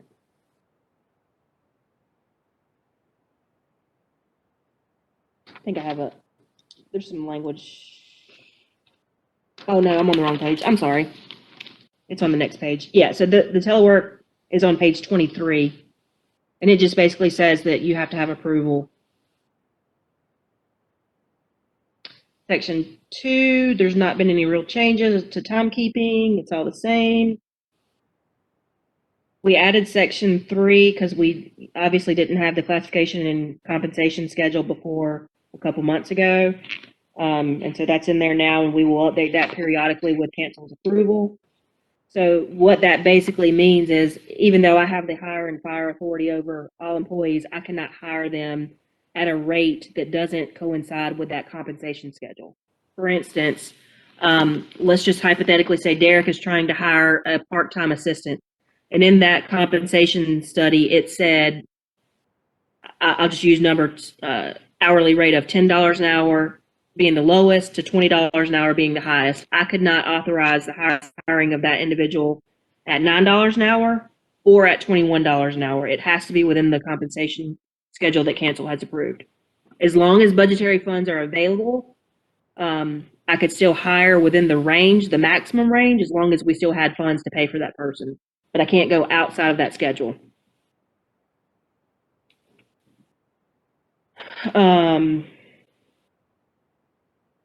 Merit increases. Nothing's changed in there. Leave program, nothing's changed. We still have the same leave program that we currently have now. Vacation, this is a little bit different. The page 26, I want to make sure y'all draw attention to this. Didn't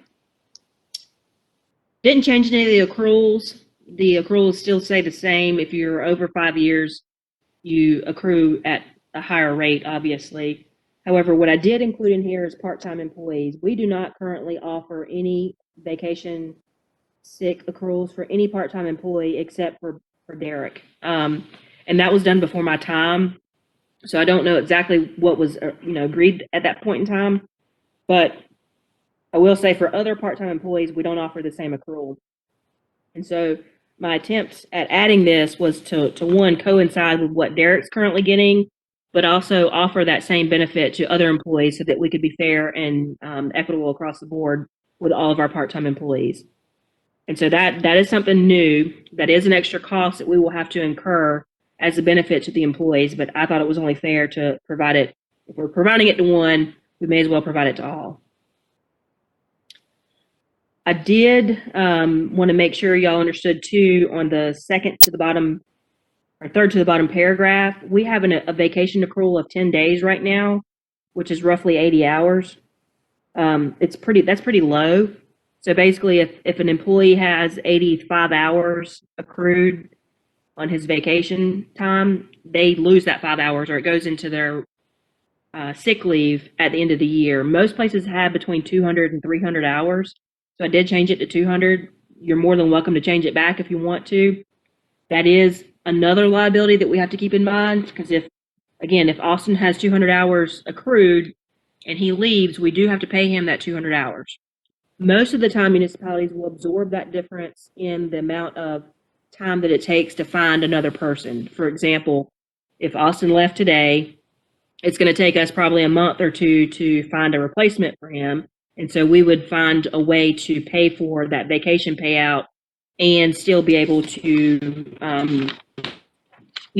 have someone hired within that time frame. Typically, that's how that works.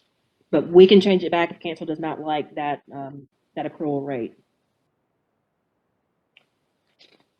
Is there any questions on that? Here, real quick, and the only thing you mentioned Derek and stuff like that. Us kind of said, I'd ask council to take a good look at that, because part-time, there is a difference between part-time and full-time and what benefits we provide. And I'm not trying to be the bad guy here, but the bottom line is, I think at the time when Derek came to us to want to reduce his hours, we worked with him on doing that and things. So I don't want this just to be a fairness thing. I think we tried to, he was going from a full-time position to a part-time position, and then we made some adjustments at that time.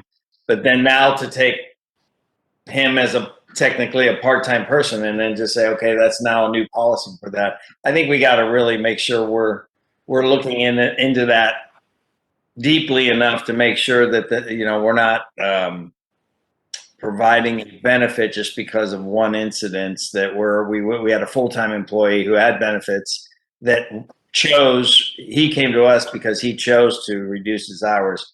I believe that's how that went down, right? I think. I'm not sure, but I think you're right. Yeah. So that's the only thing I'm a little apprehensive about, if anything, is just, okay, now we're creating a policy for part-time because one individual went from a full-time to a part-time position. And there's, with everything, there's less money you earn, there's less benefits a lot of times and stuff like that, but we just got to be careful that, how we look at this. And I will say, I did define the part-time employees that are eligible for benefits at over 25 hours.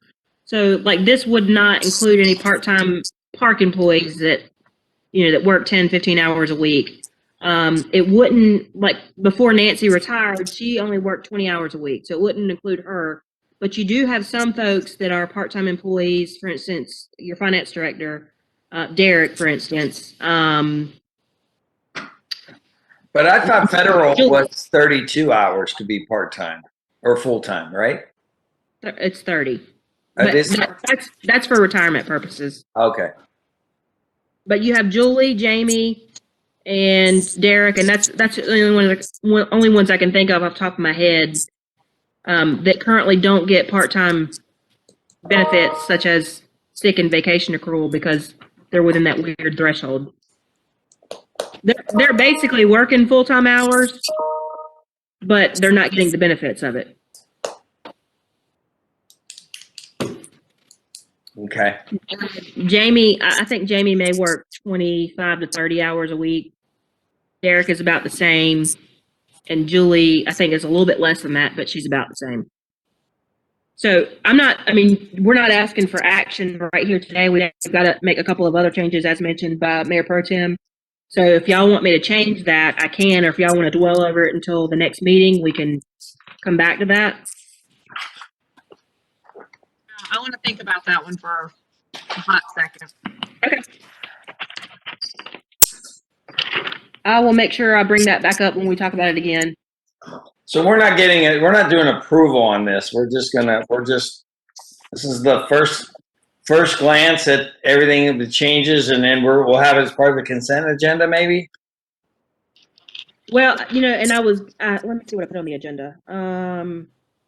Yeah, I had consideration of approval on this, but there's been some suggested changes already that I need to do, so I'll need to postpone that consideration. And the only thing, and I'll go ahead and say it, out of all of the stuff that I prepared for this, in fairness, I left this for last, but did not get to this before today's meeting. So I definitely want to make sure before everything that I am comfortable with all that we have. So I would, me personally, and again, I don't vote, but I would say I'm going to just take this section, give it my own once over one more time. And I'm totally okay with saying, hey, put it on the consent agenda, which we can pull before we approve it and make any changes. Obviously the changes that you're recommending, plus anything else that comes up between now and February. How do you, Mayor? I'm sorry. Go ahead. Last question. No, go ahead. And Christina, going through all of these, this is a lot, okay? And what if you only or don't agree with a couple of things in there? Do we suggest it to you? Do we bring it up? Or when it comes up, like what I'm saying is, you're either voting for the whole thing or nothing, I guess. But it would be dumb if there was only a couple things. But now's the time to make the changes. Now, you're saying now, okay. Well, now or up until we go through approval, whether it's through a consent agenda or if we were to do it today, you're basically going forward because you can't go back and just keep changing things or cherry pick stuff. Yeah. So it's a big deal. It is a big change, and I just want to make sure you guys are all, very comfortable with that. Just bringing that to the attention about the part-time, and then I remembered it was the full-time person who was there full-time who came to us and said, I really want to reduce my hours, but I want to, so now then off of that, we're now making a recommendation, which is all fine if we all agree with it. But I want to be comfortable making sure we're comfortable with that going forward as a policy. And just note too, not only Derek, but we authorized the hiring of a full, what we considered full-time a couple months ago, who subsequently had to retire for personal reasons. But we also offered sick and vacation accruals to him, and that was based off of a basically a definition interpretation that we interpreted in our current policy, where we allowed him to be eligible for those things. We subsequently weren't able to provide the hours that he needed to work because we had to figure out the dollar amounts for his hourly salary. So we ended up changing that around, and we did offer it to that one individual as well. So Derek's not the only one, Okay. but yes, there are a lot of changes in here that I'm getting ready to go over too. There's even more. So if there's things that y'all don't like, you can go ahead and tell me now, or you can wait until we talk about it again and say, let's change that to this, or let's strike that and let's keep what we had. So now is not the only time to make these changes. Okay. So we'll talk about the vacation accruals again, but the same thing applies to sick accruals for part-time employees. We do not have that now. I did add that in here, and that's again the same reason, to give the same benefits to all that should be eligible. And again, that part-time employee that's eligible for these benefits are only those part-time employees that work over 25 hours a week. So anyone under 25 hours a week does not get this benefit. So that's on page 27. And they have another accrual rate just like full-time employees would. And it's 75% of the accrual rate that a full-time employee would have. So it's not the same accrual rate. It is a reduced portion. Page 28 is a new thing that I put on here. You guys may not like it. You may like it. I'm not sure, but we'll just go ahead and go over it. A lot of places do voluntary shared leave. And that's basically if you have an individual that has something catastrophic happen to them, their house burns down, they get cancer, something really bad happens, and they're off of work for whatever reason, they've used all of their sick time up, their fellow employees can donate some of their sick time to help fund that employee's loss of income. So that's in here. The only problem with this is if you have a higher paid person getting donated time from a lower paid person. So that is a liability that we'd have to keep in mind. It's a benefit we could have for employees or not, but it's there if y'all want to take action on it or not. Any questions on that? Isn't that, I mean, this is unique. I've never seen this before. Isn't this, is this taking the place of when you, what's it, the Family Leave Act? I'm trying to remember, there's something before there. So there's the Family Medical Leave Act, but that is uncompensated. So let's, for example, let's just say today I get cancer. God forbid that happens, but let's just say I do. And I have 100 hours of sick leave. By the time I surpass all of my sick leave, I'm still on FLMA leave. I think it's 12 weeks. I will get no income after my sick time is up. So at that point, I'm basically out of money myself. And so I have to figure it out myself with, however that works out. Or if your employer has a sick share leave, then Rohit could offer, 5 hours here. Austin could offer 3 hours here, or however that works internally if they want to do that. It's completely voluntarily. They don't have to choose to do it. They could do it, and that could help that person that's in need. Isn't that a lot of big larger companies that would do that? A lot of bigger places do it. Right, because that's, I mean, we're such a small entity, if you will. So, and this a prime example of where this would have been beneficial was, without going into detail, we previously had a person that had some medical issues that hadn't been with us for a while, and they didn't have any sick leave accumulated. And so they basically were out of a job for, 2 or 3 weeks while they were recovering, and they were out of compensation, and they were still committed to the Village of Marvin. However, they weren't receiving any money at all. So this would have been a time for that person to have benefited from this program. Joe, on a larger basis, I worked for a restaurant corporation that they had a fund that was tax deductible, but you could pay into or deduct from your paycheck that would go into a pool, like a large pool of funds. So rather than compensate an employee who had hard times with time, you were doing it with money.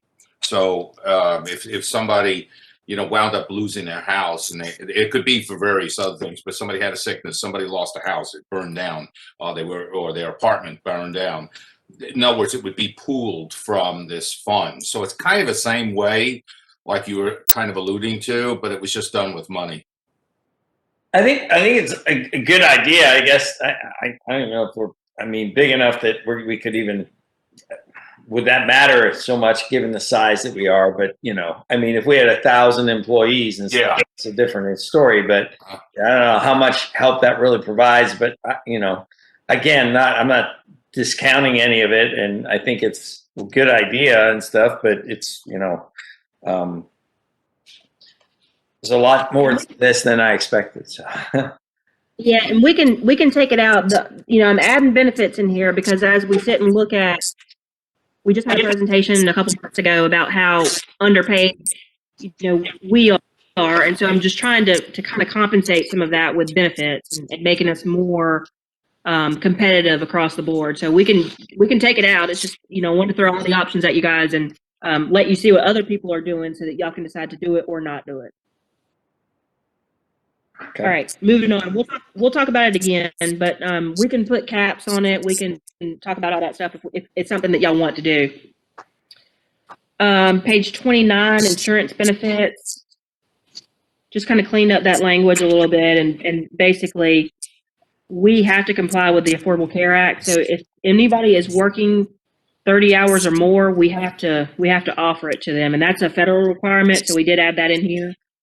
We also added COBRA in here. It's another requirement that we're required to do. And as well as the retirement benefits. This is a state requirement of anyone over 1,000 hours. We have to do this. We added the section of supplemental retirement benefits because we're currently offering that on page 30. And the next two things that are in page 30 are pretty big, and they're new, so I want to make sure y'all understand this. Mostly all municipalities have a longevity pay for their employees, and this encourages folks to stay and for the village to be competitive, and it encourages retainment for employees.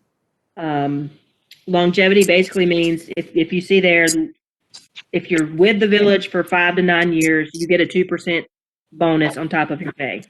If you're with the village for 10 to 14 years, you get a 3% bonus.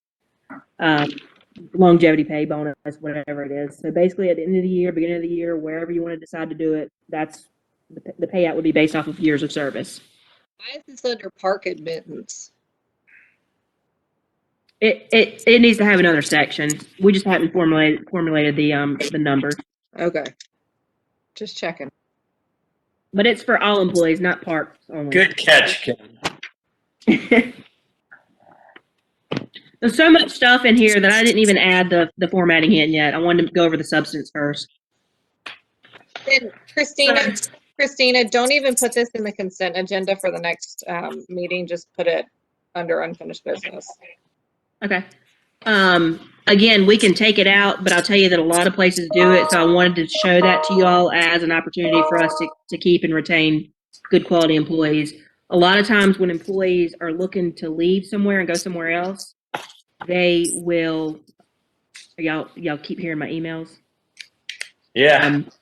It's Joe. He needs to mute himself. I can hear Joe. It is not. That's somebody else I was going to ask. I can hear you, Joey. I'm not that important. People don't want me right now. There's no emails coming my way.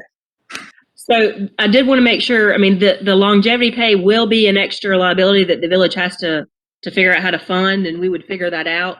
But it is an opportunity for us to retain quality employees. A lot of employees, when they're going to look for somewhere else, they'll calculate the salary increase that they're going to get, but they also have to calculate the years of service that they've got in and take out that longevity check as well. So it's just another benefit. Another extra benefit that's been requested by employees has been tuition assistance. And this is basically, it will not cover any tuition costs that have already incurred.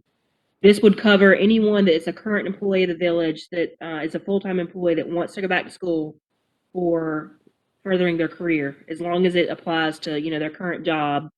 Let's say Rohit wanted to go back and get a master's in planning. It would help to cover some of his tuition. And typically what happens with these programs is you just figure out how much you can do based on the year. Like this year, we may have a good year. We may be able to put $2,000 or $3,000 in. Next year, it may not be so good. We may only be able to put $1,000 in. So it's just depending on the funding and the availability at the time of the budget. Christina, is there a provision in there that if we pay for part of your tuition for Rohit to go back and get his master's of planning, then he would have to stay with the village for X number of years after we paid for his education? I don't want us to pay for his education and then him, We're picking on you, Rohit. There's not as it's currently worded, but we can add that in there. That's not a problem. I think we should. I think that's very common, not to interrupt, but that's very common. If you're going to pay for schooling, then you get, otherwise they surrender what you paid, or, yeah. It's you're investing in the employee who's going to invest back to the thing. So I think that's fair. We'll add some language in there about that. Okay, moving on to grievance on page 30 and 31. Basically, everything remains the same in here. The only thing we really changed is, so the grievance policy would then be administered by the manager at this point moving forward, unless the grievance itself involves the manager. So if, for instance, let's say that Rohit got really upset with me, I wrote him up, we went through the process, and he did not agree with my interpretation, because that involves me, he could grieve that to you all. Whereas, let's say Derek writes up one of his part-time employees, they don't agree with it, they can grieve it to me, and I would then make a determination at that point. So are they able to keep that confidential if, like, there was an issue with you and a couple employees, or maybe, can go approach a council person individually and say, because obviously if you're going to meet as a group, you have to meet in public and stuff. Is there a way that, It would be employment, so that would be closed. It would be in closed session. Okay. It'd have to be personnel. But I think your question is how would Rohit ask cancel to meet about me? Is that what you're saying? He would have to go through the grievance process first and not agree. So he would still have to go through me to do the grievance and not agree. And so in that case, it would be forwarded to you all, and I would be aware of it. So. Okay. Any more references? We'll now pick on Austin. So and get rid of Rohit. Sending off to school or whatever. So you're up, Austin.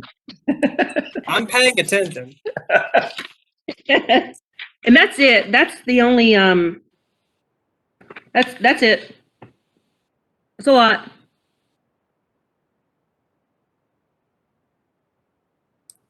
Joe, you're muted. I agree. I'm glad we're not taking any action. We need to chew on this a little bit more. I encourage everyone to do that before the next meeting, and I guess we'll talk a little bit more about it in there, or save it for another work session. I think we have all the revisions need to be done and in the packet, and we all need to read it before the meeting. And if you have questions about certain sections, then bring it up. If not, we're moving on. Because this is policy, and this is, you don't want to be constantly changing policy and stuff. So, okay. And I will mention to you that until we change this personnel policy, we still have to come to you all for approval of any employees. So, like for example, Rohit's trying to hire a employee that y'all had authorized a couple months ago, and we'll get into that in my admin report. But for example, if he has someone that he selects, and or if Derek has someone they select, we still have to come to you all for the process that's established currently in the personnel policy, just so y'all know. Okay. All right. Can't we just give you approval now to do all the hiring? I mean, if y'all want to make a blanket approval, that's fine, as long as. I'm gonna make a motion to allow Christina as the village manager to start any hirings and firings as of 1/28/21 at 2:26 p.m. because I don't want to do it. Further discussion? With no objection to that, all's in favor? Aye. Aye. Aye. All right. Motion is passed, so I'm glad I'm not on a chopping block with you, Christina. Congratulations, Christina. Congrats. I was saying we were picking on Austin next. Yeah. Okay, so we're done with that. Moving on. Do we have anything else on that issue? Item? Okay, thank you. Okay, before we go on, I just heads up. We are staring down at 2:30 coming up shortly, and I do have a WUMA meeting at 4 o'clock that I need to be out of here probably by 3:30-ish. Then talk fast. It's not about talking fast. It's about talking thoroughly.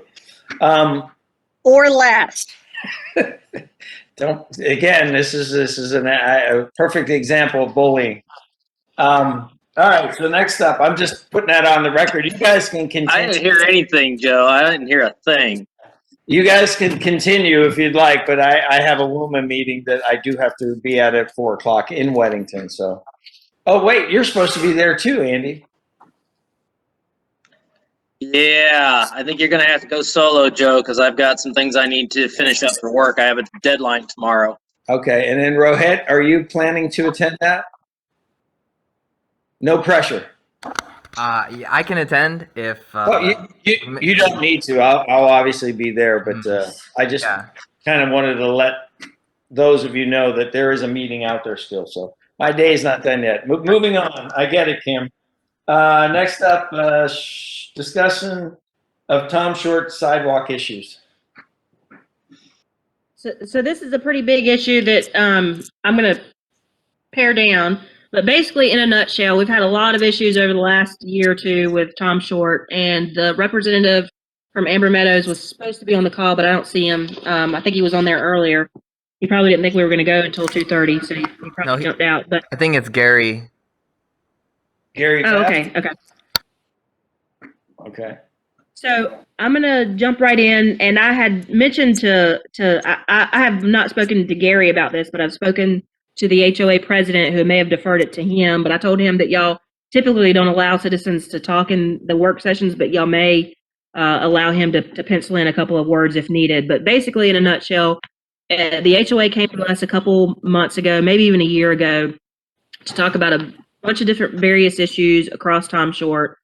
Two very distinct issues was the plantings that were in the middle there of the median that the Amber Meadows HOA was responsible for. And secondly, the sidewalk and the bridge and all that stuff that's along Tom Short Road. The sidewalk and the bridge had some maintenance issues that were needed to be addressed, primarily aesthetics, some of them being liability tripping hazards that are on the sidewalk itself.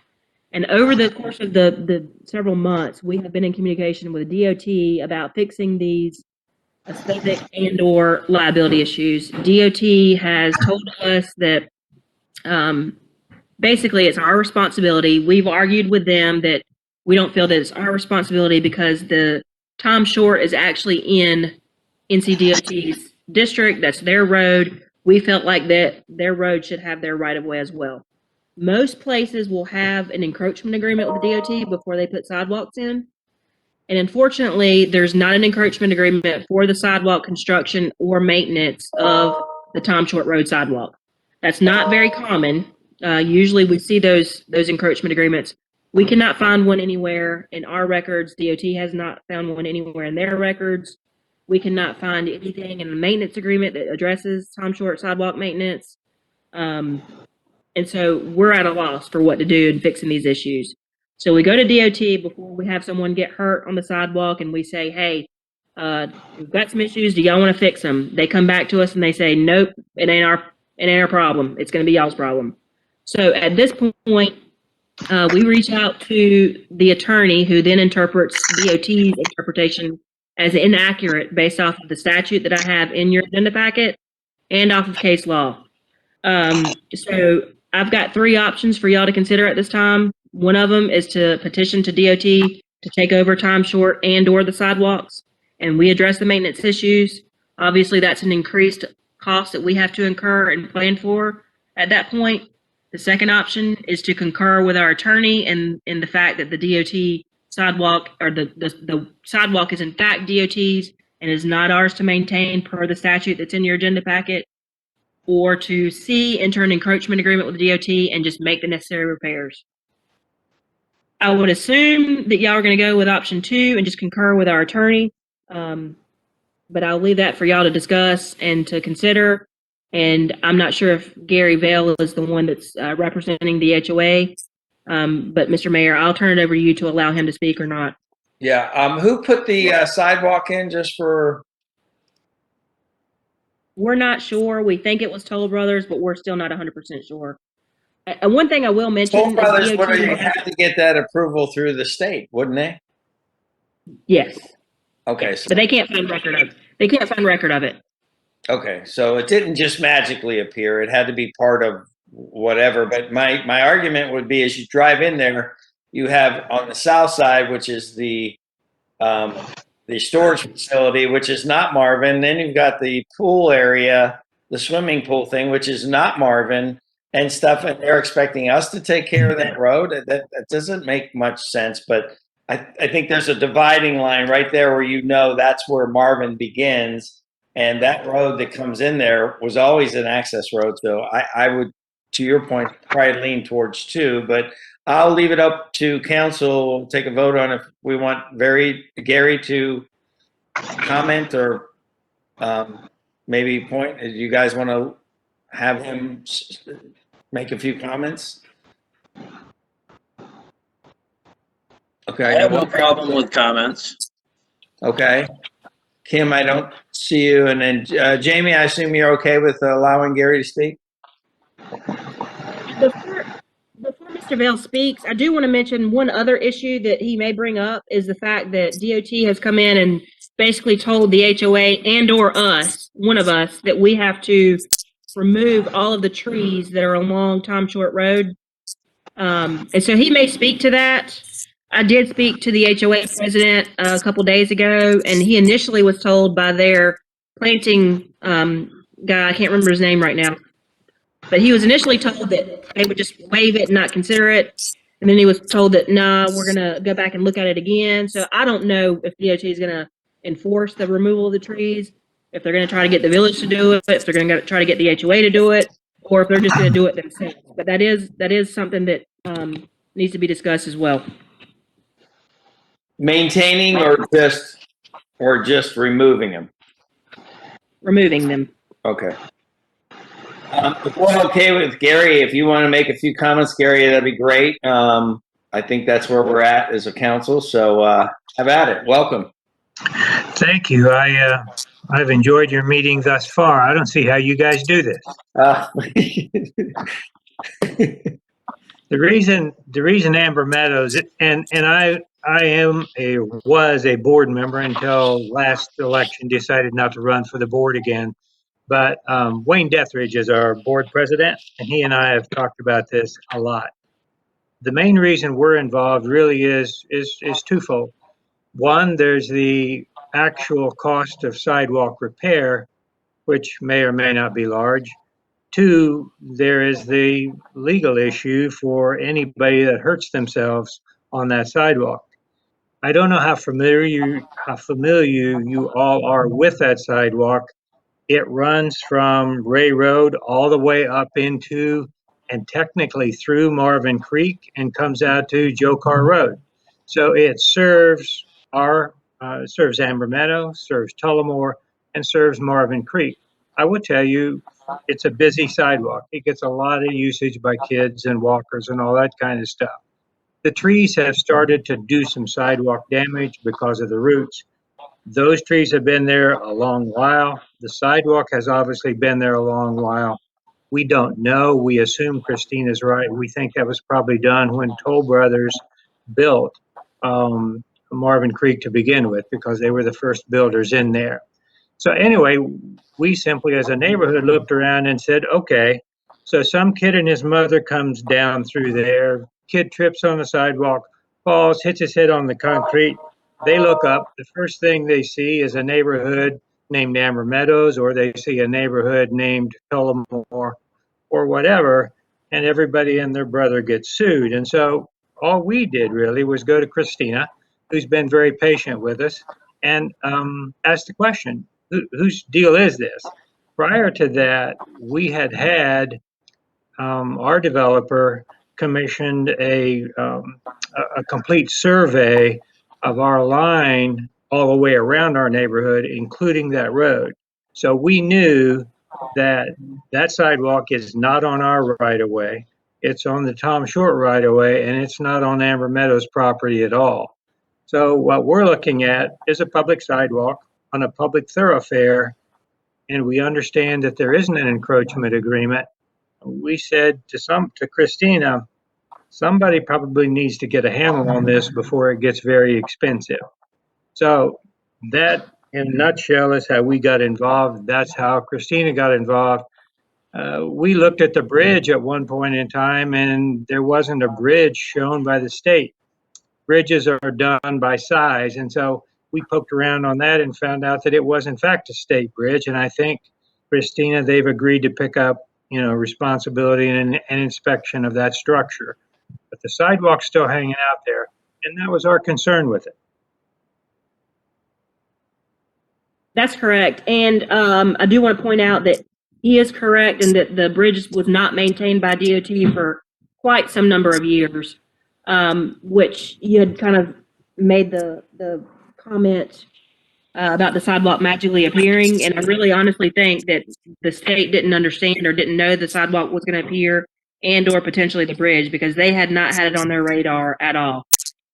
And if I'm not mistaken, when that whole development was going in, because I was around, I think I approved the Amber Meadows one back in 2013, I think is when it initiated. But there was a big issue with, the area from the gate of Marvin Creek to that roundabout, and who owned that portion of it as well, and who was responsible for all of this. But Gary, if you could wave your magic wand and command us to do something, what would you like to see us do for you? And just take this, or what would you like to see happen, or what do you think, in your view as a resident, is what?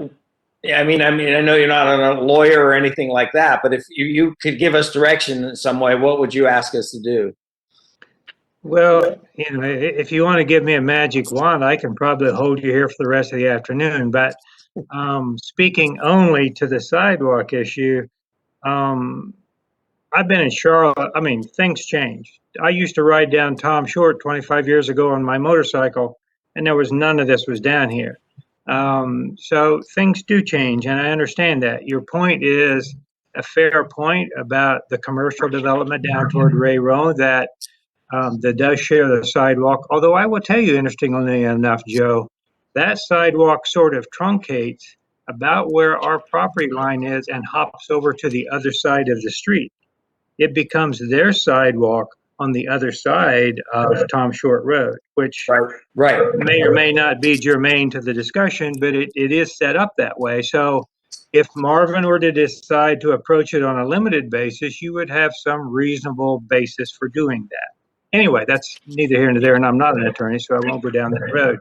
But as far as we're concerned, we're a small neighborhood. We're 44 homes. You have exactly the same sort of arrangement with Tullamore, and they have exactly the same sort of potential liability out there that we do.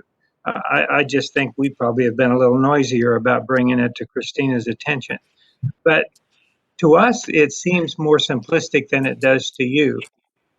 The city of Marvin, village of Marvin, basically now incorporates Amber Meadows, Tullamore, and Marvin Creek. A village or any municipality has certain responsibilities to its citizens. And part of those responsibilities, we think, we understand the difference between interior sidewalks and sidewalks along a public roadway. We understand that Marvin has no interest in taking over interior sidewalks and that the subdivisions and the communities are responsible for those. We get that. But we're looking at a public thoroughfare and a public sidewalk. And ideally, it's the state. If you want to be, to be fair about it, it probably belongs to the state. My magic wand does not extend to the state. I can tell you that. Yours may. But we just think it is a municipal sidewalk and a municipal responsibility lying in a public roadway. So we don't see any reason that a private community on that basis would be involved in any way. We'd like it fixed. We just don't want to fix it. Right. Interestingly enough, you said on the other side of Tom Short was the walkway that was, if you drove by there, I don't know if it's still there or not, but it had come up in certain areas and they were asking me to fix it. I said, no, that's not part of Marvin. But I know we've always had this issue. And just for, Christina, you and Kim and I talked about this issue about, this is a perfect example of why you want to be part of Marvin, because instead of 44 homes fighting the state, if we go after and take this approach as a village, we're representing the village for a certain neighbor that's having a certain issue. Another reason to become part of Marvin as we do this. But I'm probably inclined to agree with what you had said before, because I don't think it ever came down our approval to get those sidewalks approved. It is a public road that was always, it was part of the public. It was never owned by, it's still not owned today. And you're telling me you can magically allow a sidewalk to go up there next to a bridge and not knowing that that's a commercial area on the corner and that is ours? I mean, I get it if we own the roads, but we're not there yet and we don't own them yet. My take would be is to pursue, and this, the opinion of one, is to pursue the, going down the road. If the state is not going to take responsibility, then there's got to be some legal recourse to find out who does own it and who would be responsible for it. And I'm not trying to not take responsibility for us. I think if we owned the road, this would be a non-issue. But we don't own the road. We'd never owned the road on this. The developer that came in that built the road that was access. I remember them saying in Marvin Creek, they didn't know where that gate was going to go to that led out there. It was always intended in the master plan to go out to Ray Road to have access and be more of a public facility. How much of it is the county responsible for this too? So that's my point. I'll let you guys, other council chime in.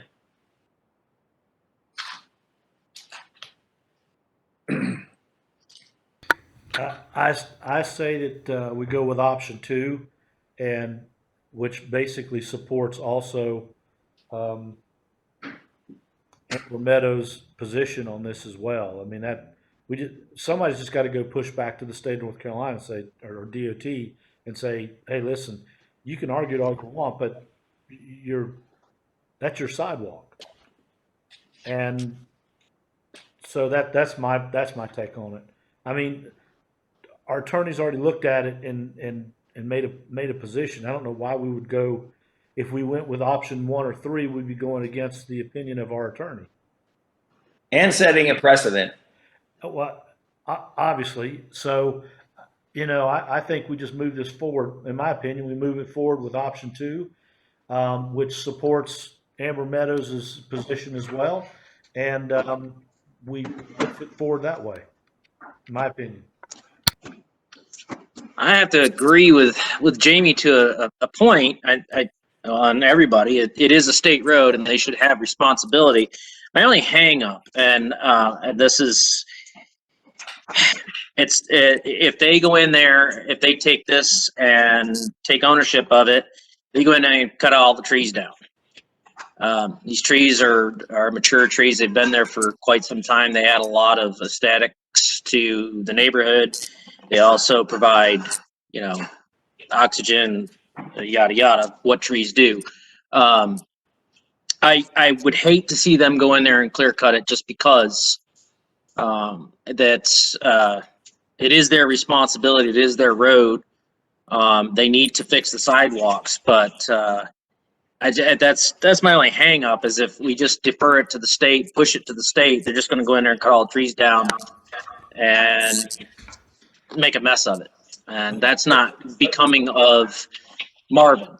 It's not going to look good in front of all three of the subdivisions that are affected there. It's not going to look good at all. And that's my only concern of the whole thing. But Andy, that's a great point. However, didn't the state already kind of mandate someone else to do it? So I mean, Is that true, Christina? Did they mandate somebody cut all the trees down, or I mean, what are the other options besides that? I mean, I mean, the state looks pretty silly here. Going, okay, I'm gonna mandate you to cut down trees that I own. Well, ridiculous issue. I have notes from our meeting when I met out there with Bruce. That's the guy's name, from the landscaping guy from DC. And so here's. Hold on. Rohit's talking, but I can barely hear him. Okay. Yes, sorry. So when I met with the landscaping guy, Bruce, myself, Bruce, and Wayne went out there, and Bruce said he can help if the trees need to be cut. He doesn't prefer either option of cutting them or not cutting them, and says it's our call.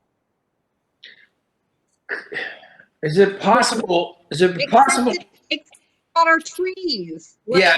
I mean, that's what I can't get around. Like, I understand that there is the liability concern, 100%. I don't blame you guys, but whether Marvin has it, NCDOT has it, you guys have it, Mr. Vale. If somebody falls in front of your sign, they're still going to see Amber Meadows. They're still going to come after you guys. Like, regardless of who it is, they're still going to cause a headache for you guys, just because that's the sign that's there. It's in terms of the trees, like, it's not our sidewalk, it's not our road, it's not our trees. DOT just got finished telling us earlier today that they don't have any money to help us build a roundabout. So do they really have enough money to go out and cut some trees down? I mean, well, I think you meant with resources. I'm an option number 2, that it is the state's problem, and that if something happens, we will fully back Amber Meadows, Tullamore, whomever we need to back in order to help them if something happens. But again, it's just not our road. Yeah, as they were putting that road in and the roundabout that they put there and stuff, I think there was some sort of requirement. I don't believe it was from the village. We'd have to go back and look. That something kind of like with the roundabouts be planted in the center and down that strip was what the state required us to do, right? And the state has all these parameters that, you need to have this. So we've kind of followed that line. So following that logic, I would be open to saying, you know what, state, you take care of the roads and stuff, and you take care of the sidewalks that go along with that, because they're your roads. It's a public road. But as far as the entrance to that, I'd hate to see them having the authority to go in and take that over. Could we not have some sort of shared agreement for the trees in the center and us? I think that looks nice when you come into there. It's a nice tree-lined area, and I can't imagine it being, but that could be something that maybe there's a halfway point. We work out a deal with the state. I don't know. I think the reason they want us to remove the trees is because I think they believe that those are and/or going to have the concerns with moving the sidewalk, the root system. There are, I think, 2 different tree systems that we're talking about, and I think Mayor was talking about the trees in the center. The trees in the center, he wants some of them removed because it's a sight distance problem, because the Tom Short Road is a little curvy at that location. And the trees on the edge of the road behind the sidewalk are a problem because they were planted too close to the road. So if we were to ever fix broken sidewalk, it might interfere with the roots again. And so we should cut the trees and plant new ones further back, or just not plant new ones. But if we don't cut the trees, then it's our liability if the sidewalk gets damaged again because it's too close in between the tree and the edge of the pavement. Rohit, why is it our liability? If we were to take on the responsibility of the sidewalk, that is, then we would have to take take into account that we're basically accepting a design that DOT would not accept. I got it. So DOT is going to require from Ray Road all the way to Ardrey-Kell, because every single one of those trees is just as close to the sidewalks all the way up Tom Short. So they're going to have to talk to Charlotte. They're going to have to talk to unincorporated Union County to get all those trees removed too. Well, in that case, Charlotte probably replaces the sidewalks when roots damage them. Okay. But that's what we would have to do. Unincorporated Union County? Probably not. Probably not. Yeah. And the whole center, like the sightline thing, that doesn't make any sense. There's an island there. I don't need to see who's coming. I mean, that is just. I'm just telling you what he said to me. Who's this? Bruce, the landscaping person from DOT. Brilliant. What? Oh no, I just said that was brilliant, not you, him. Oh, I thought you said Rohit. Yeah, that's what I heard too. I said brilliant. Okay. So it sounds like, and I don't know. Well, I think we've all chimed in except for you, Bob. But I mean, it sounds like we're at number 2 right now, right?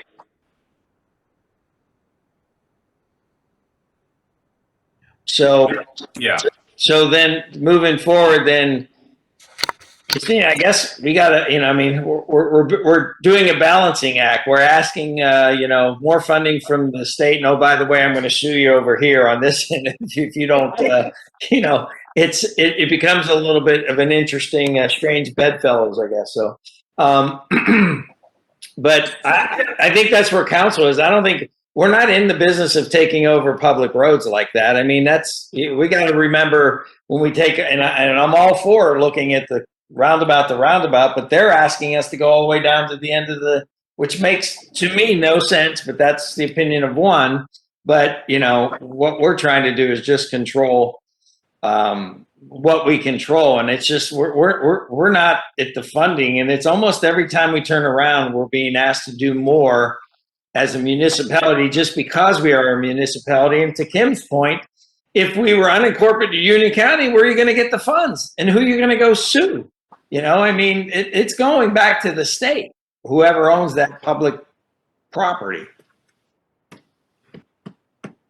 So I think Mr. Vale's rationale behind this is to obviously get the village's stance on where we stand, get the DOT stance on where they stand to address any future negligence or liability claims that may arise from all of us to be sued. And so I feel like that's probably covered, and that we're going to get our attorneys to send an email or a letter to DOT's legal counsel letting them know where we stand, and we can CC the HOA on that correspondence as well, so they can have that for their records. But I do want to make sure that the risk here is that we keep this ignored as far as the tree is concerned, and the risk is for DOT to come in if they shall choose and remove those trees. So I think that covers what you were trying to accomplish. When they get the money, Christina, they'll be right out to cut those trees down. It'll be a few years. Yeah, all of a sudden they'll find money to do something like that. Did that cover what you wanted, Mr. Vale? I know that's probably not the exact answers you wanted to hear, but I think it covered your intent. Well, I don't mean to be disingenuous in any way, but as far as our neighborhood's concerned, and I won't speak for Marvin Creek or Tullamore, I haven't talked to them about it. We don't have a dog in this fight, to use an old Southern expression. We don't own the land. All they happen to do is run a roadway and a sidewalk outside our property line. We don't, to Kim's point, as far as supporting Amber Meadows, we don't, at this point, we're borrowing trouble to some degree. Nobody's been hurt yet. we don't need defense. The first thing we would ask to do, if there was such a lawsuit, we would ask an attorney to get us removed from that action, simply because we have no responsibility and the thing's not on our property. So we're sort of borrowing trouble that hasn't happened yet, okay? But we just see something coming down the road. And secondarily, the sidewalk probably needs fixed or somebody's going to get hurt.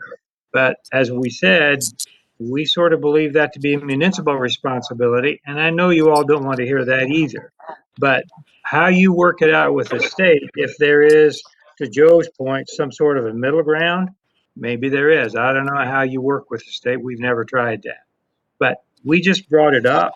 That's sort of where we are, and we don't know quite what to do about it. So, I don't have anything smart to add beyond that. I don't know how it gets fixed. I just know there's a sidewalk that's going to continue to get worse. So what I'll do after the meeting is I will advise our attorney to craft a nice letter to their attorneys and kind of bring up the attention of the issue. I think at this point, I've asked their district engineer to take it to their legal counsel, but I don't think that that's happened. I think that he's just interpreted his manual of traffic provisions just as he normally would do, which is his job. But I think once we have two attorneys talking with each other to talk about the liability exposure, that may actually get DOT to understand that they need to take place and do something. And if not, there's already been a precedent set from the legal side of things where we will all be covered. But we could bring it back if there's other liability exposures that the village attorney seems to think differently after speaking with their attorneys. But at this point, I think that that's the direction of staff, is to get the attorneys to contact each other.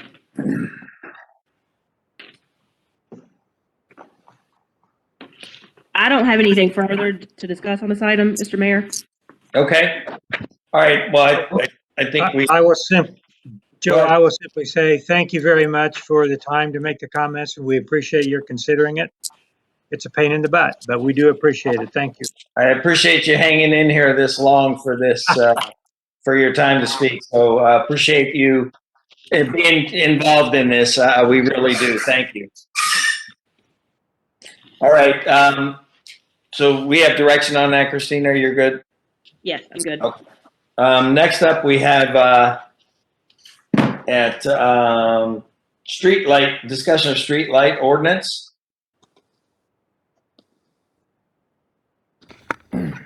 Hello. All right. So the street light ordinance, which is now an ordinance, not a policy, because the previous adoption was also an ordinance. My idea basically has boiled down to pending the previous ordinance with the prioritization that you guys came up with a few months ago, so that the policy would have some sort of direction and is not just the general standards of street light installation, like engineering specs only. So that's all that I have in front of you today, and I wanted to get your opinion on, if that's enough, if the policy plus the addendum is enough to get started on installing lights, or did you want to see something more? And if so, we can make this an actual ordinance either way, with revisions or not, for February 9th.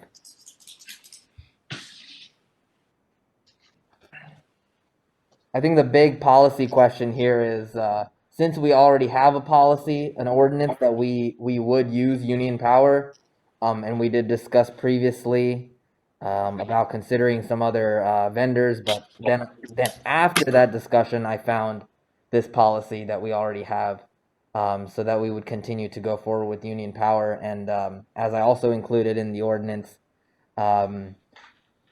just to make sure, like, as part of the ordinance policy, whatever you want to call it, we would make sure that both staff and union power are aware of all requirements before beginning a project, so we don't get hit with unexpected delays in the future.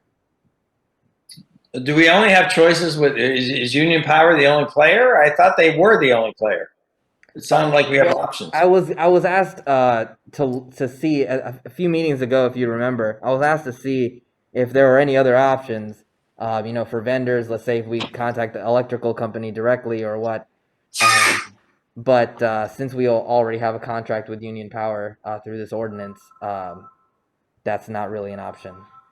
That's what I thought. Okay. Yeah. And it's my understanding now that when we go to lighting, you're only leasing them, you're not purchasing them. Is that correct? Right. We still have to pay a monthly fee. So that policy, yeah, I get it, because that policy, I believe, has changed. Jamie, correct me if I'm wrong, that when we did that for our neighborhood, we were allowed to purchase them and they were around $2,500. Now we're a lamp post in here, but now you have to leave, and we were charged per light post. There was I guess a charge for every light post that came to the HOA, but for this, now fast forward, the state, we have to lease them, and it's per pole. We never own the poles, so I assume they replace them if something goes wrong other than an accident. I don't know. I mean, I'm just trying to get, before we get to policy and details of what we do here. Yeah, so these poles, they have sometimes they have all sorts of other telecoms on them. You'll have Windstream, Spectrum, electricity, and they also lease just room on the pole. So yeah, so the DOT might own the pole. I don't even think Union Power owns the pole. And then we just give the Union Power, we give them a monthly, like $15 or $25 a month per light or something like that. It's in the policy. Forget the numbers.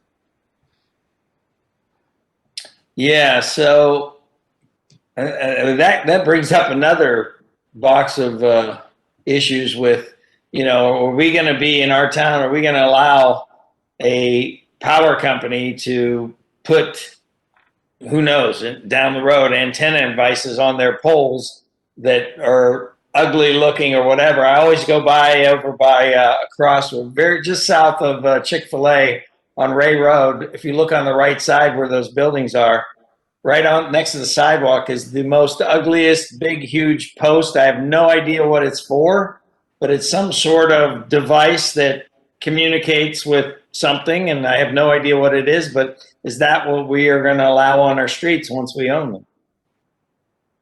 So those are your new 5G cellular antennas that you're referring to. They look ugly.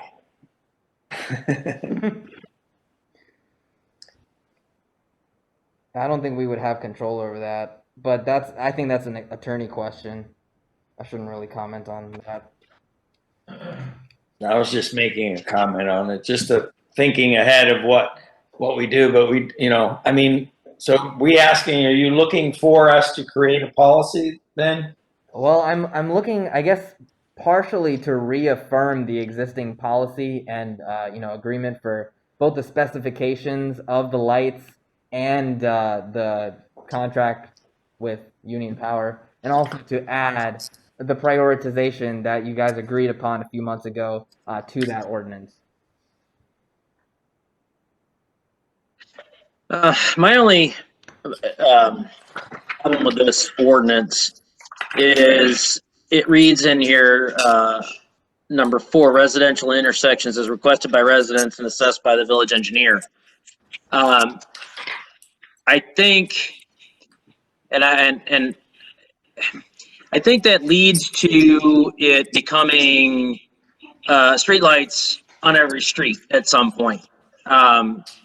And I think that is not where a rural village needs to go. I certainly understand safety for intersections and traffic circles, but up and down roads just because we want a light at the end of our driveway, I think that snowballs into lights up and down every road in Marvin. And I don't think that's the direction from my point of view and from constituents that I've heard comments from. I don't think that's where we want to go.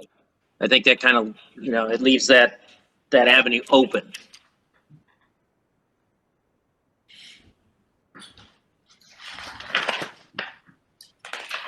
I'd agree with that. So what does council want to do as far as direction on this? Do we want to dig in deeper on this at this time, or what do we want to do with this? I guess there's two different asks. I could definitely get some answers on the leasing poles and what is the exact contract when we get a light out there. But the other direction is, do you want me to flesh out this draft policy into a real policy to adopt as an addendum to the existing one?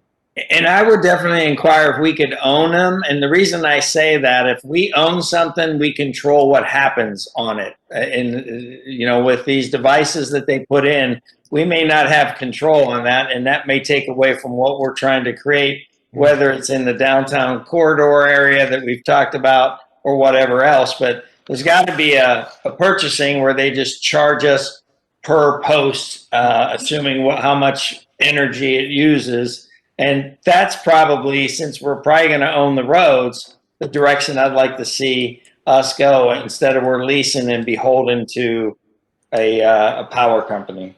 Okay. I doubt if they're going to allow that, but who knows?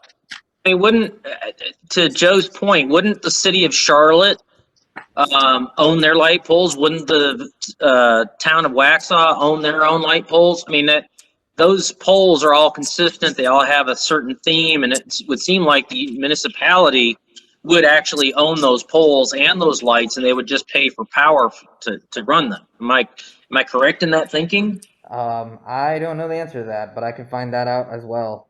That's what we did when we wanted to add poles in Firethorn. We added certain poles. It was never meant to be all lit up. It was kind of like a pathway, but there were some dark areas that people were concerned about at night. So we added them, and they came to us. I know we cut a check. Back then it was $2,500 per post. But again, we own it. And again, we're eventually going to own the road. We may not have control on something like Joe Carr Road that goes all the way out, because that may stay a state-owned road or county road. That's not going to be, may or may not be Marvin's, but, and we won't have control on that. But anything that's going to be village-owned roads, I'd really like to have. And I got to believe, to Andy's point, we have the ability to own that because it's going to be in the easement too. So. Okay, I can find that out. Are you talking about the giant brown light poles, or are you talking about the pretty decorative light poles? We can be talking about both right now. And for the brown poles on the main streets, those are what I believe you lease some space on it. But it seems that you're talking about also the ornamental poles, which I don't know for sure, but it sounds like you could own them because you've done that before. I mean, all those lights that were put on Marvin Road on Charlotte's side recently in front of that development, they're along the sidewalk there, and those are dedicated poles for street lights. That is in the city of Charlotte, city limits. Is that something that the city of Charlotte did and they own those, or is that something that the subdivision did? Because it lights the sidewalk and the road in that corridor. It's got to be the city with DOT's approval if it's lit up on DOT streets, because you got to get their approval to light up their streets. That's Rohit, not having this ordinance is not slowing down our lights on the two existing roundabouts. No, it hasn't. It's not related. This was kind of a request we got a while ago. There were some residents concerned about the darkness on Waxhaw Marvin Road, etc. So this policy was kind of a response to that, kind of like a prioritization that we install. We would install lights at thoroughfare intersections, but that doesn't. Not having this ordinance doesn't preclude us from actually doing the lights at those intersections. Like we could build those lights, and without a prioritization policy, this just kind of guides the rest of the development of streetlights. Okay, well, I say figure out the answers to the questions that have been posed, and then bring that back to us. Okay, that sounds good. I think I can. That's a good task, and I can get you those answers. Can't promise it by next meeting, but I'll get them as soon as I can. That'd be great. Thank you. Thank you. Next up, we have discussion of roadway median planting interpretation. Okay, yes, this is a really quick one. So, and this is going to come up soon, and came up with the roundabout medians. Basically, our median planting ordinance has the words, "This is a guide," in the beginning, and that's not what an ordinance should say. And it's funny because when the PRNG board were discussing what should be planted in that roundabout medians, I came with the ordinance, and it says in the beginning, "This is a guide," and they said, okay, well, if it's a guide, then just go away.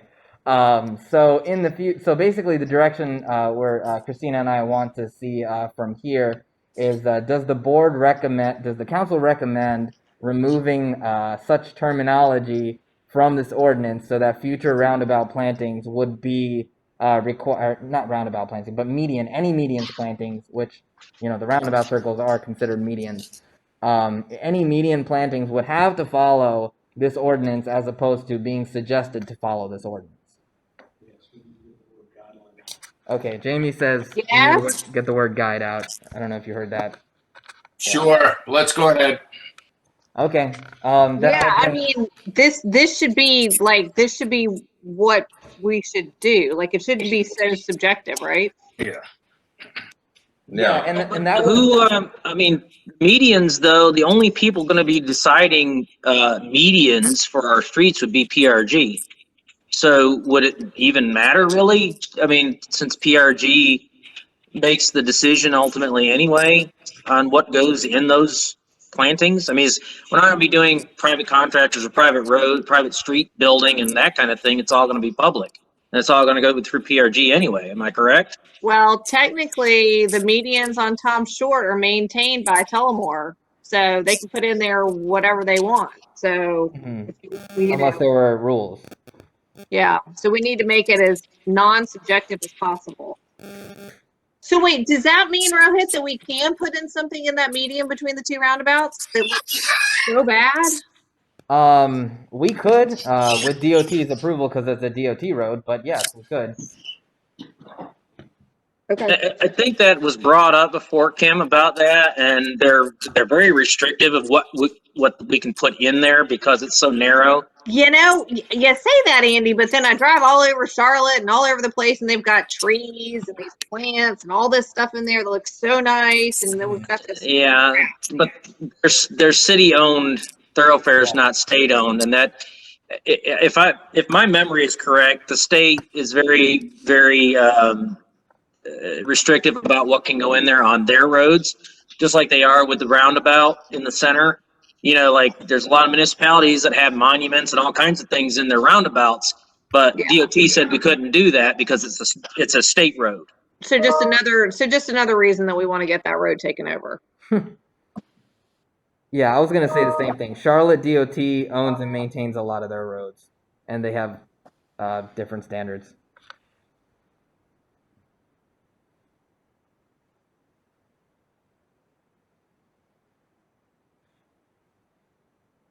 So did you All right, what else do you need, Rohit? I got my direction there. Thanks. All right, Joe. Next up. Okay.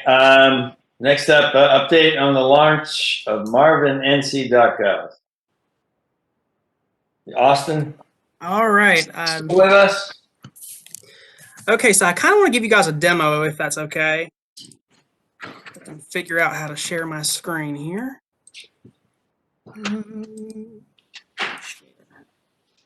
Okay, can you guys see the website? Yep. Okay. Okay, so this has been a lot of work. A lot of hours have went into this. I want to walk you through some of the new features of the website. A lot of them have to do with our effort to increase our communications with residents. So when someone's on the website, it's now easier than ever to sign up for the residents list. On the homepage here, we have a whole banner right here that says join our email list to receive the latest news and updates to your inbox. So they can click that link, takes them right to the web form, and they can choose what they get from us now. They can sign up for newsletters and important updates and or meeting notices. They can choose what they get. One thing that we have seen from people who choose to unsubscribe from our email list is they think they're getting too many emails that do not necessarily interest them. So if someone, let's say someone enjoys our newsletters, but they don't really go to meetings, they can choose to unsubscribe from meeting notices while still keeping the news and updates. That way, we're not losing people from our residence list completely. We're still able to give people what they want, and they can get the most important news that's relevant to them. That's one major thing. We also have this tab here for Village Communications that basically tells people what they need to do to get the most accurate and official news. It tells them to sign up for the residence list, to follow us on Facebook, make sure they're subscribed on Nextdoor, and if they receive any information that they want, they're not sure of the authenticity of, they can contact me, and I can take it to Christina or Rohit, depending on what it is, to figure out the information's authenticity. If someone were to miss a communication from us, or they can go to these tabs over here where they can literally view anything we've sent out over the past few months. This currently goes back to October. So if they missed the email on the Abington public input meeting, they can find it right here. And there's the email, and the link works. Actually, that's the old link, but and if they miss a public notice for a meeting, we have an archive of that as well. People are also able to go in and report a concern like they could on the old website. A code violation, a rental facility issue, problems joining a meeting, street issues, and so on and so forth. We have our social media linked at the top, so we are easily findable on all platforms. And I'll show you this feature here. Actually, I'll show you in a minute. A couple really cool features that we have now is we have a page dedicated to annexation. So when someone has a question, they can go on our website. They can see what types of annexation is out there, like what methods. They can find the documents they need, the annexation petition. They can check the map to see if their property is within our annexation area. And there's links for them to contact planning and zoning. One really cool feature that's also new is under planning, we have an interactive projects map where if you're curious what is going on a certain site in the village of Marvin, you can go in and see for yourself what's going on J-Car Road. There's a new subdivision that someone's applied for 19 single family homes on 28 acres. It's just a really cool feature that lets people know what's going on with different sites. So there's Winmore, Broadmoor, the Village Center. You can even see when previous projects have been completed. We also provide a lot of new resources on here for new residents. So we provide them links to find where they can get their cable, internet, and telephone services, links for medical resources, public transit, and so on and so forth. And we have waste collection and recycling services on here. And of course, if you guys choose to continue to move forward with incorporating solid waste as a municipal service, we will be able to update this page to is basically a village department. One really cool thing that we have now is we have a new security feature, which is this contact the village form. You'll notice that across the website, we do not have email addresses for village staff listed, just because that makes us a little more vulnerable to malware and phishing attempts. So now when someone has an issue, when someone wishes to contact a department, they can go in here and they can contact me or Christina or a various department, finance, Parks and Rec, planning and zoning, so on and so forth. And the email will be automatically routed to the appropriate person. They can even submit forms this way and tell us how they wish to be contacted. Trying to see if there's anything else I wanted to tell y'all about. We also want, one idea that I've been working with is incorporating some staff bios so that people really understand who is working on their behalf with the village. This is something I put together for me and Christina, but I'd like to do this for department heads, so like Jamie, Derek, and Rohit as well at some point. I think that was most of what I have, but one last thing is people can easily now access all meeting files for meetings. They can go in and find agendas, minutes, and recordings in one convenient location. and it's much less jumbled, and really that's something across the entire website is everything is much easier to find, and there's multiple ways to get to it. Does anybody have any questions? I do. Austin, where do you find council member contact information? Council member contact information is under Village Council. This gives a description of the way the council is structured. Here is your guys' information, and some point when COVID's over, I'd like to get some nice pictures of you all to put on here. And there's addresses, phone numbers, email addresses, your term expirations, your mission statement, your vision statement, and your goals. Just something I saw, Austin, it looks great. Under the trash removal, it was, you had a L after God Bless the USA. It was a GL. There you go. You can see right there. Oh, God. Yeah, let's Glad. We can fix that. Let me make a note of that. God bless. Okay. Hey, Austin, great job. Yeah, great job. Great job. This is so much easier, and now people will not be like, I mean, I had the hardest time with our old website. Great job. Really good. Really, really nice. Yeah, just makes this a lot easier to navigate and stuff. Yep. Yeah, that's awesome, Austin. I might actually be able to figure out how to use it. Austin, how protected is the list of names once, because before when we used that site that an individual took advantage of by getting all those names and stuff like that, how protected is that? That is completely external to the village's website. That is under the management of MailChimp, which is who we have our services through. So when someone signs up on that list, it does not stay in our server. It goes directly to MailChimp and it's stored there, which we can pull that list if we need to, but it's not housed in-house. Okay. Also, the .gov is now functioning properly. Yeah, it's your email addresses and as well as the website is .gov, and if someone types in .org, it redirects to marvinnc.gov, and your .org email addresses, someone can still send things to those and they will be routed to the appropriate place. How long will that happen, Austin? To my understanding, it's going to be indefinitely. We intend to keep the .org so that people never have trouble finding us. One other quick little feature is we have this FAQs page that we can implement in the future. So whenever you guys want to put out an FAQ on Village Hall, the Village Center District, Marvin Heritage, excuse me, or whenever we move forward with solid waste, we can literally upload questions directly in there and it's in one place.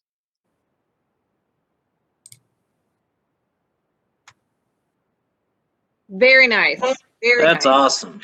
That FAQ page is super, super cool. That's going to save you guys on staff a whole lot of time answering questions, same question over and over and over again. And that makes it easy for people to find information. That's super nice. Cool. I'm glad you all like it. It's been a lot of work. And that's all I got, Joe. Okay, it looks like you did do a lot of work, so thank you again for all those efforts. Next up, as we move forward, and Kim, I'll be turning this over to you pretty soon. And then I may hop on the phone and stay with you guys as long as I can. Discussion of forming a youth council. Okay, so I wrote you guys a memo for this, but basically we have investigated forming a youth council, and what the state recommends with the state body is much more involved than what me and Christina have agreed is feasible with current staff levels. So we've kind of proposed a scaled back version that could eventually, as staff grows and resources grow and this body becomes a little more autonomous, that it could eventually morph into more of the state's recommendations. I gave you all the state's manual for how to organize a youth council just to give you some insight into that process. But basically, if we were to move forward with a scaled back version, it would be something like 15 members with and we would write out rules of procedure at a later time, where a member of the village council could be an advisor to kind of give them that connection to council, with staff available to answer questions and do any necessary research, provide advice as far as organizational matters or community service projects. But we definitely don't recommend launching this before the end of COVID, before COVID. Vaccines are widely available, and the new village hall is built.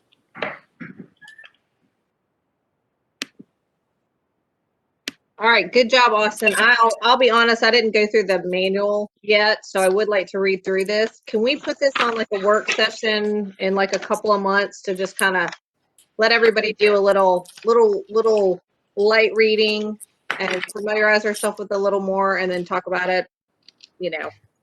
And I'd like to see what category this would kind of fall under from a college perspective, because I know a lot of college students for internships and maybe work out something that involves, you know, it just got me thinking about my own niece is about to graduate, and they're, you know, what this would fall under maybe, and maybe get some, an opportunity.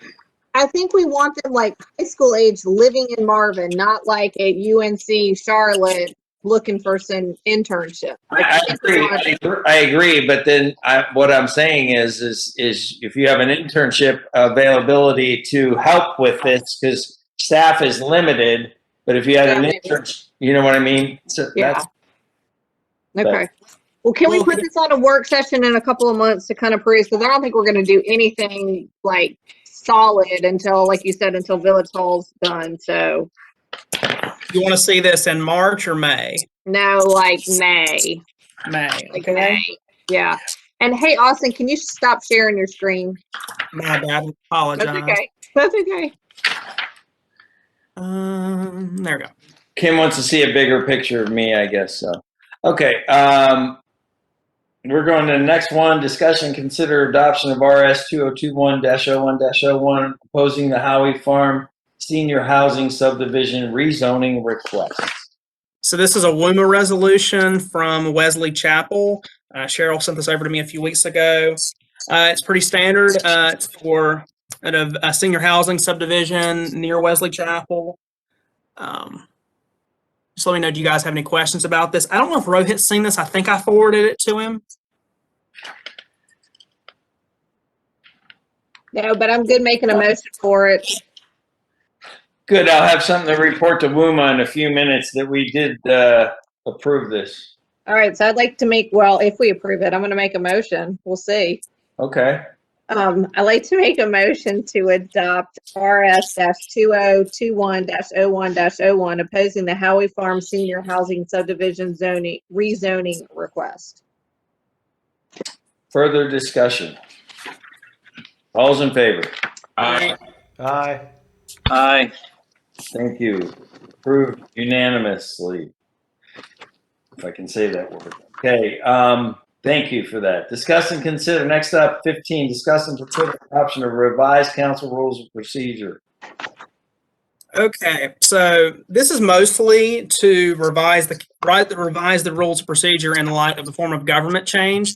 This replaces all mentions of administrator with manager. Yeah, there are some grammar and formatting fixes here and there, but I didn't show those on there because it would have really clouded up the way you view it. The only other big thing in here is I rewrote the council order of business because it was very out of order and inconsistent with what we actually do. So I wanted to make sure that that's modernized with our current practices and is much easier to read and understand.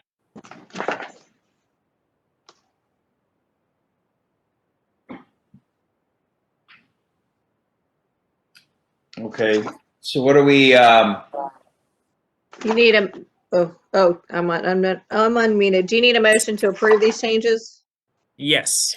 Okay, so I'd like to make a motion to approve all revised council rules of procedure as presented.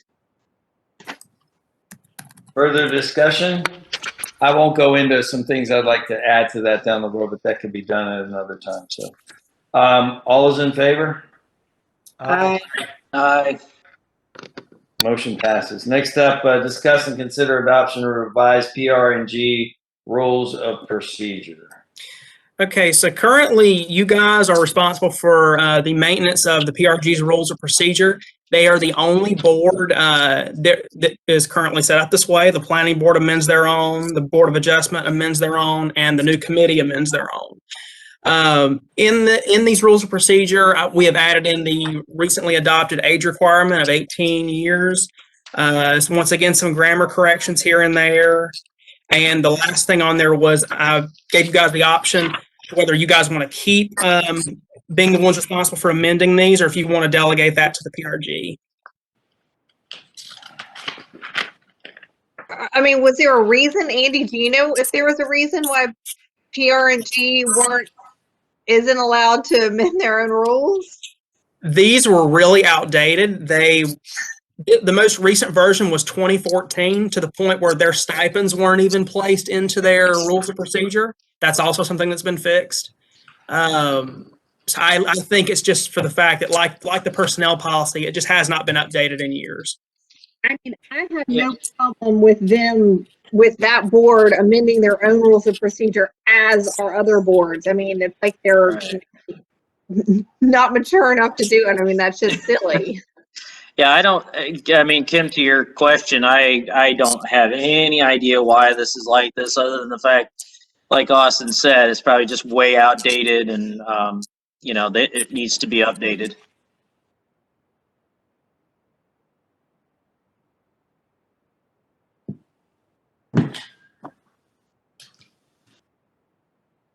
So what do we want to do here? I need a motion to adopt as presented, if that's okay, of course. I'd like to make a motion to adopt the Park Rec and Greenway rules of procedure as submitted. Further discussion? All's in favor? Aye. Okay, next up, we have discussion of 2021 joint meeting with advisory boards. I'm going to keep this brief. The planning board wants to do a doodle poll to schedule a joint meeting with you all in March for their normal annual one. We'll narrow this down to maybe 4 dates or something like that to keep it simple, just because it is kind of hard to schedule a meeting with 12 people, with 12 board members. And if you guys are okay, we'll give the PRG these same options. I'm good with that. Fine, okay. I'm good with that. Good. I'm good with it. That's all I need, just consensus. Okay. Next up, we have discussion of civil penalties for motor vehicle traffic violations. Joe, don't you need to leave? I do. Okay. I'm pushing it. So I'll keep this simple as well. Basically, there was a idea floating around a while ago that we would enact civil penalties for when our police officers find people speeding on our roads, so that the money can come directly to us. However, there is a state law that prohibits municipalities from enacting a law that is identical to a state law. So if the speed limit is 35, and obviously it's a crime to speed, and they get caught for that, then we can't also have civil penalties for the same thing. So that is kind of something that I would need to kind of explore further with the attorney, if there are any ways to get around that. Maybe having a different, enforcing a different speed limit, if that's even allowed. But as it stands, we can't just enforce the civil penalty for any infractions that a state criminal penalty also exists. So where does that money go? You mean when someone has to pay a ticket? Yeah. I don't know. It goes into the court system. It goes to Monroe. Well, I mean, that's why I'm asking, because it's, every time, like towards the end of the month, you're like, oh, everybody's going to get pulled over because so-and-so needs extra money in their budget. Well, does it go to the county? Does it go to the city? Does it go to the state? Where does it go? I would venture to say if it's a state trooper that pulled him over for a violation, it would be, and they got fined, it would be going to the state. But anything county sheriff goes to Monroe. Okay. Still, though, Joe, it doesn't matter who's pulling it over. It goes through the county court system, so it's paid to the county. Everything goes through the county.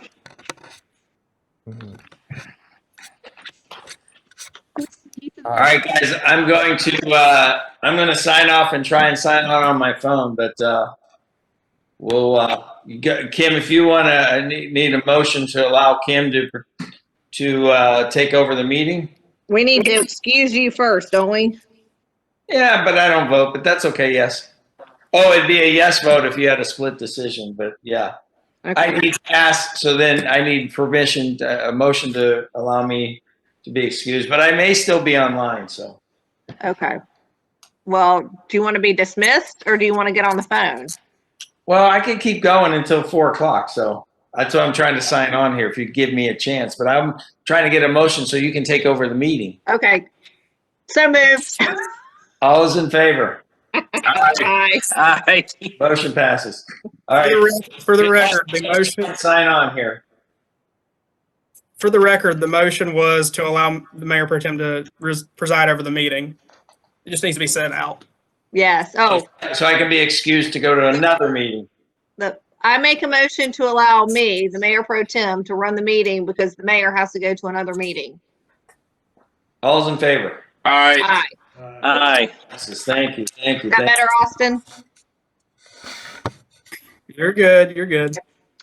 So Rohit, I think is asking for clarity on if y'all want to just. I do have a question for direction. Basically, do you want me to continue, pursuing options for us to somehow enact civil penalties, or do we drop the idea? No, I mean, I don't think there's any way to get it. I mean. Okay. Yeah, I know that. Don't. Okay. All right. Thank you. Thank you for looking into that. Yeah. Sure. Okay, I'll pass it on then. I have nothing else to say. All right. You have nothing else to say. You're done now. Okay. Next up, number 19, discussion of 2021 Village Council retreat agenda. Christina.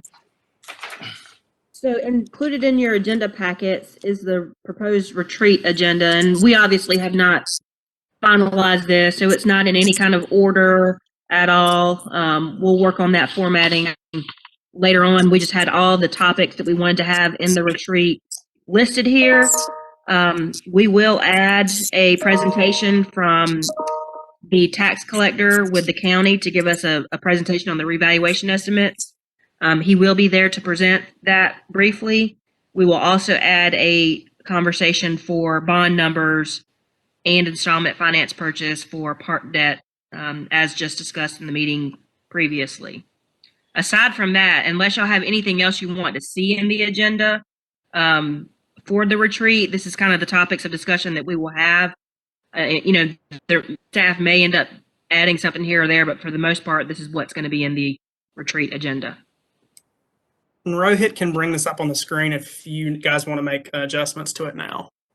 So Christina, under goals and priorities for 2021, that is everything that like we wrote down on those sheets in addition to like handwritten notes that want to be discussed. Correct. I don't have any handwritten notes other than maybe 1 or 2 emails that were sent from a council member here or there. I handwrote stuff on mine. Yes. Oh, you did? Okay. Okay. Well, I haven't looked at those sheets individually yet. I am still missing 1 sheet from 1 council member. So if you have not submitted yours, Andy, please do it's so. you. Is it Andy? Yeah, you can just say my name, and everybody knows that I haven't had a chance to do it yet. I will try. Oh, that's funny. You win. Andy. But yes, that is where that would be discussed. I just want to make sure that we've got like, I want to make sure that this retreat is as productive as possible. And I don't want to get into the situation where like, oh crap, it's not on the agenda, we can't talk about it. I mean, I know we can always add it, but I'd rather have like, just make sure the stuff's on there so people aren't like, oh, well, they're having, secret meetings and talking about stuff they're not supposed to be talking about. So, okay. Well, if there's anything that you see now. No, go ahead. If there's anything y'all see now, let us know. But if anything comes up in the interim, just let us know and we'll add it. Okay, I mean, this looks good to me so far, so I'm good, but I'll keep thinking about it. And council, do not forget to place your lunch order beforehand. You got the menus in an email.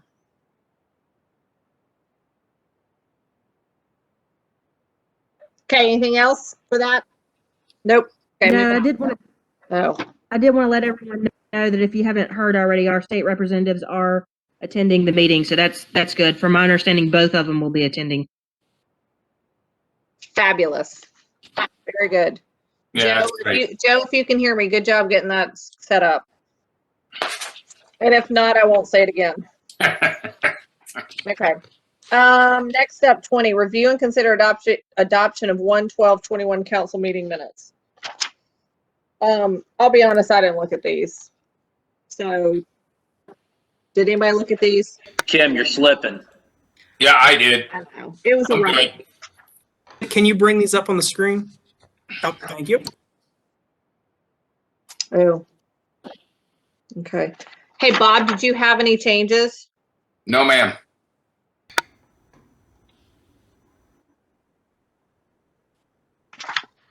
I'm going through them really quickly. I'm good on my end. Thank you, Jamie. Andy? You're good because I wasn't there. Doesn't mean that you can't look at them. Make sure they look okay. All right, I'm good. Okay. So I need a motion to approve the 1/12/21 council meeting minutes as presented. So move. Further discussion? All's in favor? Aye. Aye. Aye. Okay, next up is open topics. Anything there? Nope. All right. Next up is communication and topics, email blurbs. Austin.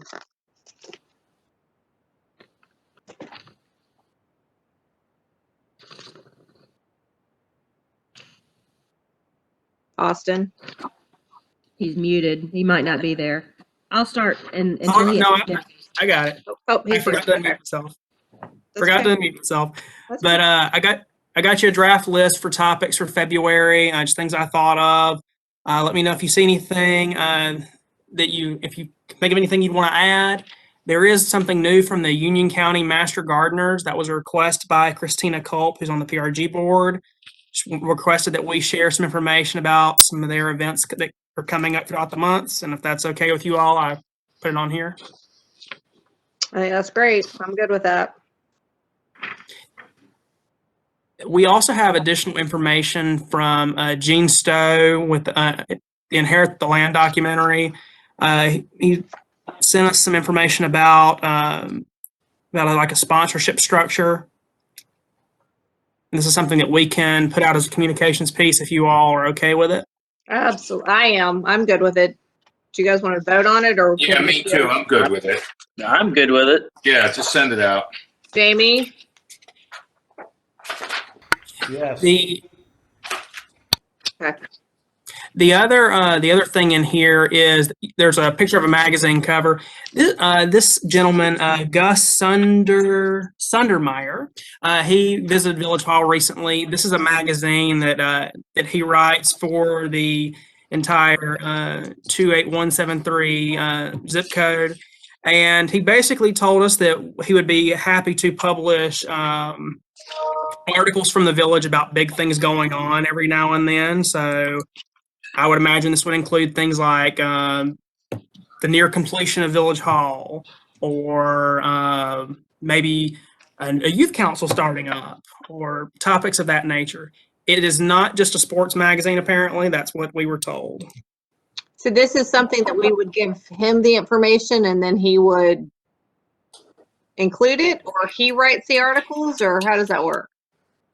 My understanding is we would give him the information to include. Okay. So like when we have like an FAQ on stuff, then we can send it to him and he'll plop it in there? To my understanding, it would be more big ticket items instead of an FAQ. That's I would imagine it's something more newsworthy, like a press release sort of thing for something big going on. Okay. And how often does he do this? I'm trying to remember. It's been a while since we spoke. I think it's monthly, but I'm not sure. It could be quarterly. I need to follow up on that. Okay. And it's not something we would be required to do if we said yes, just whenever we have something. Okay. Do you have an actual copy of the magazine? I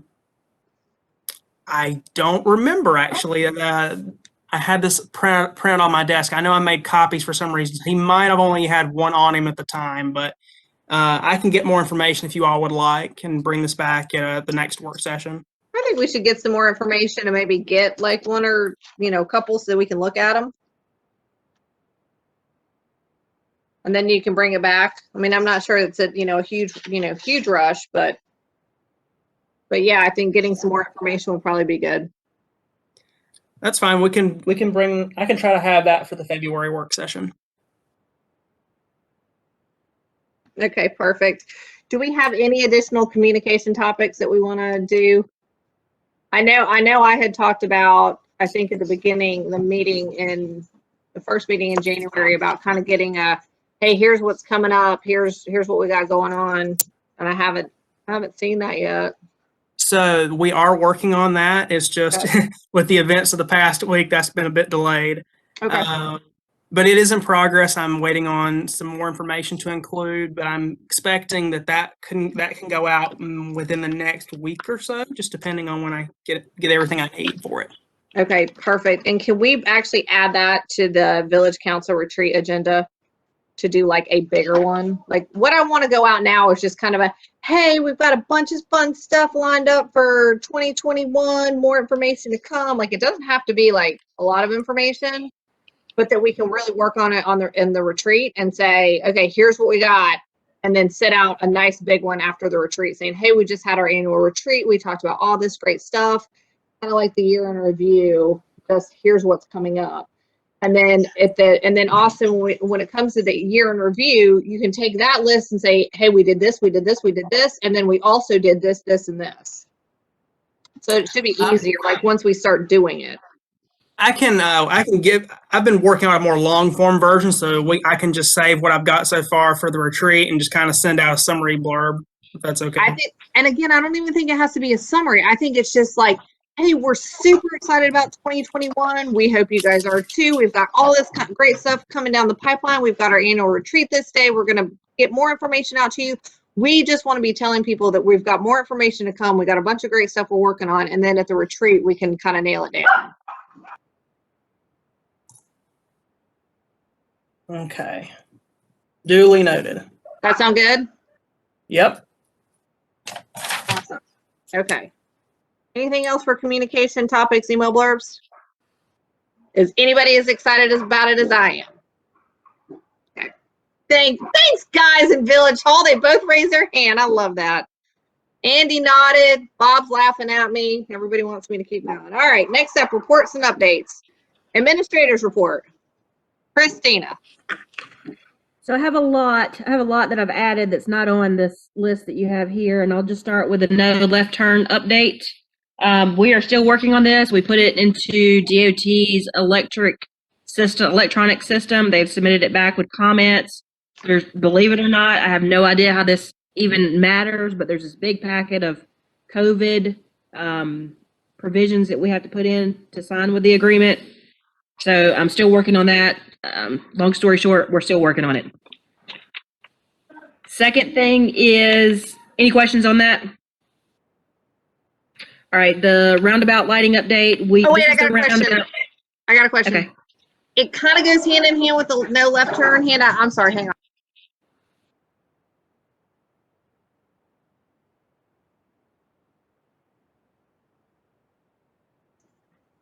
Sorry, my dogs are fighting and they're being so loud. Sorry. Can we get the Welcome to Marvin sign put back up? that's like right when you come in from South Carolina to North Carolina. It used to be there. It's just gone. Like DOT shouldn't have a problem sticking it, like, we'll pay for the sign. We shouldn't have to get an encroachment agreement because it used to be there, but now it's gone. Well, yeah, we'll get that.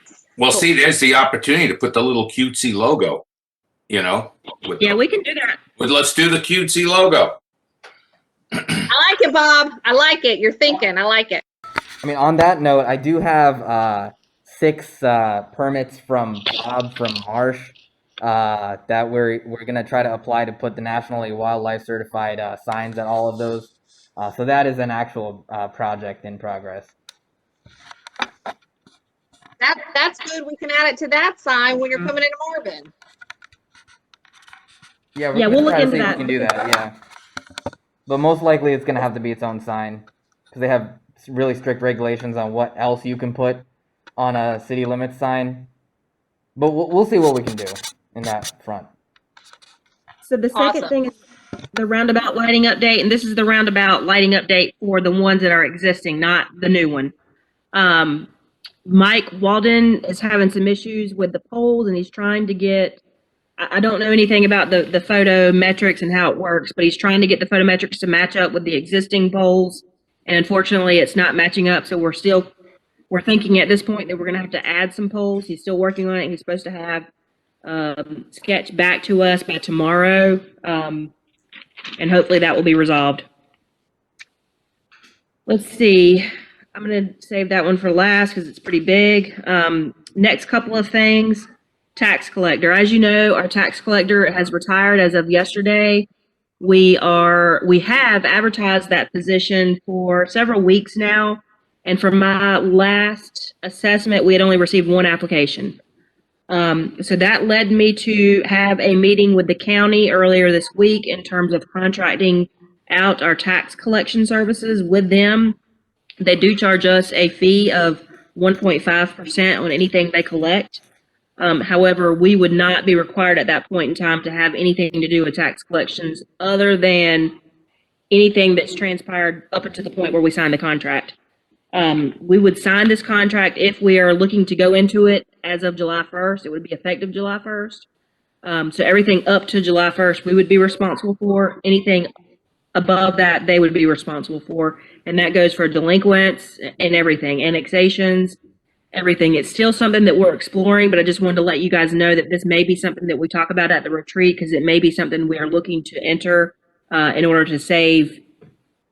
We're not really going to save anything. It's probably going to cost us a little bit more to do it because we are going to have to hire someone to do other office assistant services, but we will be able to save on staff time of getting things accomplished. And roughly it's going to be about $10,000 to $15,000 per year if we contract with the county. There's pros and cons to doing it. And one of the things being it would be a one-stop shop for all of our residents. Because right now they have to go to the county to pay county taxes, to the municipality to pay the municipal taxes. So we'll continue to talk about it before we pull that trigger, but I just wanted to let you know that it is something that we are currently exploring right now based off of the circumstances that we have been dealt with. Which I will mention, the next thing I'm going to talk about and this tax collection item will potentially reduce our separation of duties, issues, and audit findings if we choose to do that. The next thing that I wanted to mention, as noted in the audit.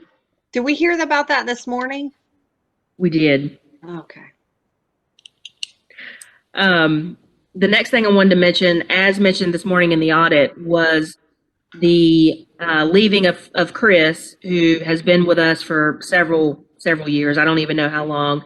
She has graciously decided to stay on to help us through the audit process and the hiring of Jamie and the training. But we've got to a point now where she should be stepping out. She's ready to step out. We need to be on our own, but we are still lacking in some areas. It's going to take a little bit of time for us to really get comfortable knowing that we don't have someone with that level of experience on our side. And so what I'm looking at doing is hiring a certified public accountant to come in on a monthly basis and do checks for us. And that's really just checking over our shoulder to make sure we're doing what we're supposed to be doing, to provide some level of training for us in areas that we're weak on, and to do like audit checks for us to make sure we're doing things appropriately. Mayor Pro Tem Vandenberg comes in right now and does monthly checks on certain things, but this would kind of be another check on top of staff to make sure they're doing what they're supposed to be doing as well. And would kind of take the place of what Chris is doing now, just kind of be another arm to fall on. And so what we've done is we've put together a really comprehensive list of areas that we have identified as weaknesses in our finance, areas where we feel like we can receive training, and then areas where we feel like we need someone to hold our hand. And I'm going to submit some information out to some of the local CPAs that have municipal experience to see how much they would charge to do that for us. And we will come back at a later date and kind of give you those options if council is willing to look into that. It is definitely something that's going to be a cost for us, but I think it's something that we need to really consider, knowing that we've had staff changes. We are currently weak in a few areas in finance, and we need to address those. Okay, so one thing I want to talk to you guys about is the joint meeting that we have scheduled on February 3rd. That meeting is still to take place as we initially discussed this morning. However, we are no longer in need of the cancel meeting on the 4th that we had originally planned. We will take action at the February 9th meeting to solidify all of our village hall plans. I do not think this is going to have any effect on the timeline, but if it is, then we just have to adapt and deal with it. So just wanted to let y'all know that. Another thing I wanted to mention to you all is HOA meetings. Woodhall requested attendance at an HOA meeting this Friday at 7 p.m. They submitted a list of questions where some of them were political in nature, involved some of the opinions of you all individually and or collectively. And I felt it was prudent for them to hear from not only y'all, but for them as well to hear from you all as a board instead of hearing from one or two different members of the council and getting their opinions. So I did tell them that I would prefer me answer the staff level questions, and if they could potentially look into attending one of our meetings, and I gave them a list of the next 3 or 4 meetings, or we could schedule a special meeting where all board members can be in attendance so they could hear the opinions of all on the questions they had. In addition to that, here recently, I think it was Weddington Chase, requested the attendance of Mayor Polino at their upcoming annual meeting. And I can't remember if they requested someone else, but I wanted to just go over that with you guys and get your thoughts. I mean, okay, so my opinion, especially after hearing some of the, and I'll say it, there were some very loaded questions that were proposed by some of the residents from Woodhall. As Christina said, very political in nature. And after hearing some of those questions, I will not be attending any HOA meetings without the full board there. They're talking about not having open meetings, things like that. I can only see that causing a problem for us as a board, and I'm not willing to put myself in that position to be sued again for not doing anything wrong. So, in my opinion, if an HOA wants to meet with us about annexation or an issue, then it needs to be meeting with the board and not with 1 or 2 individual council members, because then you're going to get very slanted information from those 1 or 2 council members. And, right now, this board gets along very well. I've been on a board where the board did not get along very well. So if we're, put in that position, I think it is a lot more valuable to the residents and more prudent for us to do it together as a group. Okay, is that the opinion of, I guess, everyone? I'll wait.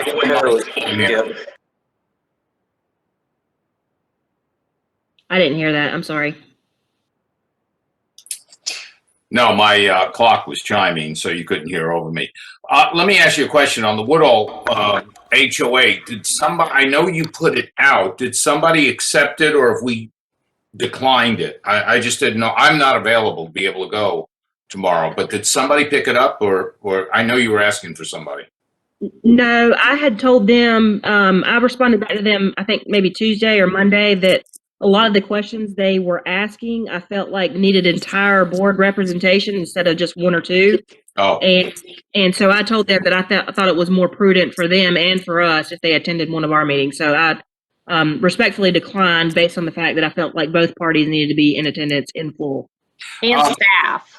Yeah, and so let me ask, the reason we wanted to do this was because we wanted them to get information about why they should annex into Marvin. Am I correct? Was that? The intent was for them, we invited them to voluntary annex in, and the intent was for them to ask questions, about the annexation, the benefits, why they should do it, why not, kind of thing. Oh, okay. I mean, yeah, I agree with you, Kim, that it's one thing to go be a salesman and kind of say, this is all the benefits. This is some of the things we're working on. But if they're trying to do some sort of a drill down as to whatever their beliefs are or whatever, that's not the point. And we have coffee with counsel. So if they have specific questions about in general that we don't cover in the sales course, of why they should be annexed into Marvin, they could come to coffee with counsel. But you're right. I don't know. To be put, because I know I spoke to somebody from Providence Downs, and it was a very cynical conversation. And it was sort of like, why would we want to do that? What the heck, And they already had some sort of preconceived thought, and it didn't seem like it was a positive, it wasn't a positive kind of conversation. It was sort of like, are you kidding me? That kind of thing. So I don't know where if that kind of feeling goes on in some of these HOAs in general. So I agree with you, Kim. I have to agree with Kim too. I don't feel like that any of us should be one-on-one or two-on-one with them. That just leads to trouble. So yes, if we're going to meet with any of them, we should all meet as a united group and avoid any of that kind of issue. I agree. Yeah, I agree. I'll just go with that. Okay. I mean, again, I'm all about being open and meeting and everything, but I agree with Bob. That's one of the reasons we have coffee with counsel. If you have a grievance that you want to, bring up, then come in and talk to two people at the same time. And, some people are going to say, well, what's the difference about doing it like that versus a group? Well, it's a group, but we're also at Village Hall with staff. So if we need extra information, we also have staff there to come and, have that conversation instead of just two people at an HOA meeting with an entire neighborhood getting attacked. And I'll be honest with you, some of those questions were very attacking. And again, I think if they want to have a meeting, again, I'm more than happy to have a meeting, but I think it's got to be full board in attendance and with at least a couple of staff members to answer, maybe some of the more logistical type questions. I don't know. I'm just kind of wondering, is this what we're starting to feel, is that some of this past rhetoric and such has made its way around to our surrounding HOAs, and they're possibly, trying to, maybe more of them trying to do the same thing as Woodall? I mean, listen, all these neighborhoods read Nextdoor, and there's been a bunch of crap on Nextdoor. I mean, we all know that. So, Yeah, I mean, I think that, they've heard stuff, and I mean, some of the questions were it seemed very familiar and very pointed on what they were asking. And to that point, remember, they're not, it just hit me when you said that, Andy, they're not on the communications lists, for example. They have no motivation to be so they don't know, they're still in the dark ages. They have no clue what is going on, if that makes sense. So that could be, just old news, They're bringing up stuff that happened 2 councils ago, possibly. Yep. So the next thing I wanted to mention is we had talked about the off-duty officers in the Hold on. NCDOT discussion. Christina, let me interrupt really quick. Did you get back to Weddington Chase? In reference to Their Joe request attending? for Joe and somebody else to attend? Okay, can you do that? Yes. Okay, thank you.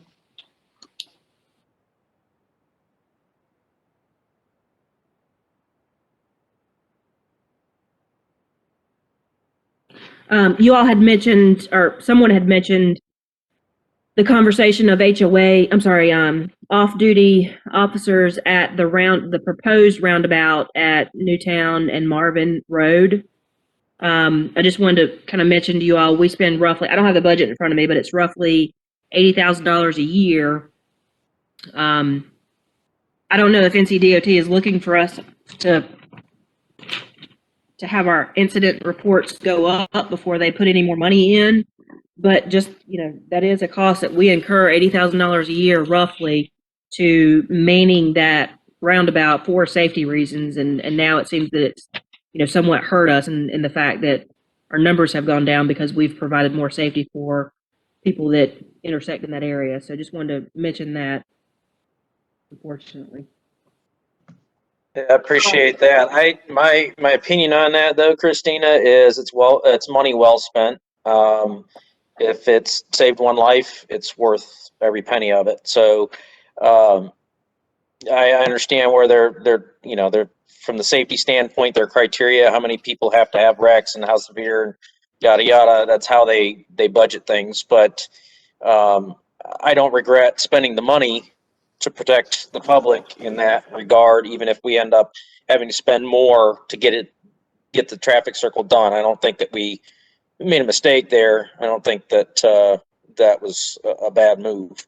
I agree with you, Andy. I don't think it was a mistake to do it. I think that DOT is being very short-sighted and not giving us credit for doing it. And hence the reason that I asked him, and I asked him twice, so we just need more dead people to show up at that corner. But if you let's think about it. So if the officers weren't there, let's just assume that the officers weren't there today going forward. So it's less safe, way more traffic, and we don't know when DOT is going to actually do the roundabout. So if we then have to say, do a bond, and we put it out to the public, and we've got traffic out the yin yang, and it's not safe,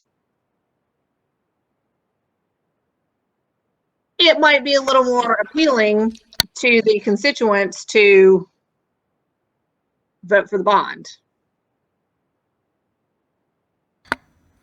So I agree with both Andy and Kim.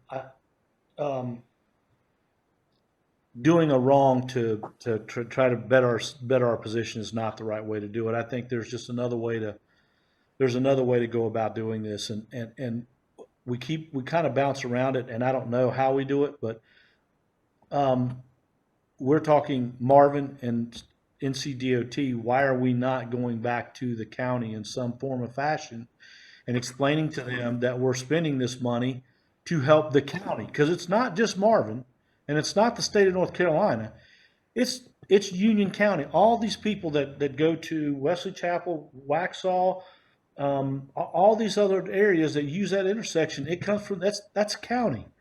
So why are we not leveraging that information, saying we're putting people there, we've done it for many years, and it's coming from Marvin, although it's a Union County problem. So that's just my 2 cents worth. I'm adamant on keeping the sheriff deputies there and doing the right thing for everyone involved, regardless if they live here in Marvin or not. We don't want anyone to have an accident. But there's a different way to go about it, and I believe hitting Union County on it in some fashion. We can do that, and we can come up with those funds. I'm not concerned with that. I mean, I agree with you, Jamie, and I'm glad that you said that, because that's what I said this morning was we need to talk to Union County about it. And Joe was at the WIMA meeting and just sent me a text and said, hey, Richard Helms and Dennis Raper here. We should invite them to the retreat too, because they're Union County commissioners. And I said, absolutely. I was like, Oh, yeah. Oh, yeah. Back on what you just said, Jamie. It is, I agree. And that's why I said this morning, it's a Union County problem too. All right. Joe said he just invited them. So Cool. And I have a note to email them too. I can email their managers and or their representatives as well. Okay, just wanted to bring that up. Next thing, which is the last and biggest thing, I sent this out in your emails as additional handouts that I would be giving to you guys. And basically the county, speaking of the county, has come to us requesting us to sign a interlocal agreement with them for water services. And I did highlight the big portions of what y'all should read in that agreement. But in a nutshell, they are asking for us to sign this agreement. It's a 30-year agreement that we would only obtain water and sewer for them for the length of this agreement. That the benefit would be, the only benefit would be if there is a project identified in the county's adopted CIP program, they would pay for it. Not the villages, but the counties. They would pay for said infrastructure agreements, which is honestly what they should be doing now anyways. The other non-benefit to this is that they have some language in here about a packaged sewer plant, which is basically a miniature treatment plant, large-scale septic system, however you want to call it, but it's a miniature treatment plant where if we have a developer that comes in and creates this packaged plant and they abandon it, then the municipality would agree to take over 100% of the operation and ownership of that plant. That would be for any future developments that take place. And there's really no true benefit to us. Christina, in terms of us having to take over something that was abandoned by like a developer, like, we don't have that much room left. Like, are we really that concerned that somebody's going to come in and build a treatment plant and then they abandon it? Yeah, I don't know. I mean, don't we have to approve a treatment plant? Yeah, and aren't most of the subdivisions that we're approving connect to county sewer anyway? They don't have any type of private septic at all? I don't think this is the package plant's not really a huge issue for us. It's for other places that are growing more than us that have room for this. This is a blanket agreement that they're looking at all different places. But the reality of it is it puts another exposure and liability on us that we're currently not receiving currently and have no benefit to this contract and have, a lot of deficits in terms of we would have to take over that ownership if that's to take place. Christina, what if we just say, no, we don't really want to sign this? Then what's the downside? I was talking to Chaplin about this yesterday because he did get a chance to review it, and he's like, he's absolutely not. There is a way, and I don't know that this would happen, but there is a way for them to come back. Absolutely not what? Chaplin is not for this.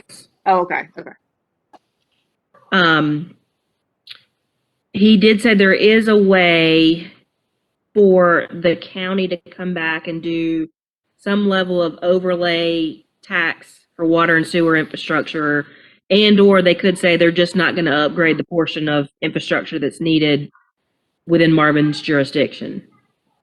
We literally just got this Friday, so we have not spent a whole lot of time reviewing it and looking at worst case, best case scenarios at all. Just off the cuff of a few different things. If this came with a rate stabilization agreement where we were secured the rates of our citizens would be, not to exceed so much per year, I could see the understanding to why we would sign this. And I get the fact that the county wants us to sign this because they obviously need to learn and plan for needed infrastructure as municipalities grow. But there's no benefit to municipalities with this agreement whatsoever. I did provide the email that I sent back to their assistant county manager about the concerns that I have with this agreement inside of the email that I sent with you all, so you can see that. But namely, the lack of rate stabilization, the increased liability of taking over ownership of this package plant, and that's really it. There's no benefit to us whatsoever. And Chaplain concurs. There seems to be a level of concurrence amongst other municipalities in the correspondence that I've read between other places. So they wanted some answers back from you all by tomorrow. I've told them that I would meet with you all to talk about this, but these are my concerns. Obviously, I can't speak to your opinion, but I do have true concerns with this, and I don't know if y'all have any other input or issues that y'all recognize and identify. My only comment as you were going through that is there's a reason that, and obviously that's a reason that they're not going to share with us. There's a reason they want to put this out. It could be the I potential. don't know what that is. Yeah. There's a reason, and I can tell you the reason probably does not benefit us. No, I don't see any benefit to it whatsoever. I only see it as locking us into something that we're going to have another liability. We're about built out. There's not really anything that really is going to be impacted by this. The rates are going to be the rates no matter what they're going to charge for sewer and water. And I mean, any of the major subdivisions have already been planned and already in place. There's really nothing of any significance left in Marvin, other than what we may annex, but that's already in place as well. There's not much else. For me, with, Christina said, well, they may not update what they have. I cannot imagine that they're not going to update the sewer and water systems in Marvin, where it's the highest per capita income in the dang state. I cannot see them doing that and making, this corner of the county, like, not being able to handle it. But again, we're built out, so I don't know how much more we need to, handle. Right. We don't need any more enhancements to our system because we're already using what we're going to use pretty much. I mean, what do we have? Maybe 150 homes approved for construction at this point, maybe total. Yeah. Rohit gave it a thumbs up. Yeah. Christina, listen, I don't mind looking at this a little more, but for us to have just gotten this information on Wednesday or Tuesday, it's Thursday, they want an answer tomorrow. I can't. I mean, I'm not going to say yes to this right now. If Jamie says no, if they want to give us some extra time for us to actually have a conversation with our legal counsel, and we can kind of digest this a little bit more, then I think we should be able to take that time. But I mean, I'm not for this right now. I don't see Bob or Andy, No. being for it either. So if they would like to give us some additional time to consult our legal counsel and talk about this some more, then great, and I would appreciate that. Otherwise, it's a hard no for me. Yeah. I mean, I'd like to know what to Jamie's point, what's the underlying reason for this push? I mean, there's got to be some reason why they're trying to push this. I mean, they know where we are with customer base and population and such. They already have all that information. So what is their end goal here? What are they after? What's the driving force? Yeah. Yeah. Okay. I can communicate that, and that's all I have. Thanks, Christina. All right, Thank planners report, Rohit. Yes, I do have a couple of things. One is that, as for Councilman Lyons' request, I did put out solicitation for feedback. on the Heritage District and the commercial uses, and I'm getting a lot of really good feedback. There are a lot of people strongly against it. There are a lot of people strongly for it. And they're giving really good input on the commercial uses in the list. But I mean, the common thread is that everyone is grateful for that we asked and for the opportunity to give our feedback. And I'm giving everyone a personalized response back just to make sure they know that their voice is going to be heard. I'm not going to go into any of the breakdown yet because I'm still getting responses. But it's been really good feedback, and I'll present the full report at the retreat. Hey, Rohit, great job for personally responding to people.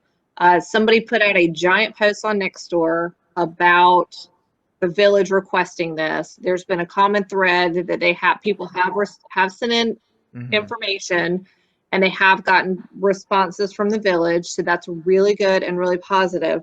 I actually wanted to ask you about a couple, since you brought this up. So I'm really glad that you brought this up. Okay. That there were some comments that were made that I was very confused about. So I was hoping that maybe you might be able to clear it up for me. Let's see. Okay.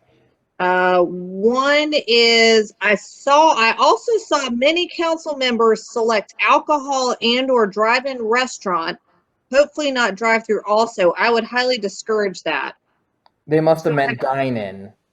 Well, no, I'm just saying I also saw many council members select alcohol and drive-in restaurant. I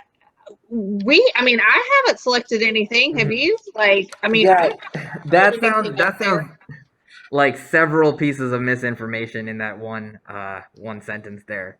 Yeah. Because obviously you know that you haven't voted yet. They must have confused Right. committee members of the special strategic plan committee with the council, and also they must have confused dine-in restaurants, which is what the category is called, with drive-through restaurants. They might have seen it and thought, "Oh, drive-through restaurants, ew." That wasn't yeah. I'm more concerned about council members selecting alcohol and drive-in restaurants than I am them getting confused about that.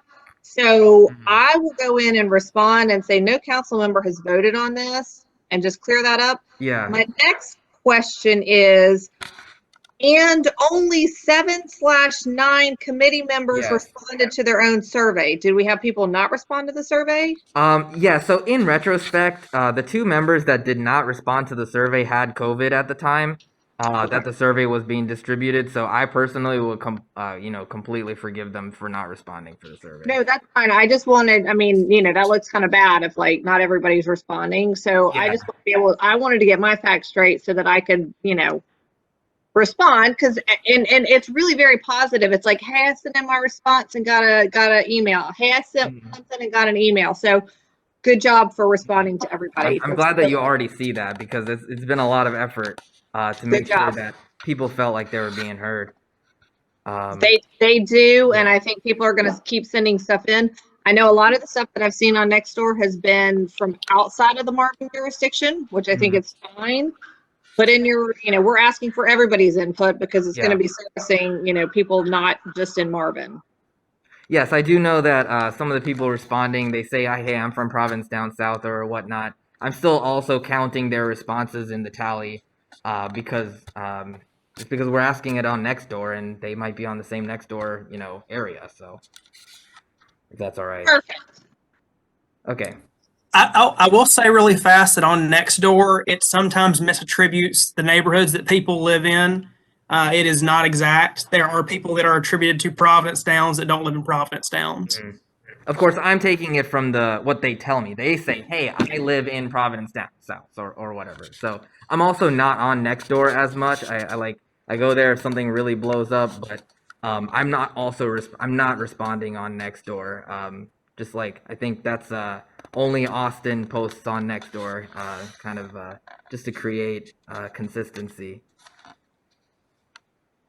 And I'm emailing people. They email me with their responses, and I email them back. But if there are more people responding to our Nextdoor post, actually, I don't really have any business, conducting actual responses on Nextdoor, I believe. Just in case. Is that all you had in your planner's report, Rohit? I have one more thing, but before I move on, is there any more comments on that? Okay, the other thing is I wanted to update you on the public input meeting for Aventon, which is the apartment complex rezoning at Newtown Road and Providence Road. The meeting was yesterday. It was very well attended. Lots of Marvin residents there, names I recognized. At its peak, there were about 150 people at the meeting, in that virtual meeting. And they had a lot of good questions. Most obviously were opposed to the development, the rezoning, and they asked a lot of smart questions in order to, press the developer on, why this should be allowed in this place. Of course, again, this is in the county, so it's up to the county's land use plan, and the county planners were there, and they are all educated now, the people who came to the meeting, that they should be coming to the county planning board meeting and the county commissioners meeting in order to express their opposition. Can we update them on when that next meeting's going to be if this continues to move forward? Yes, I would have to find out when it is going to be on the county's dockets before I post anything, but yes, I can do that. Thank you. Anything else for you, Rohit? That's all. Okay, good job. I have one item in planner's report, if you don't mind, Mayor Pro Tem. No, I do not mind. So as you all remember, over the last couple of months, we made a motion to approve the hiring of a part-time position for an assistant planner. We have since put the advertisement out twice. I can't remember. We've got a handful of applications. We've interviewed 2 or 3 people, one really being qualified. However, we're just completely off on the salary requirements and what's allowed within our compensation plan. So now we're back to square one where we initially started, and that's looking at just hiring a contract, or just doing a contract with InFocus or COG or someone else that we had solicited potential agreements with back in the fall. So that's kind of where we're at, and that's what we're leading towards. If council is in agreement with that, then we will likely enter that contract here in the next couple of weeks. We'll bring it back to you on the consent agenda in February, and we will have to do a budget amendment because we'll have to move money from salaries to professional services at that point. It should be a wash, but it'll be a difference in how we initially tried to approach the hiring of this person. Christina, I'm fine if that's going to get some help for Rohit, because I know you guys have put it out there, as long as we continue to put it out there and continue to interview people, even after we get a contractor, because I would like to get somebody, permanent. Okay. Yeah, this person, if we contracted, we would have to hire them until June. Does that make sense? Like, it can't be just a floating, rolling type of contract. So we could re-advertise again in like the April, May timeframe and see what we get. Fine, but but even if we just keep, I want to get somebody in who's not just kind of bouncing around, and I want to get somebody for you guys. Again, I know it's hard with the space and everything. I'm fine doing a contractor as long as we're continuing to try to get somebody in there permanent. Yeah, I have to agree with Kim. Well, we want to get somebody permanent. The other thing you can do is continue to advertise now and just put it plainly in the advertisement that this position will open up at the end of the contract period. That because we have to fill the position in the interim. So that's just somebody's just going to have to understand that if they're willing to take the job.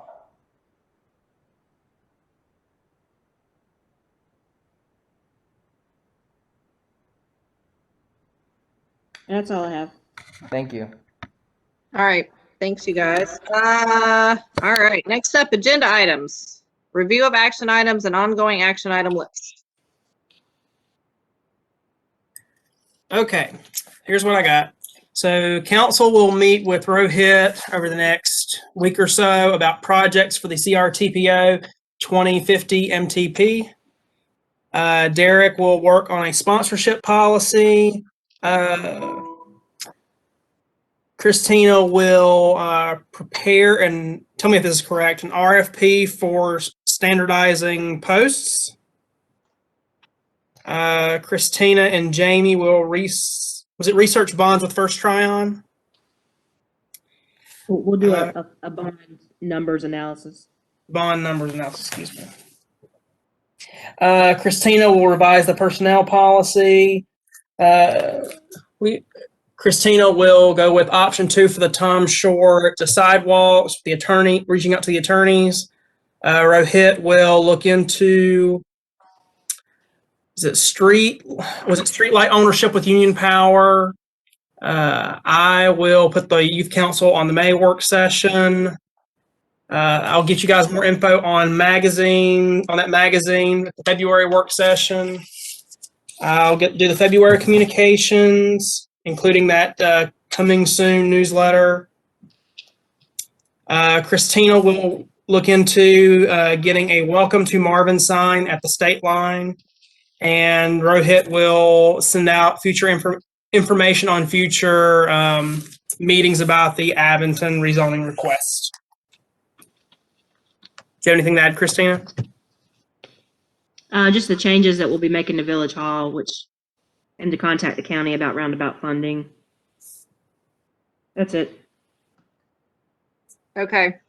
All right. So if we go to the ongoing action item list, Rohit, tree plantings. We're having an issue with our urban planter. This has been something that's going on for quite some time now, where he's kind of in the process of on his way out.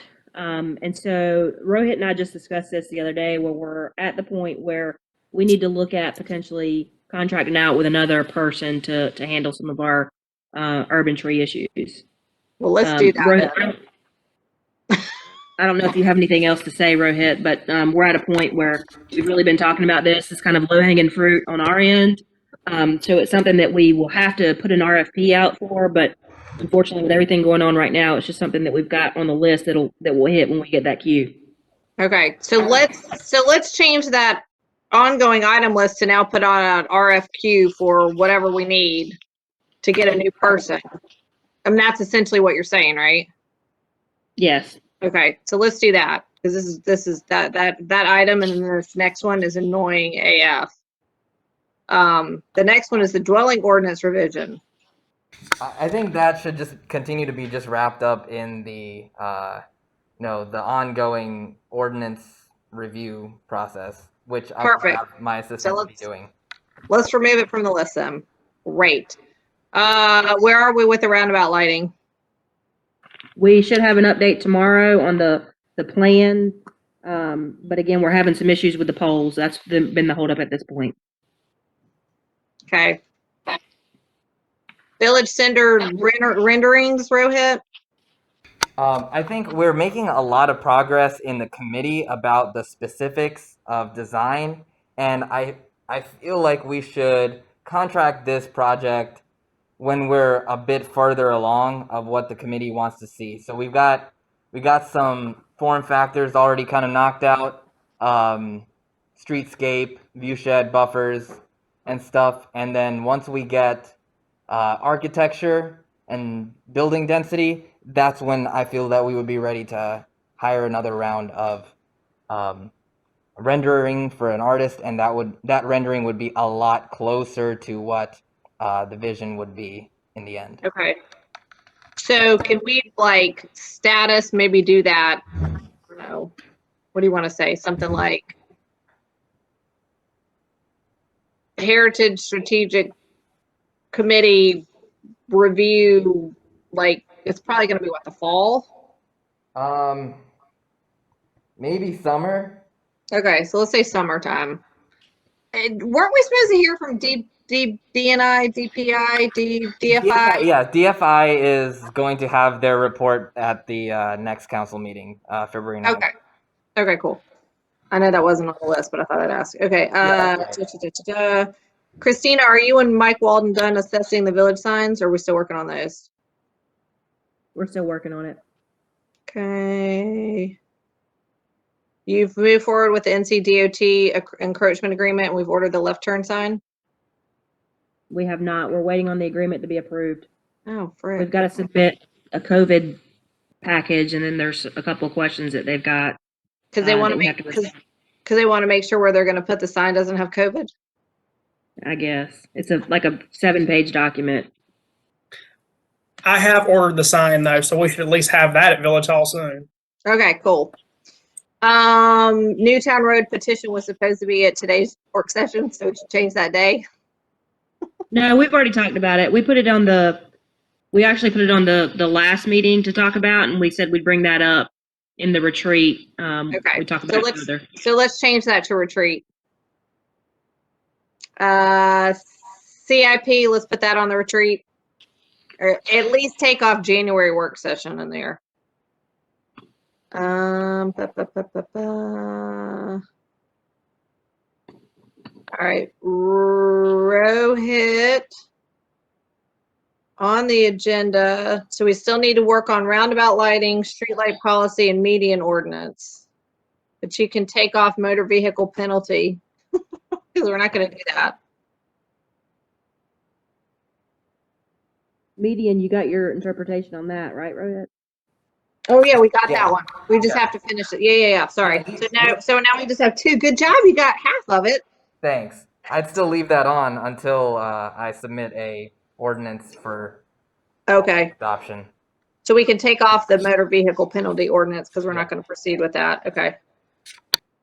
I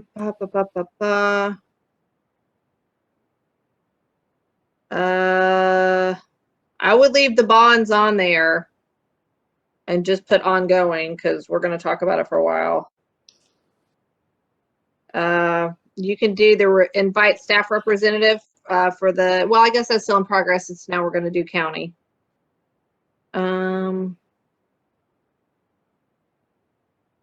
Sponsorship policy, we got to push that out. Take off the January 28th work session. Oh,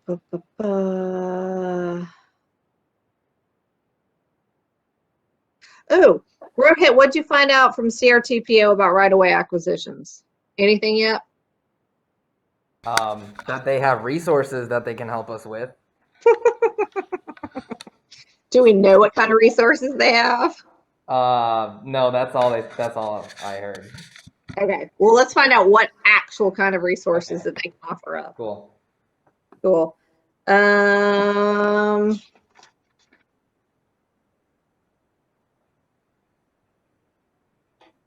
Cool. Okay. Anybody got anything else for that? No? All right, great. Moving right along. Council comments. I'm going to go first with me. I don't have any. I'm going to go second with Joe. Joe said under open topics, he wanted me to say, because he could hear us, but we couldn't hear him.